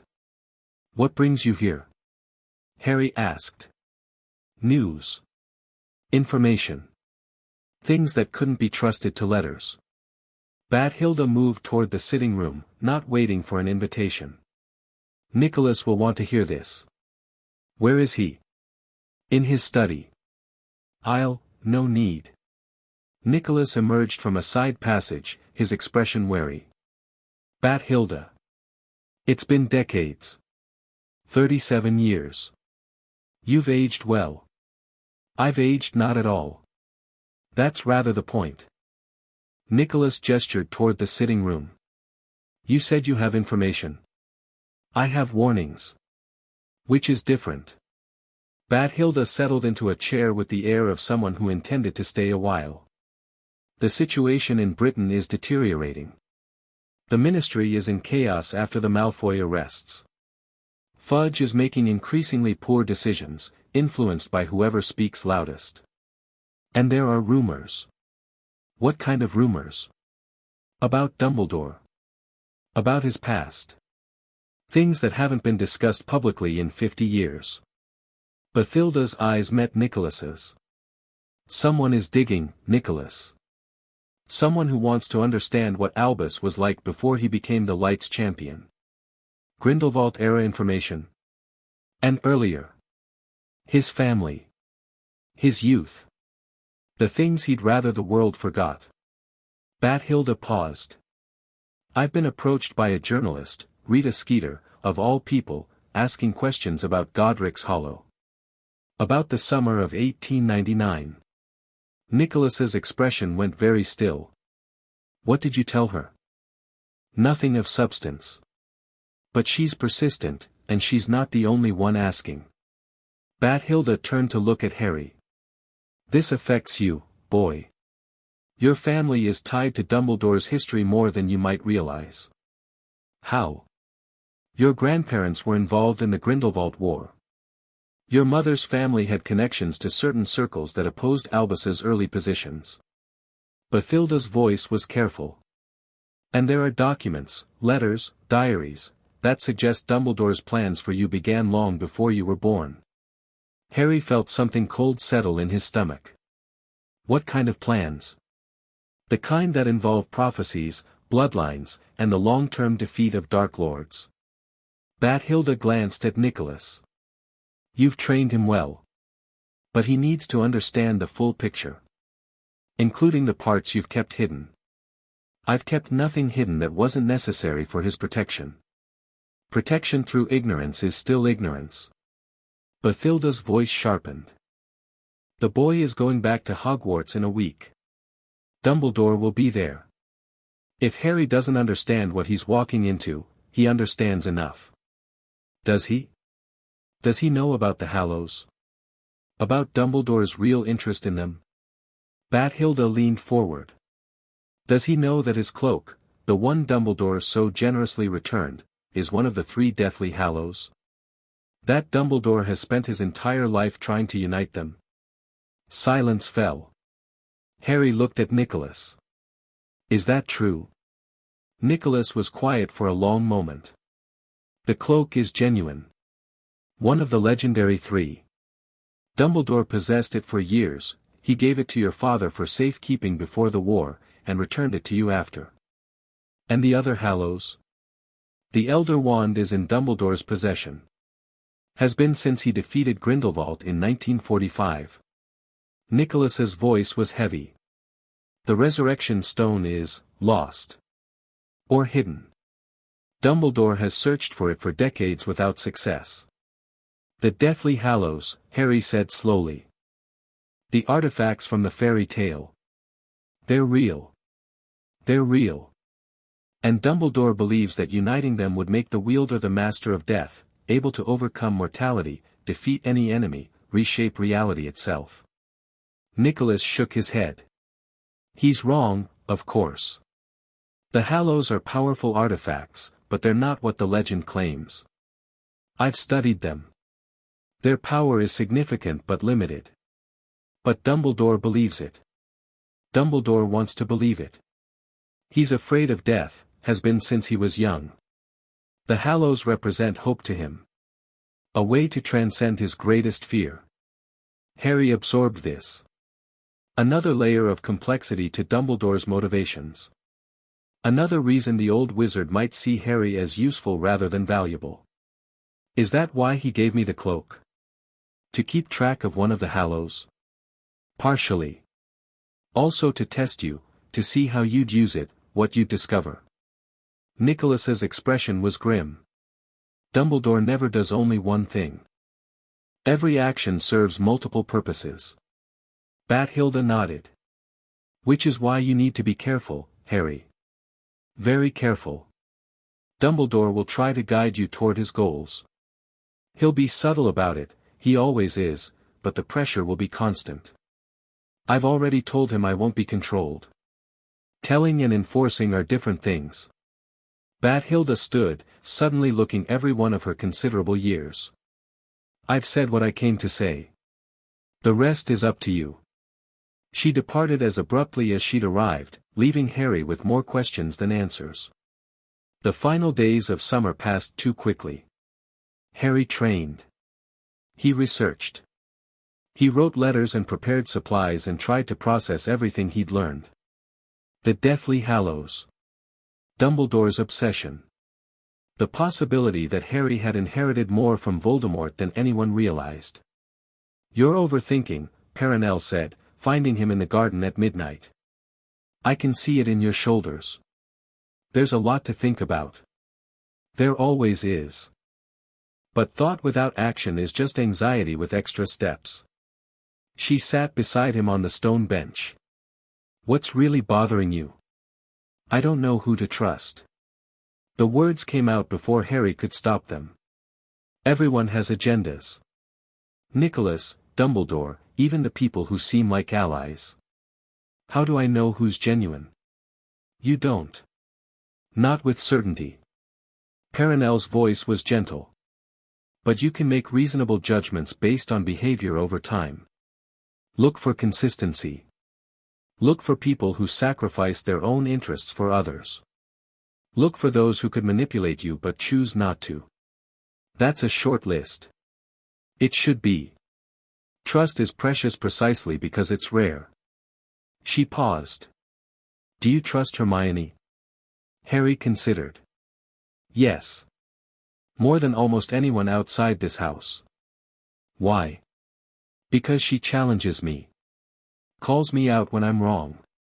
Doesn't accept my authority just because I know things she doesn't. Harry smiled slightly. She's too stubborn to be a sycophant and too honest to be a manipulator. That's a good foundation. Build on it. Perenelle stood. Now come inside. You need sleep, and the train leaves early. Platform 9 3/4 was chaotic as always. Harry navigated through the crowd, trunk in hand, searching for familiar faces. He spotted the Weasley family first, a sea of red hair, Molly fussing over her children as Arthur tried to herd everyone toward the train. Hermione emerged from the crowd, her parents trailing behind her with expressions that mixed pride and bewilderment.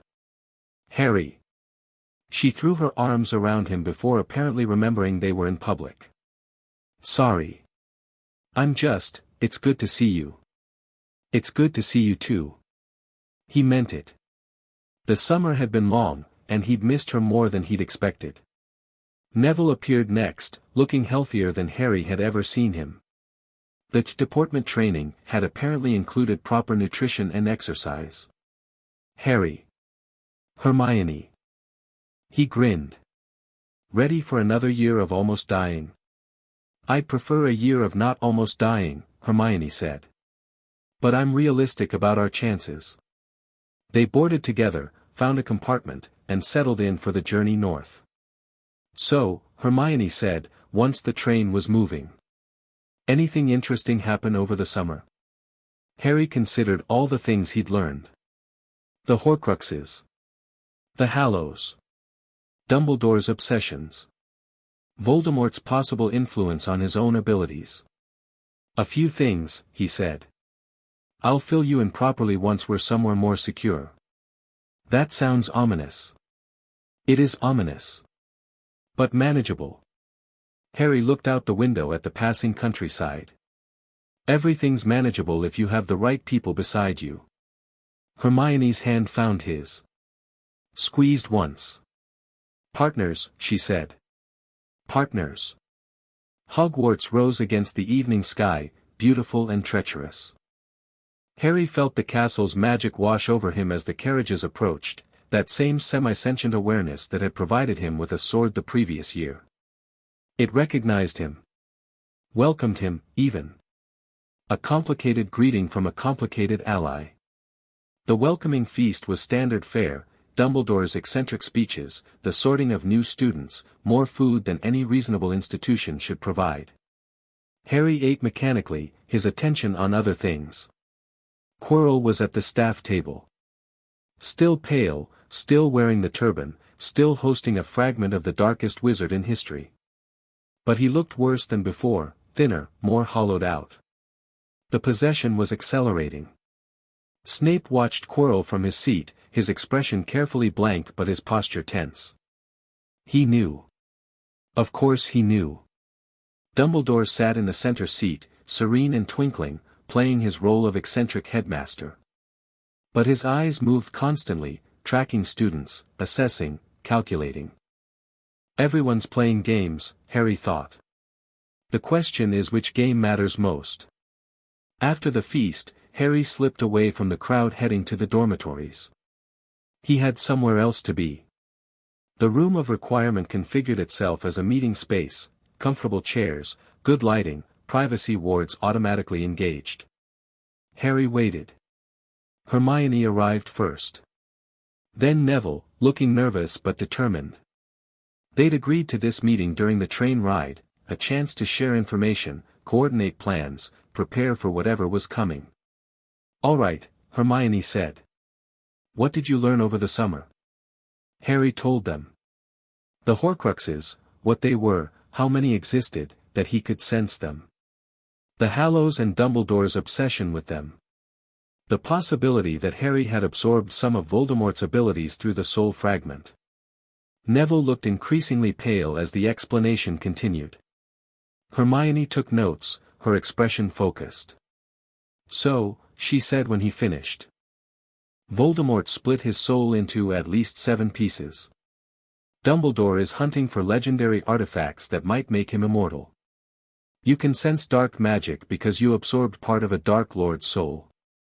And Quirrell is still possessed by the same Dark Lord, still hunting for a way to restore himself. That's the summary, yes. And our plan is: survive the year. Gather information. Don't let any of the adults manipulate us into positions we can't escape from. Harry paused. And keep each other safe. That's the priority. I notice Stop Voldemort isn't on that list. Because we're not ready to stop Voldemort. Not yet. What we can do is prepare, build skills, build alliances, understand the situation well enough to act when the time is right. Neville spoke for the first time. My grandmother told me something over the summer. About my parents, about the Longbottom legacy. She said the family has guarded secrets for generations. Things that might be relevant to all this. What kind of secrets? I don't know yet. She's promised to tell me more when I'm older. But she mentioned your name, Harry. Said the Longbottoms and the Potters were connected in ways that aren't public knowledge. Another thread. Another connection. The web grew more complex with every revelation. Look into it, Harry said. Carefully. If your grandmother has information that could help, we need it. I will.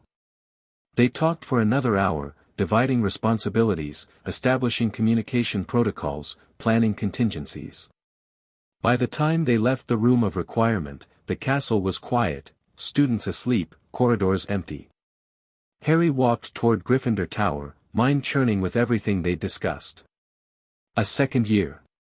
He was a second year, and he was already planning for wars, tracking Horcruxes, navigating the schemes of people who had been playing games since before his parents were born. But I'm not alone, he reminded himself. That's what matters. He climbed into bed, closed his eyes, and let exhaustion claim him. Tomorrow, the real work would begin. The next weeks established a rhythm.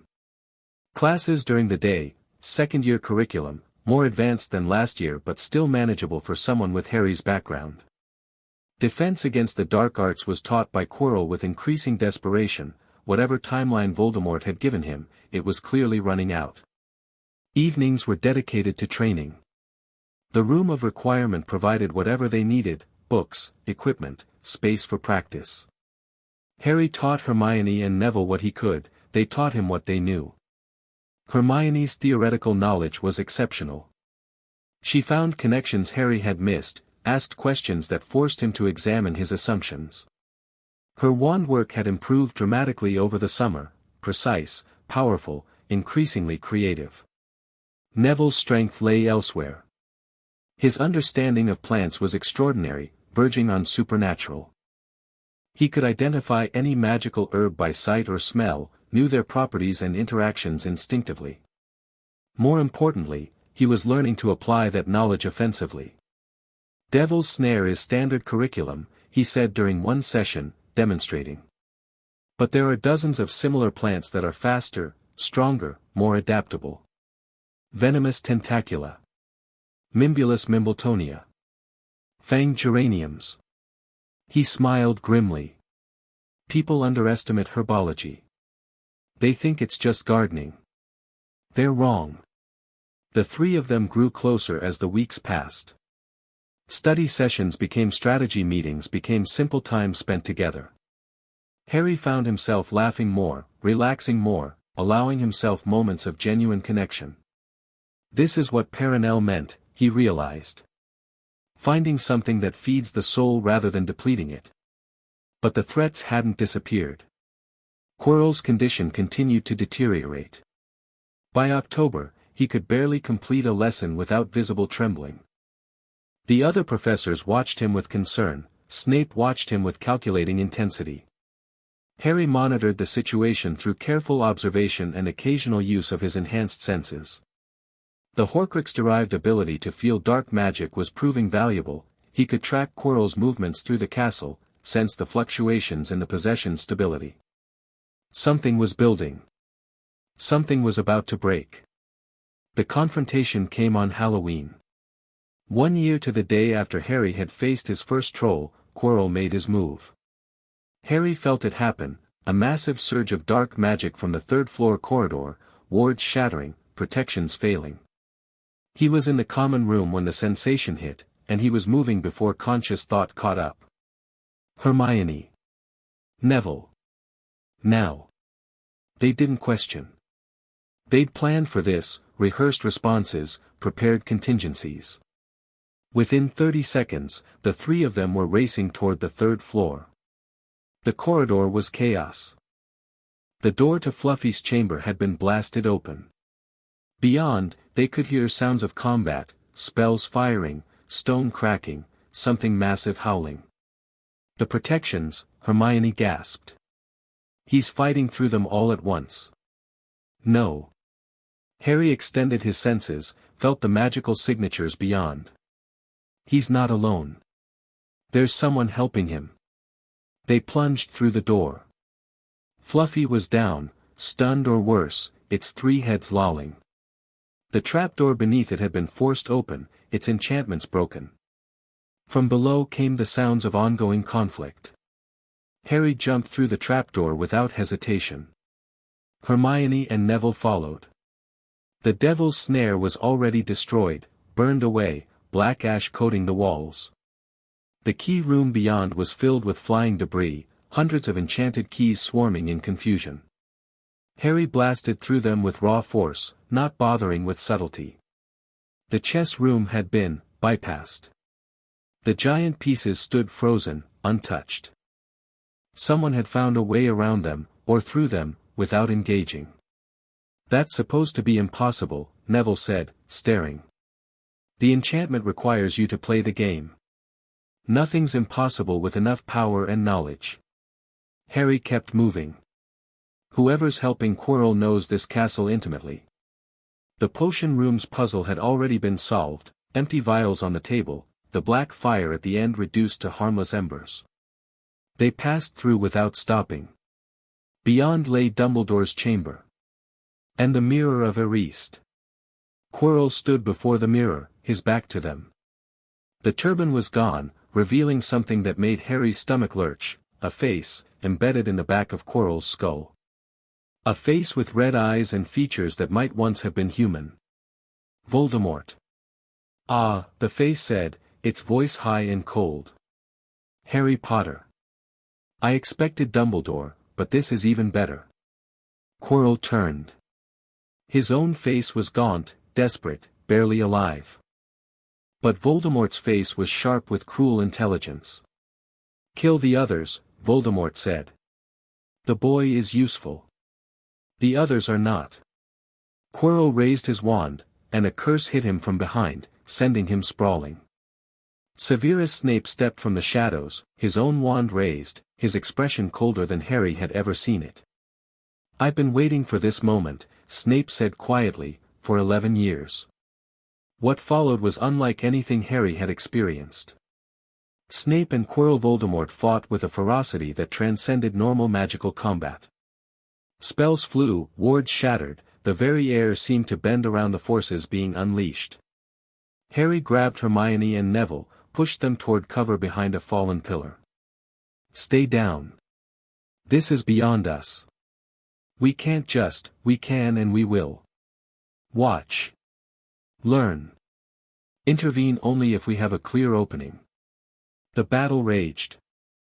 Snape was skilled, devastatingly so, but Quirrell had Voldemort's knowledge flowing through him, 50 years of dark magic experience compensating for the host's physical weakness. The mirror stood between them, forgotten for the moment. Harry could feel its power, the same strange magic he'd sensed during his first encounter with it. The mirror shows what you desire most. But it also contains the stone. Dumbledore hid it there somehow.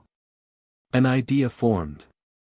Insane, probably suicidal, but an idea nonetheless. Hermione. Can you create a distraction? Something big? How big? Big enough to draw their attention for 3 seconds. She nodded, already calculating. Neville. Back her up.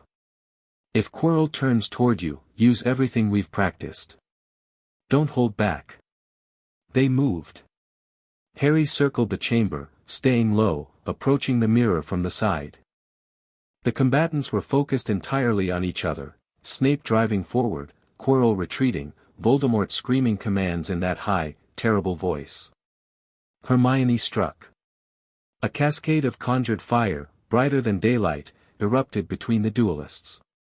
Not an attack, a barrier, blinding and hot. Both fighters recoiled, throwing up shields. Harry lunged for the mirror.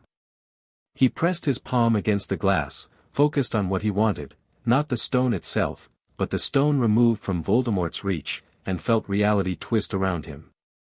Something dropped into his pocket. Heavy, warm, radiating power. The stone. Boy. Voldemort's voice was a scream of rage. What have you done? Harry turned. Quirrell was charging toward him, face twisted with inhuman fury. Snape was down, bleeding from a wound Harry hadn't seen inflicted. No time to run. No time to think.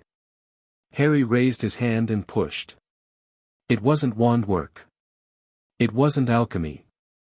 It was something else, raw power, channeled through will, enhanced by whatever the Horcrux had left behind. A wave of force struck Quirrell Voldemort like a physical blow. The possessed professor flew backward, crashing into the mirror, shattering it into 1,000 fragments. And Voldemort screamed. The spectre that erupted from Quirrell's body was barely visible, a dark shadow, a wisp of malevolent essence. It swirled through the chamber, shrieking with rage and pain, and then fled through the walls and into the night. Quirrell collapsed, motionless. Harry stood in the wreckage, the stone burning hot against his leg, his hand still outstretched. Harry. Hermione's voice, shaking. What was that? He looked at his hand. It was glowing faintly, residual power flickering along his fingers. I don't know, he said honestly. I don't know. The aftermath was complicated. Snape survived, barely. Pomfrey put him back together over the course of several hours, muttering about dueling like idiots, and could have killed them both. Quirrell did not survive. The possession had degraded his body too far.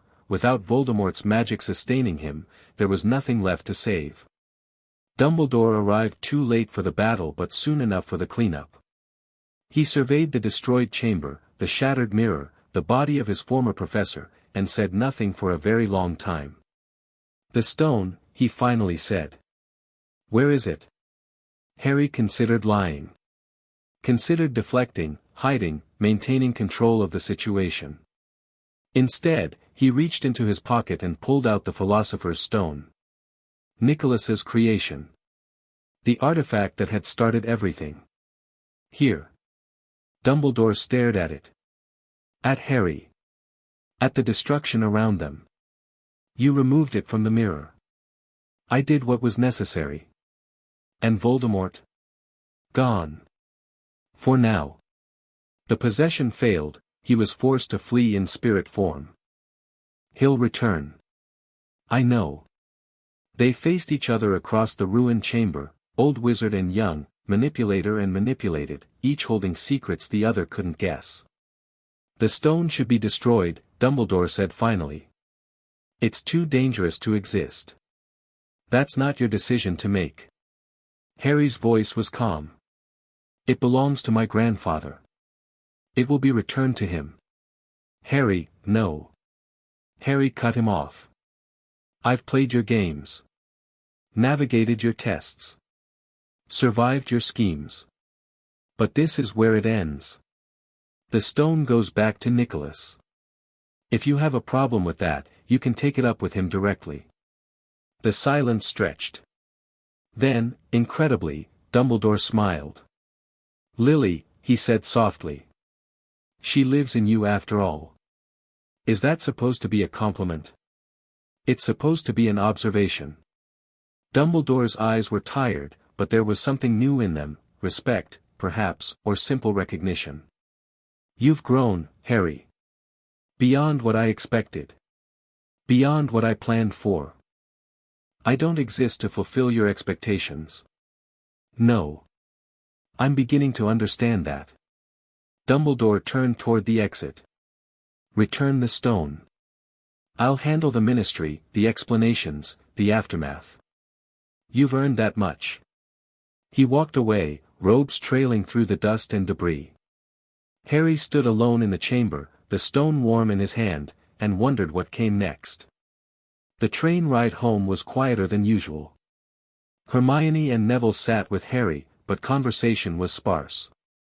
They'd all seen too much, done too much, learned too much.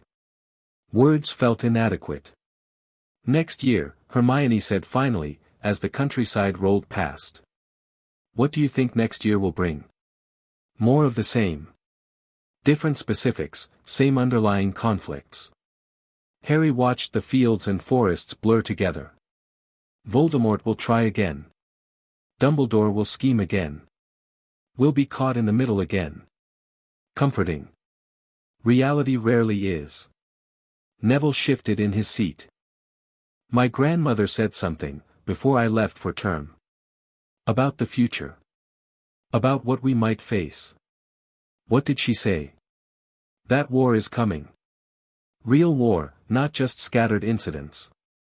And that people like us, people who've already seen the darkness, will be expected to lead. We're 12. Age doesn't matter to prophecies. Or to Dark Lords. Neville's voice was steady, calmer than Harry had ever heard it. "We're going to grow up fast, aren't we?" "Probably. Then let's make sure we grow up right." The train carried them south, toward summer, toward whatever brief peace remained. Behind them, Hogwarts disappeared into the distance, beautiful, ancient, hiding secrets that had nearly killed them all. Ahead, the world waited. Harry watched it come, and began to plan. Chapter 4 and Chapter 5, The Mirror's Truth. The summer after second year was different. Harry felt at the moment he stepped off the portkey onto the Flamel estate's grounds. Something had shifted, not in the house or its inhabitants, but in himself. The boy who had left for Hogwarts 9 months ago was not the same person who returned. Nicolas noticed immediately. "You've killed," he said, not a question. They were in the study, the debriefing barely begun, and Nicolas had cut straight to the heart of it. "Quirrell died when Voldemort abandoned him." "I didn't, you pushed. With power you didn't know you had. The force that struck him would have killed a healthy man." Nicholas's eyes were steady, measuring. "Whether the possession or your attack was the proximate cause is semantics. You acted with lethal intent, and a man died." Harry wanted to argue. Wanted to rationalize, explain, justify. Instead, he nodded. "Yes. How do you feel about that?" The question hung in the air. Harry searched for the honest answer, pushing past the easy responses, the guilt he was supposed to feel, the indifference he was afraid he felt, the complicated tangle of emotions that refused to sort themselves into neat categories. "I feel necessary," he said finally. "Not good. Not bad. Just, like it was what had to happen. That's a dangerous feeling." "I know. Do you?" Nicholas leaned forward. The line between necessary evil and convenient excuse is thinner than most people realize. Convince yourself that killing was necessary once, and it becomes easier to believe the next time. And the time after that. "What would you have had me do? Let Voldemort take the stone? Let him kill my friends?" "No. I'm not criticizing your actions, they were justified under the circumstances. I'm warning you about the aftermath." Nicholas's voice softened. "Taking a life changes you, Harry. Even when it's justified. Even when there's no other choice. The person who kills and the person who hasn't are fundamentally different. You need to understand what you've become." Harry sat with that. The weight of it. The truth of it. "I'm not sorry he's dead," he said quietly. Quirrell chose to let Voldemort possess him. He chose to hunt the stone. He chose to threaten innocent people. His death was a consequence of his choices. And Voldemort? Voldemort will return. The Horcruxes ensure that. This was a setback for him, not a defeat. Harry met Nicholas's eyes. "I'll have to kill again. Not want to, have to. That's the reality I'm facing." "Yes. It is." Nicholas was quiet for a moment. "When I was young, truly young, not merely centuries ago, I believed that wisdom could solve any problem. That sufficient knowledge and preparation could navigate any crisis without bloodshed. I was wrong. Some situations have no clean solutions. Some enemies cannot be reasoned with, redeemed, or contained. Like Voldemort. Like many throughout history. Voldemort is exceptional in his methods but not his madness. The world produces such people regularly, those so broken or evil that coexistence becomes impossible." Nicholas stood, moved to the window. "The question isn't whether you'll have to kill. It's whether you'll maintain your principles while doing so. Whether you'll remain someone worth being." "How do I do that?" "By remembering why you fight. By protecting what matters. By never letting necessity become preference." Nicholas turned back to face him. "And by surrounding yourself with people who will tell you when you're losing your way." Harry thought of Hermione. Neville. The allies he'd built, the connections he'd forged. I have people like that. Good. Hold on to them. They're more valuable than any magical power or alchemical knowledge. Nicholas's expression shifted, still serious, but warmer. Now. Tell me about this new ability. The force projection you used against Quirrell. The tests took most of June. Perenelle led them again, her diagnostic magic probing deeper than before. The ability Harry had manifested in the mirror chamber was unlike anything in his previous repertoire, raw magical force, channeled through will alone, requiring neither wand nor alchemical framework. It's not wandless magic, Perenelle said after the third day of testing. Not in the traditional sense. Wandless casting still uses the same underlying structures as wand magic, just without the focusing tool. This is different. More, primal. Primal how? Like you're reaching into the fabric of magic itself and pulling. She showed him the diagnostic readings, complex arrays of numbers and symbols that mapped magical signatures. Your core has changed, Harry. The integration we noticed last year has progressed. The Horcrux's influence isn't separate from your natural magic anymore, it's merged completely. Is that dangerous? It's unprecedented. Which means it could be dangerous, or it could be the opposite. Perenelle set aside her instruments. We're in uncharted territory.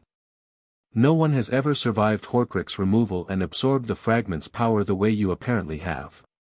So I'm an experiment. You're a person who happens to be unique. That's not the same thing. She smiled gently.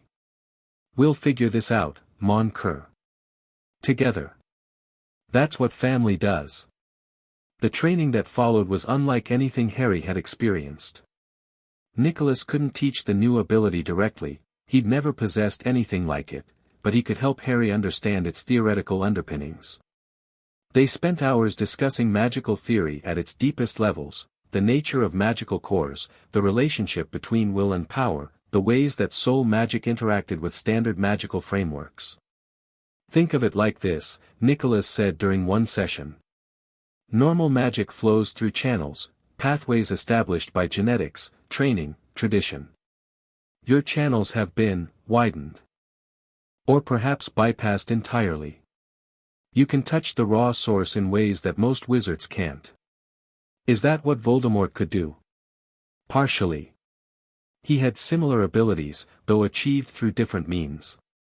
His power came from fragmenting his soul, distributing it across multiple anchors. Yours comes from absorbing one of those fragments. Nicholas paused. In a sense, you've inherited part of his magical evolution without paying the price he paid. The price being his sanity and humanity. Among other things. Soul fragmentation has consequences beyond mere mortality. It changes the person, makes them less capable of human connection, less bound by normal emotional constraints. Nicholas studied Harry carefully. We've seen no evidence of that in you.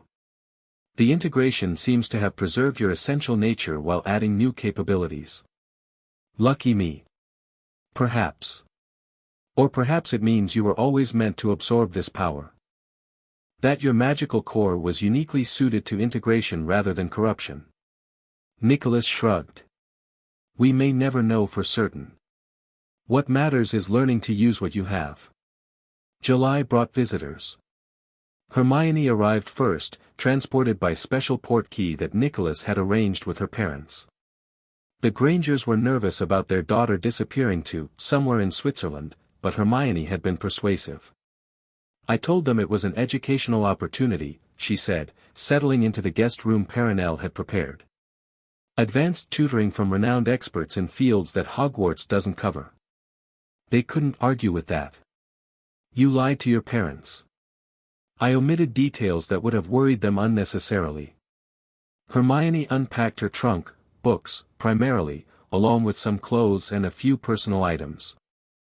If I'd told them I was going to study with a 600-year-old alchemist to prepare for potential war against an immortal Dark Lord, they might have objected. Fair point. Neville came a week later, his grandmother personally delivering him to the estate's boundaries. Augusta Longbottom was everything the story suggested, formidable, formal, and carrying herself with the weight of old blood and older responsibilities. "Mr. Flamel," she said, addressing Nicholas with rigid courtesy. "I entrust my grandson to your care. See that he's returned in better condition than he arrived." "I will do what I can, Madame Longbottom. The rest depends on Neville himself." Augusta's eyes flickered to her grandson, something complicated in her expression. "Pride, maybe. Or fear. He's capable of more than he knows," she said quietly. "Help him see that." She departed without further ceremony, leaving Neville looking slightly shell-shocked. "Your grandmother is intense," Harry observed. "You have no idea." But Neville was smiling. "She's scared, I think. For me. For what's coming. She's not good at showing fear, so it comes out as that.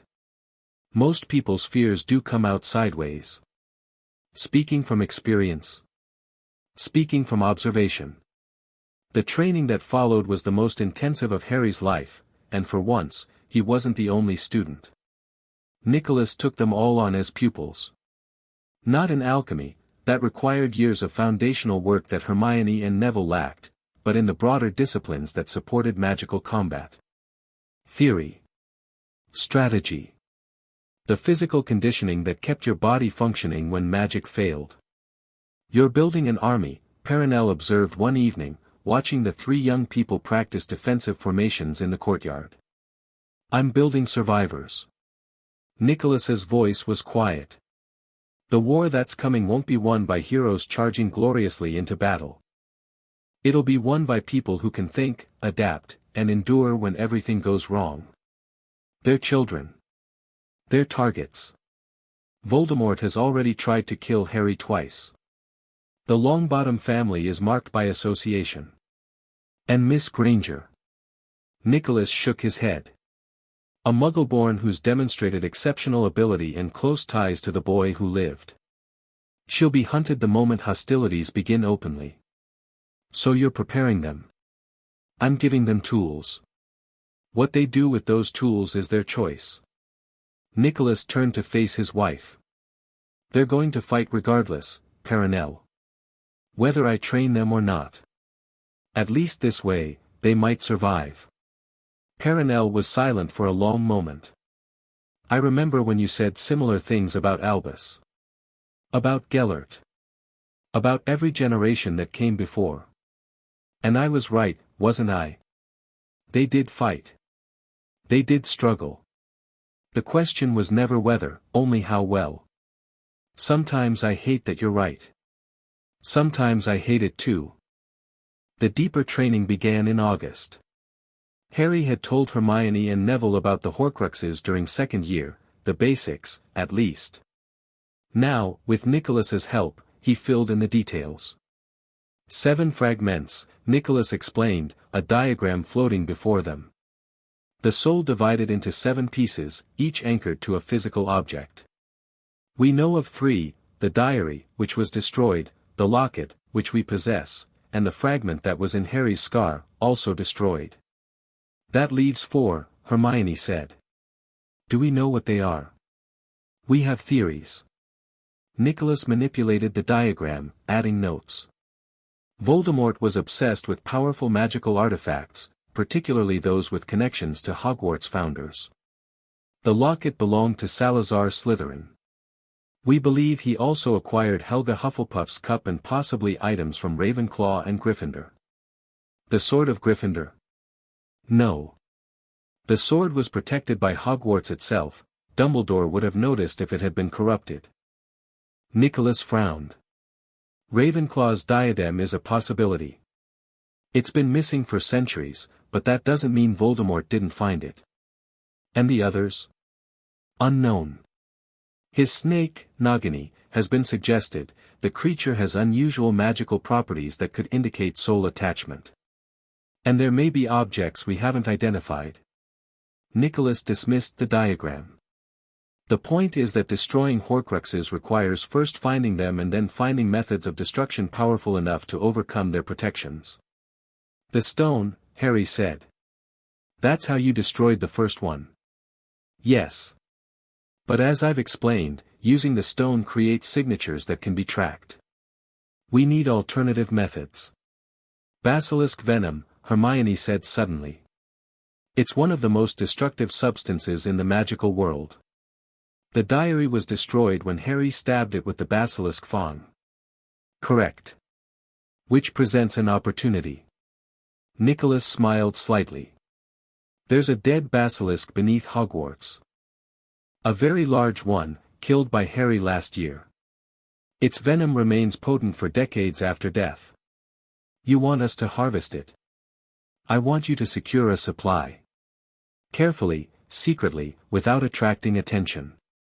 Nicholas's expression turned serious. The basilisk's corpse is valuable beyond just the venom. Its hide, its blood, even its bones have alchemical applications. If we can claim it before the Ministry or Dumbledore decides to confiscate it, we'd have resources no one else has access to. Exactly. Harry exchanged glances with Hermione and Neville. Another mission. Another risk. Another opportunity. When do we start? He asked. When you return to Hogwarts. But first, there's more to learn. The final weeks of summer focused on something Harry hadn't expected: politics. Combat ability means nothing if your enemies destroy you through legal means, Nicholas explained. The Ministry of Magic is corrupt, incompetent, and easily manipulated. Voldemort understood this. His first rise to power relied as much on political maneuvering as magical force. So we need to understand the system we're operating in. You need to understand it well enough to survive it, exploit it when necessary, and avoid being crushed by it. Nicholas produced a stack of documents, organizational charts, biographical summaries, financial records. This is the current state of Wizarding Britain's power structure. Study it. Know who matters, who can be influenced, who poses threats. The reading was dry but illuminating. The ministry was divided into departments that competed as much as they cooperated. Factions within the Wisingamat aligned along blood purity, economic interests, and personal loyalties. Gold flowed through channels that connected old families to new opportunities, creating webs of obligation that shaped policy as much as any official mandate. Lucius Malfoy is in Azkaban, Hermione noted, reviewing one section. But the Malfoy fortune is mostly intact. Draco's mother is managing it. Narcissa Malfoy. Sister to Bellatrix Lestrange, but never convicted of any crime herself. Nicholas nodded.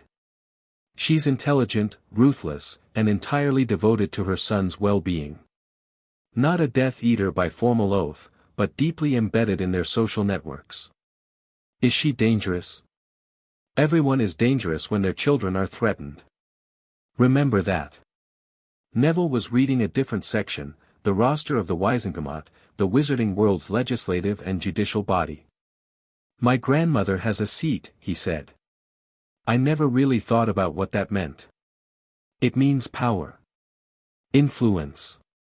The ability to shape laws that affect everyone in magical Britain. Nicholas leaned forward. The Longbottom seat has been held in trust since your parents' incapacitation.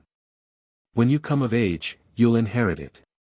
That makes you politically significant regardless of your personal abilities. I don't want to be politically significant. Neither did Harry.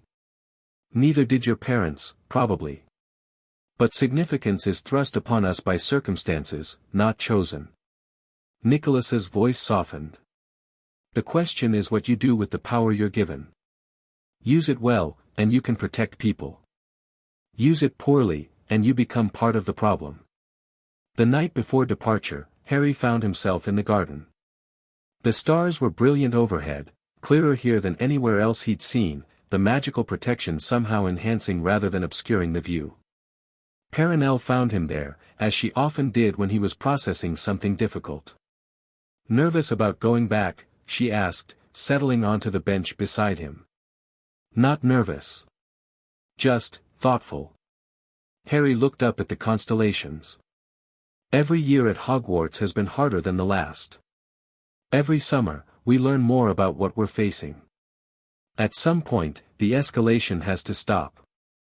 Does it? It has to. Otherwise, we're just running on a treadmill, getting stronger but never actually gaining ground. Perhaps that's the nature of the conflict. Or perhaps you're closer to the end than you realize. Perenelle's voice was gentle. Nicolas has been fighting this war, this same fundamental war against darkness, for centuries. He's seen cycles of violence and peace, rising and falling.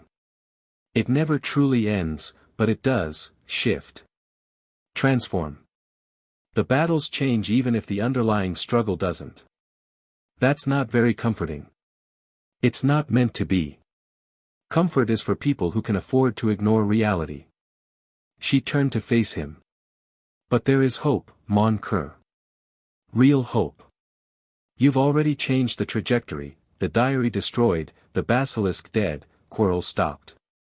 Voldemort is weaker than he was, his plans disrupted, his resources depleted. But he'll return. Yes. And when he does, you'll be stronger too. That's the nature of the contest, both sides preparing, both sides growing, until the final confrontation determines everything. Perenelle took his hand. You won't face that alone. Remember that. Whatever comes, you have family. You have friends. You have people who love you. I know. Harry squeezed her hand.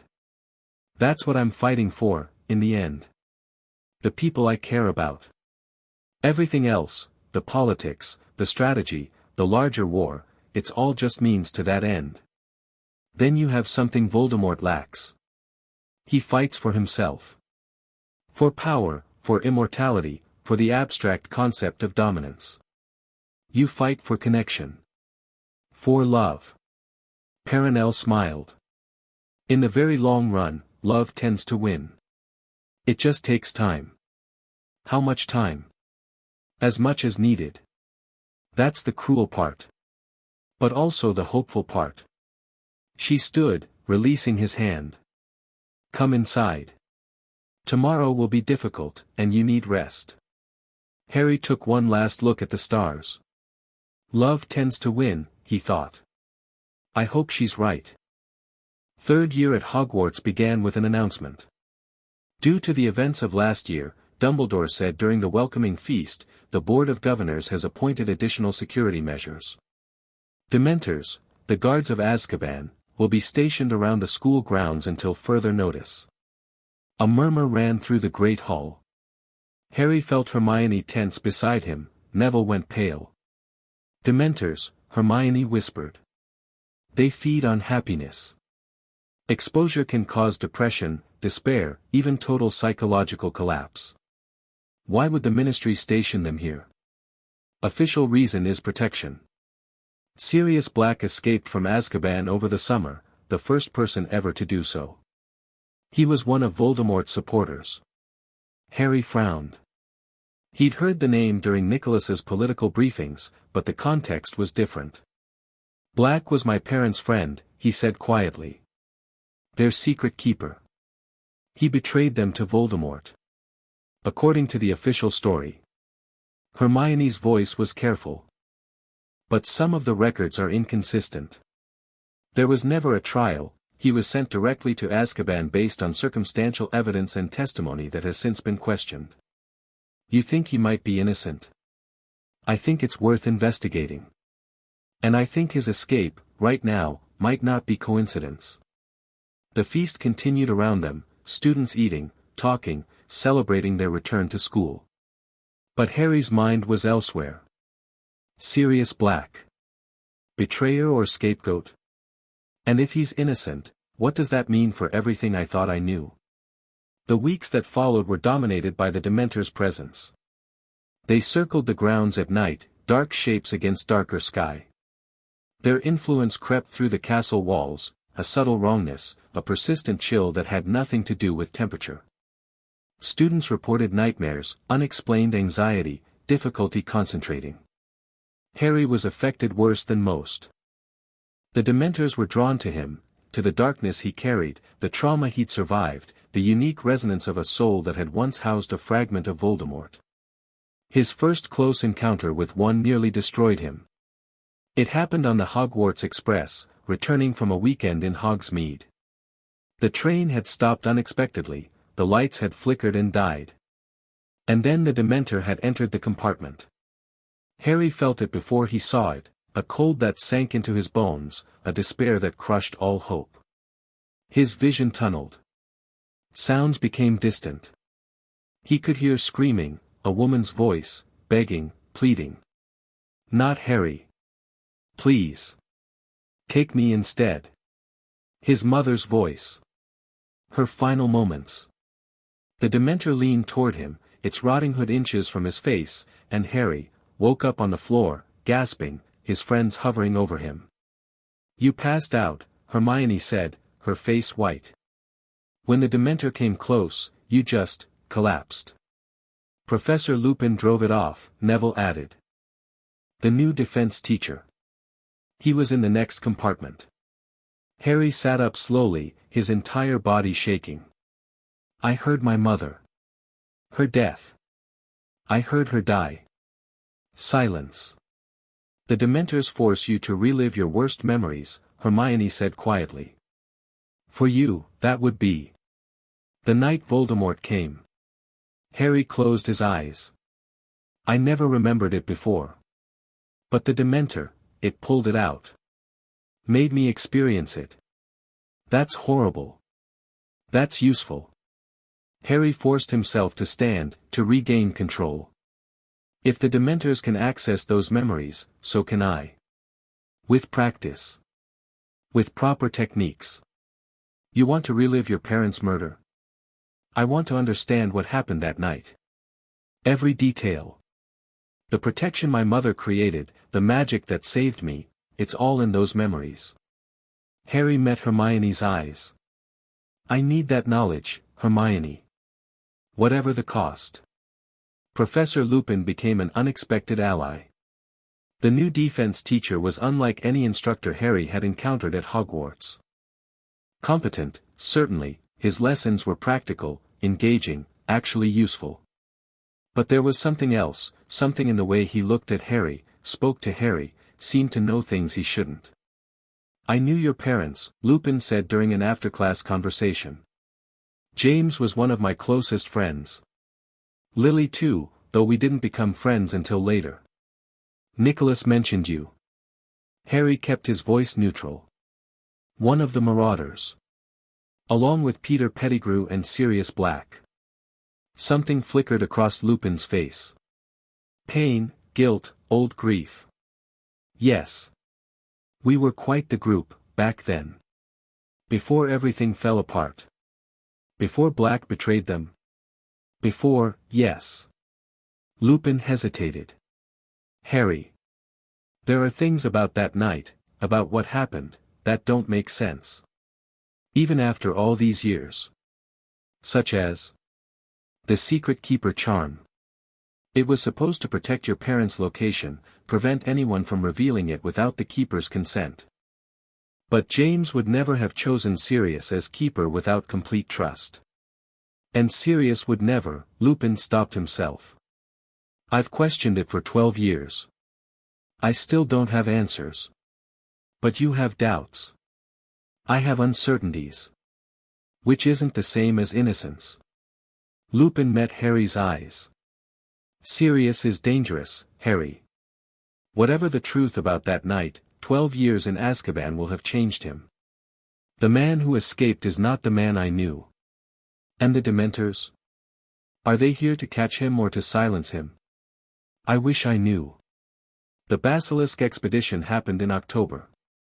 Harry, Hermione, and Neville descended into the Chamber of Secrets on a Saturday night, when the castle was quiet and observation was unlikely. The bathroom entrance still responded to Parseltongue, the pipes were as unpleasant as Harry remembered. The chamber itself was unchanged, dark, cavernous, dominated by Slytherin's massive face. And at its center, the basilisk's corpse. It's been a year, Neville breathed. It should have decomposed by now. Magical preservation. Harry approached the body carefully. The chamber's enchantments are keeping it intact. Nicolas said it might, it's one of the reasons he wanted us to move quickly. Hermione was already cataloging. 60 feet long, roughly. The scales look undamaged, even in death, they'd probably resist most spells. The venom sacs should be in the head. They are. Harry pointed to the relevant area. I read everything Nicolas gave me on basilisk anatomy. The extraction process is delicate, one wrong cut and the venom could release explosively. So we do it carefully. They worked for hours. The extraction was precise, demanding work. Harry handled the actual cutting while Hermione and Neville prepared containers and preservation enchantments. By the end, they had 17 vials of venom, enough to destroy multiple Horcruxes with some left for research. What about the rest? Neville asked, looking at the massive corpse. The hide, the bones, Nicolas said they had value too. We'll need to come back. Multiple trips, over time, to avoid suspicion. Harry secured the final vial. But this is a good start. They climbed back to the surface, their prize hidden in expanded pouches that Hermione had prepared. The castle was still quiet, their absence had gone unnoticed. Another piece in place. Another resource secured. The war was coming, but they'd be ready. Christmas brought revelations. Harry stayed at Hogwarts that year, too much work to do, too many opportunities to waste on travel. But on Christmas morning, an owl arrived bearing a package from Nicolas. Inside was a mirror. Not the communication mirror he already had, something else. Older, clearly, with symbols etched into the frame that Harry recognized as premedieval. This was your father's, Nicolas's note read. He gave it to me for safekeeping before he died. I've held it for 12 years, waiting for the right time. You're ready now. Harry examined the mirror, felt its magic hum against his fingers. A two-way mirror, Hermione said, studying it. They come in pairs. One person speaks into one mirror, and their image appears in the other. Who has the other half? I don't know. Nicolas's note didn't say. But Harry could guess. A mirror his father had owned, paired with another. Given to a friend, probably. Someone James trusted absolutely. Sirius Black. He didn't mention the suspicion to anyone. But he kept the mirror close, waiting for an opportunity to test it. That opportunity came in February. The confrontation with Sirius Black happened almost by accident. Harry was walking the grounds late at night, a bad habit, but the Dementors rarely patrolled this close to the castle, and he needed space to think. He'd been practicing the Patronus charm with Professor Lupin, making slow progress against the Dementors' influence, and the mental exhaustion was significant. He saw the dog first. A massive black hound, watching him from the edge of the forbidden forest. Not a natural animal, Harry could feel the magic in it, the transformation holding its shape. Animagus, he said quietly. You're Sirius Black. The dog transformed. A man emerged, gaunt, wild-eyed, dressed in rags. 12 years of Azkaban had ravaged him, but there was something still present in those eyes. Something almost sane. You know what I am, Sirius said. His voice was rough, amused. Smart kid. James was smart too. My father. Harry kept his wand ready but didn't raise it. You were his friend. His brother in all but blood. I was. I am. Always. Sirius's voice cracked. I didn't betray them, Harry. I would never, I could never, then who did? Peter. Peter Pettigrew. The name came out like a curse. We switched secret keepers at the last minute. Dumbledore suggested me, but I thought, I convinced them to use Peter instead. No one would suspect him. He was always the weakest of us. Pettigrew is dead. You killed him. He's alive. Sirius's eyes were wild. He faked his death. Cut off his own finger and transformed. He's an animagus too, a rat. He's been hiding, Harry. Hiding and waiting for his master to return. Where? Here. At Hogwarts. With the Weasleys. Harry's mind raced. Ron Weasley's pet rat, ancient, supposedly ordinary, but always present. Always watching. Scabbers, he said. Ron's rat. Yes. Sirius stepped closer. I've been watching. Waiting. I saw him in a newspaper photo and I knew. 12 years of Azkaban, and I knew I had to escape. Had to find him. Had to make him pay. Why didn't you go to the Ministry? Tell them what you knew. The Ministry put me in Azkaban without a trial. They didn't want to know the truth then, they don't want to know it now. Sirius's voice was bitter. I'm an escaped convict. My word means nothing.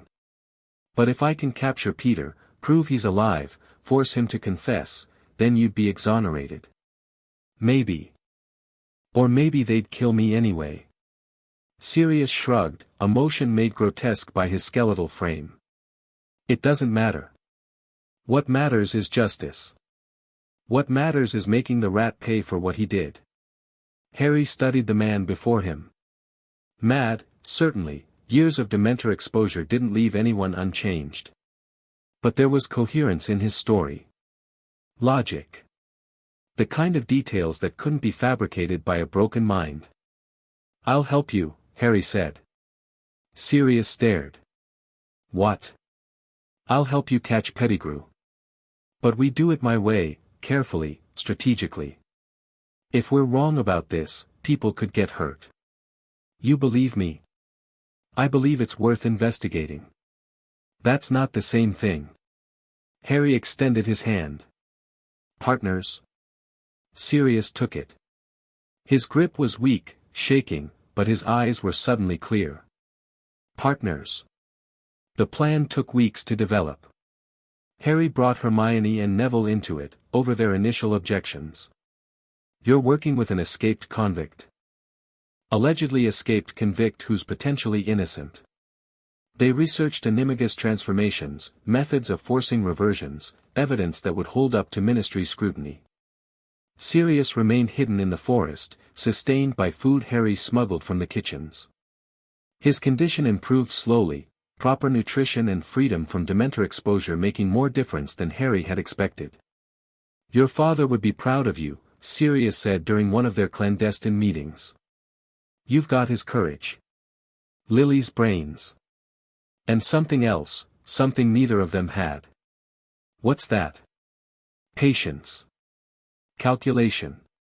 They were brilliant, but impulsive. Gryffindors through and through. Sirius smiled weakly. You plan. You prepare. You look 3 moves ahead while everyone else is focused on the next step. My grandfather taught me that. Flamel. Sirius nodded. James used to talk about him, how he sent Nicolas a letter once, asking about alchemical applications for combat magic. Nicolas wrote back a 5-page response that James didn't understand half of, but he kept it anyway. Said it was like getting a letter from legend. Did you know Nicolas took me? After my parents died? I suspected. When I heard you'd been at Hogwarts, surviving things that should have killed you, I thought it had to be someone's training. Dumbledore's methods are different. Softer. You fight like someone who's been preparing for war since childhood. I have been. Nicolas didn't sugarcoat what was coming. Good. Sugarcoating gets people killed. Sirius's expression darkened. When we catch Peter, when we prove I'm innocent, what then? The war's coming back, isn't it? It never really stopped. Voldemort survived. He's rebuilding, slowly, but the threat is still there. And you'll fight him. I don't have a choice. Everyone has choices, Harry. Yours is whether to fight smart or fight stupid. Sirius met his eyes. I wasted 12 years on vengeance. Rotting in Azkaban, dreaming of killing Peter, letting the anger eat me hollow. Don't make my mistakes. Fight the war that matters, not the one that feels satisfying. Is catching Pettigrew about justice or vengeance? Both. I'm not pretending to be noble about it. Sirius smiled grimly. But if catching him helps you, help stop Voldemort, then at least my anger serves a purpose. The confrontation happened in March. Harry, Hermione, and Neville cornered Ron in an empty classroom, which was awkward but necessary. They explained what they'd learned, what they suspected, why they needed to examine his pet rat. You're mental, Ron said flatly. Scabbers is a rat. Just a rat. He's been in my family for 12 years. 12 years, Hermione said. Which is an unusually long lifespan for a common rat. And he's missing a toe, which matches the only remains found at Pettigrew's supposed murder. This is insane. It's evidence-based. Harry kept his voice calm. We're not asking you to believe us. We're asking you to let us test it. If we're wrong, Scabbers is unharmed and we apologize. If we're right. If you're right, my pet is a mass murderer who's been sleeping in my bed for years. Ron's face was white. That's not exactly better. No. But it's the truth. And the truth matters. The test was simple enough, a forced reversion spell that Hermione had found in a restricted text. If Scabbers was an ordinary rat, nothing would happen. If he was an animagus. The spell struck. The rat shrieked, twisted, expanded, and Peter Pettigrew lay on the floor, small and pathetic and undeniably human. Please, he whimpered. Please, you don't understand, he would have killed me, I had no choice, you always have choices, Harry said coldly. You chose to betray your friends. To let an innocent man rot in Azkaban. To serve the monster who murdered my parents. The Dark Lord, he was too powerful, I was afraid, fear isn't an excuse. It's an explanation. Harry raised his wand. Stupefy. Pettigrew collapsed. The room fell silent. Well, Hermione said finally. That's done. The aftermath was chaotic. Dumbledore was summoned. The Ministry was contacted. Sirius, brought in from hiding, faced an impromptu tribunal that included Minister Fudge himself. Pettigrew confessed everything under Veritaserum, the switch in Secret Keepers, the betrayal, the faked death. The evidence was irrefutable. Sirius Black was exonerated, his name cleared, his freedom restored. You did this, Sirius said to Harry after the hearing, his voice thick with emotion. You gave me back my life. You gave me answers. We're even. We're not. We'll never be even. But I'll spend the rest of my life trying to repay the debt. Sirius gripped Harry's shoulders. James wanted me to be your godfather. If you'll have me, if you'd let me be part of your life, I'd like that. Sirius's smile was the first genuine expression Harry had seen on his face. Then that's what we'll be. Family. Another peace in place. Another ally secured. And somewhere, Voldemort's servant was finally facing justice. The year ended with conversations. Dumbledore called Harry to his office for what had become their annual end-of-term discussion. You've accomplished remarkable things this year, Harry, the headmaster said, his voice carefully neutral. Cleared an innocent man. Captured a dangerous criminal. Demonstrated capabilities that continue to exceed expectations. Is that a compliment or a concern? Perhaps both. Dumbledore steepled his fingers. You've also continued to operate independently, building networks and resources outside my awareness. The basilisk venom, for example. Harry kept his expression blank. I don't know what you mean. Of course you don't. Dumbledore's eyes twinkled, but there was something harder beneath. I've tried to guide you, Harry. To prepare you for what's coming in ways that preserve your choices, your growth, your fundamental nature. You've consistently rejected that guidance. I've rejected manipulation. That's not the same thing. Isn't it? Dumbledore leaned forward. Every teacher shapes their students. Every mentor influences their protégés. The question isn't whether guidance occurs, but whether it serves the student's interests or the teacher's. And you think your guidance serves my interests? I think it serves the world's interests. Which, in the long run, includes yours. Dumbledore's voice softened. There is a prophecy, Harry. You know that. A destiny that you cannot escape, no matter how much you prepare, how many allies you gather, how strong you become. Destiny is a prison for people who lack imagination. Perhaps. Or perhaps destiny is simply the universe's way of identifying those capable of great things. Dumbledore stood, moving to the window. Voldemort believes the prophecy absolutely.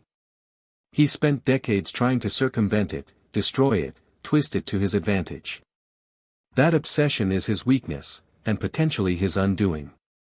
You want to use the prophecy against him. I want to use everything against him. Including you, if you'll permit it. Dumbledore turned back. We don't have to be adversaries, Harry. We could be allies, genuine allies, sharing information, coordinating strategy. The war would go better with us working together than at cross purposes. Harry considered the offer. It was genuine, he thought, or as genuine as anything from Dumbledore could be. The old wizard was afraid. Afraid of Voldemort, afraid of the coming war, afraid that his carefully laid plans were slipping beyond his control. I'll consider it, Harry said finally. But any alliance would require transparency. Full information sharing. No more schemes running in the background that I'm not aware of. That's a significant request. It's a reasonable one. If you want my trust, you have to earn it. Silence stretched between them. Very well, Dumbledore said. I accept your terms. Perhaps it's time for a new approach. They shook hands. It wasn't quite peace, but it was something. The train ride home was quiet. Hermione and Neville sat with Harry, as always. But the mood was different, contemplative rather than anxious. Third year, Hermione said. We cleared an innocent man, captured a Death Eater, and apparently negotiated a truce with Dumbledore. We also harvested basilisk venom and continued building resources for the eventual war, Neville added. Productive year, overall. Harry looked out the window at the passing landscape. Green fields, blue sky, a world that had no idea what was coming. Voldemort will move soon, he said quietly. Pettigrew's capture was a setback, but not a fatal one. He has other servants. Other resources. The Horcruxes are still out there, still anchoring him to life. So we keep preparing. We keep preparing. We keep building. And when he finally makes his move. Harry's hand drifted to the scar on his forehead, still there, still marking him, even with the Horcrux long destroyed. We'll be ready. The train carried them south, toward summer, toward whatever brief peace remained. Behind them, Hogwarts disappeared into the distance. Ahead, the future waited.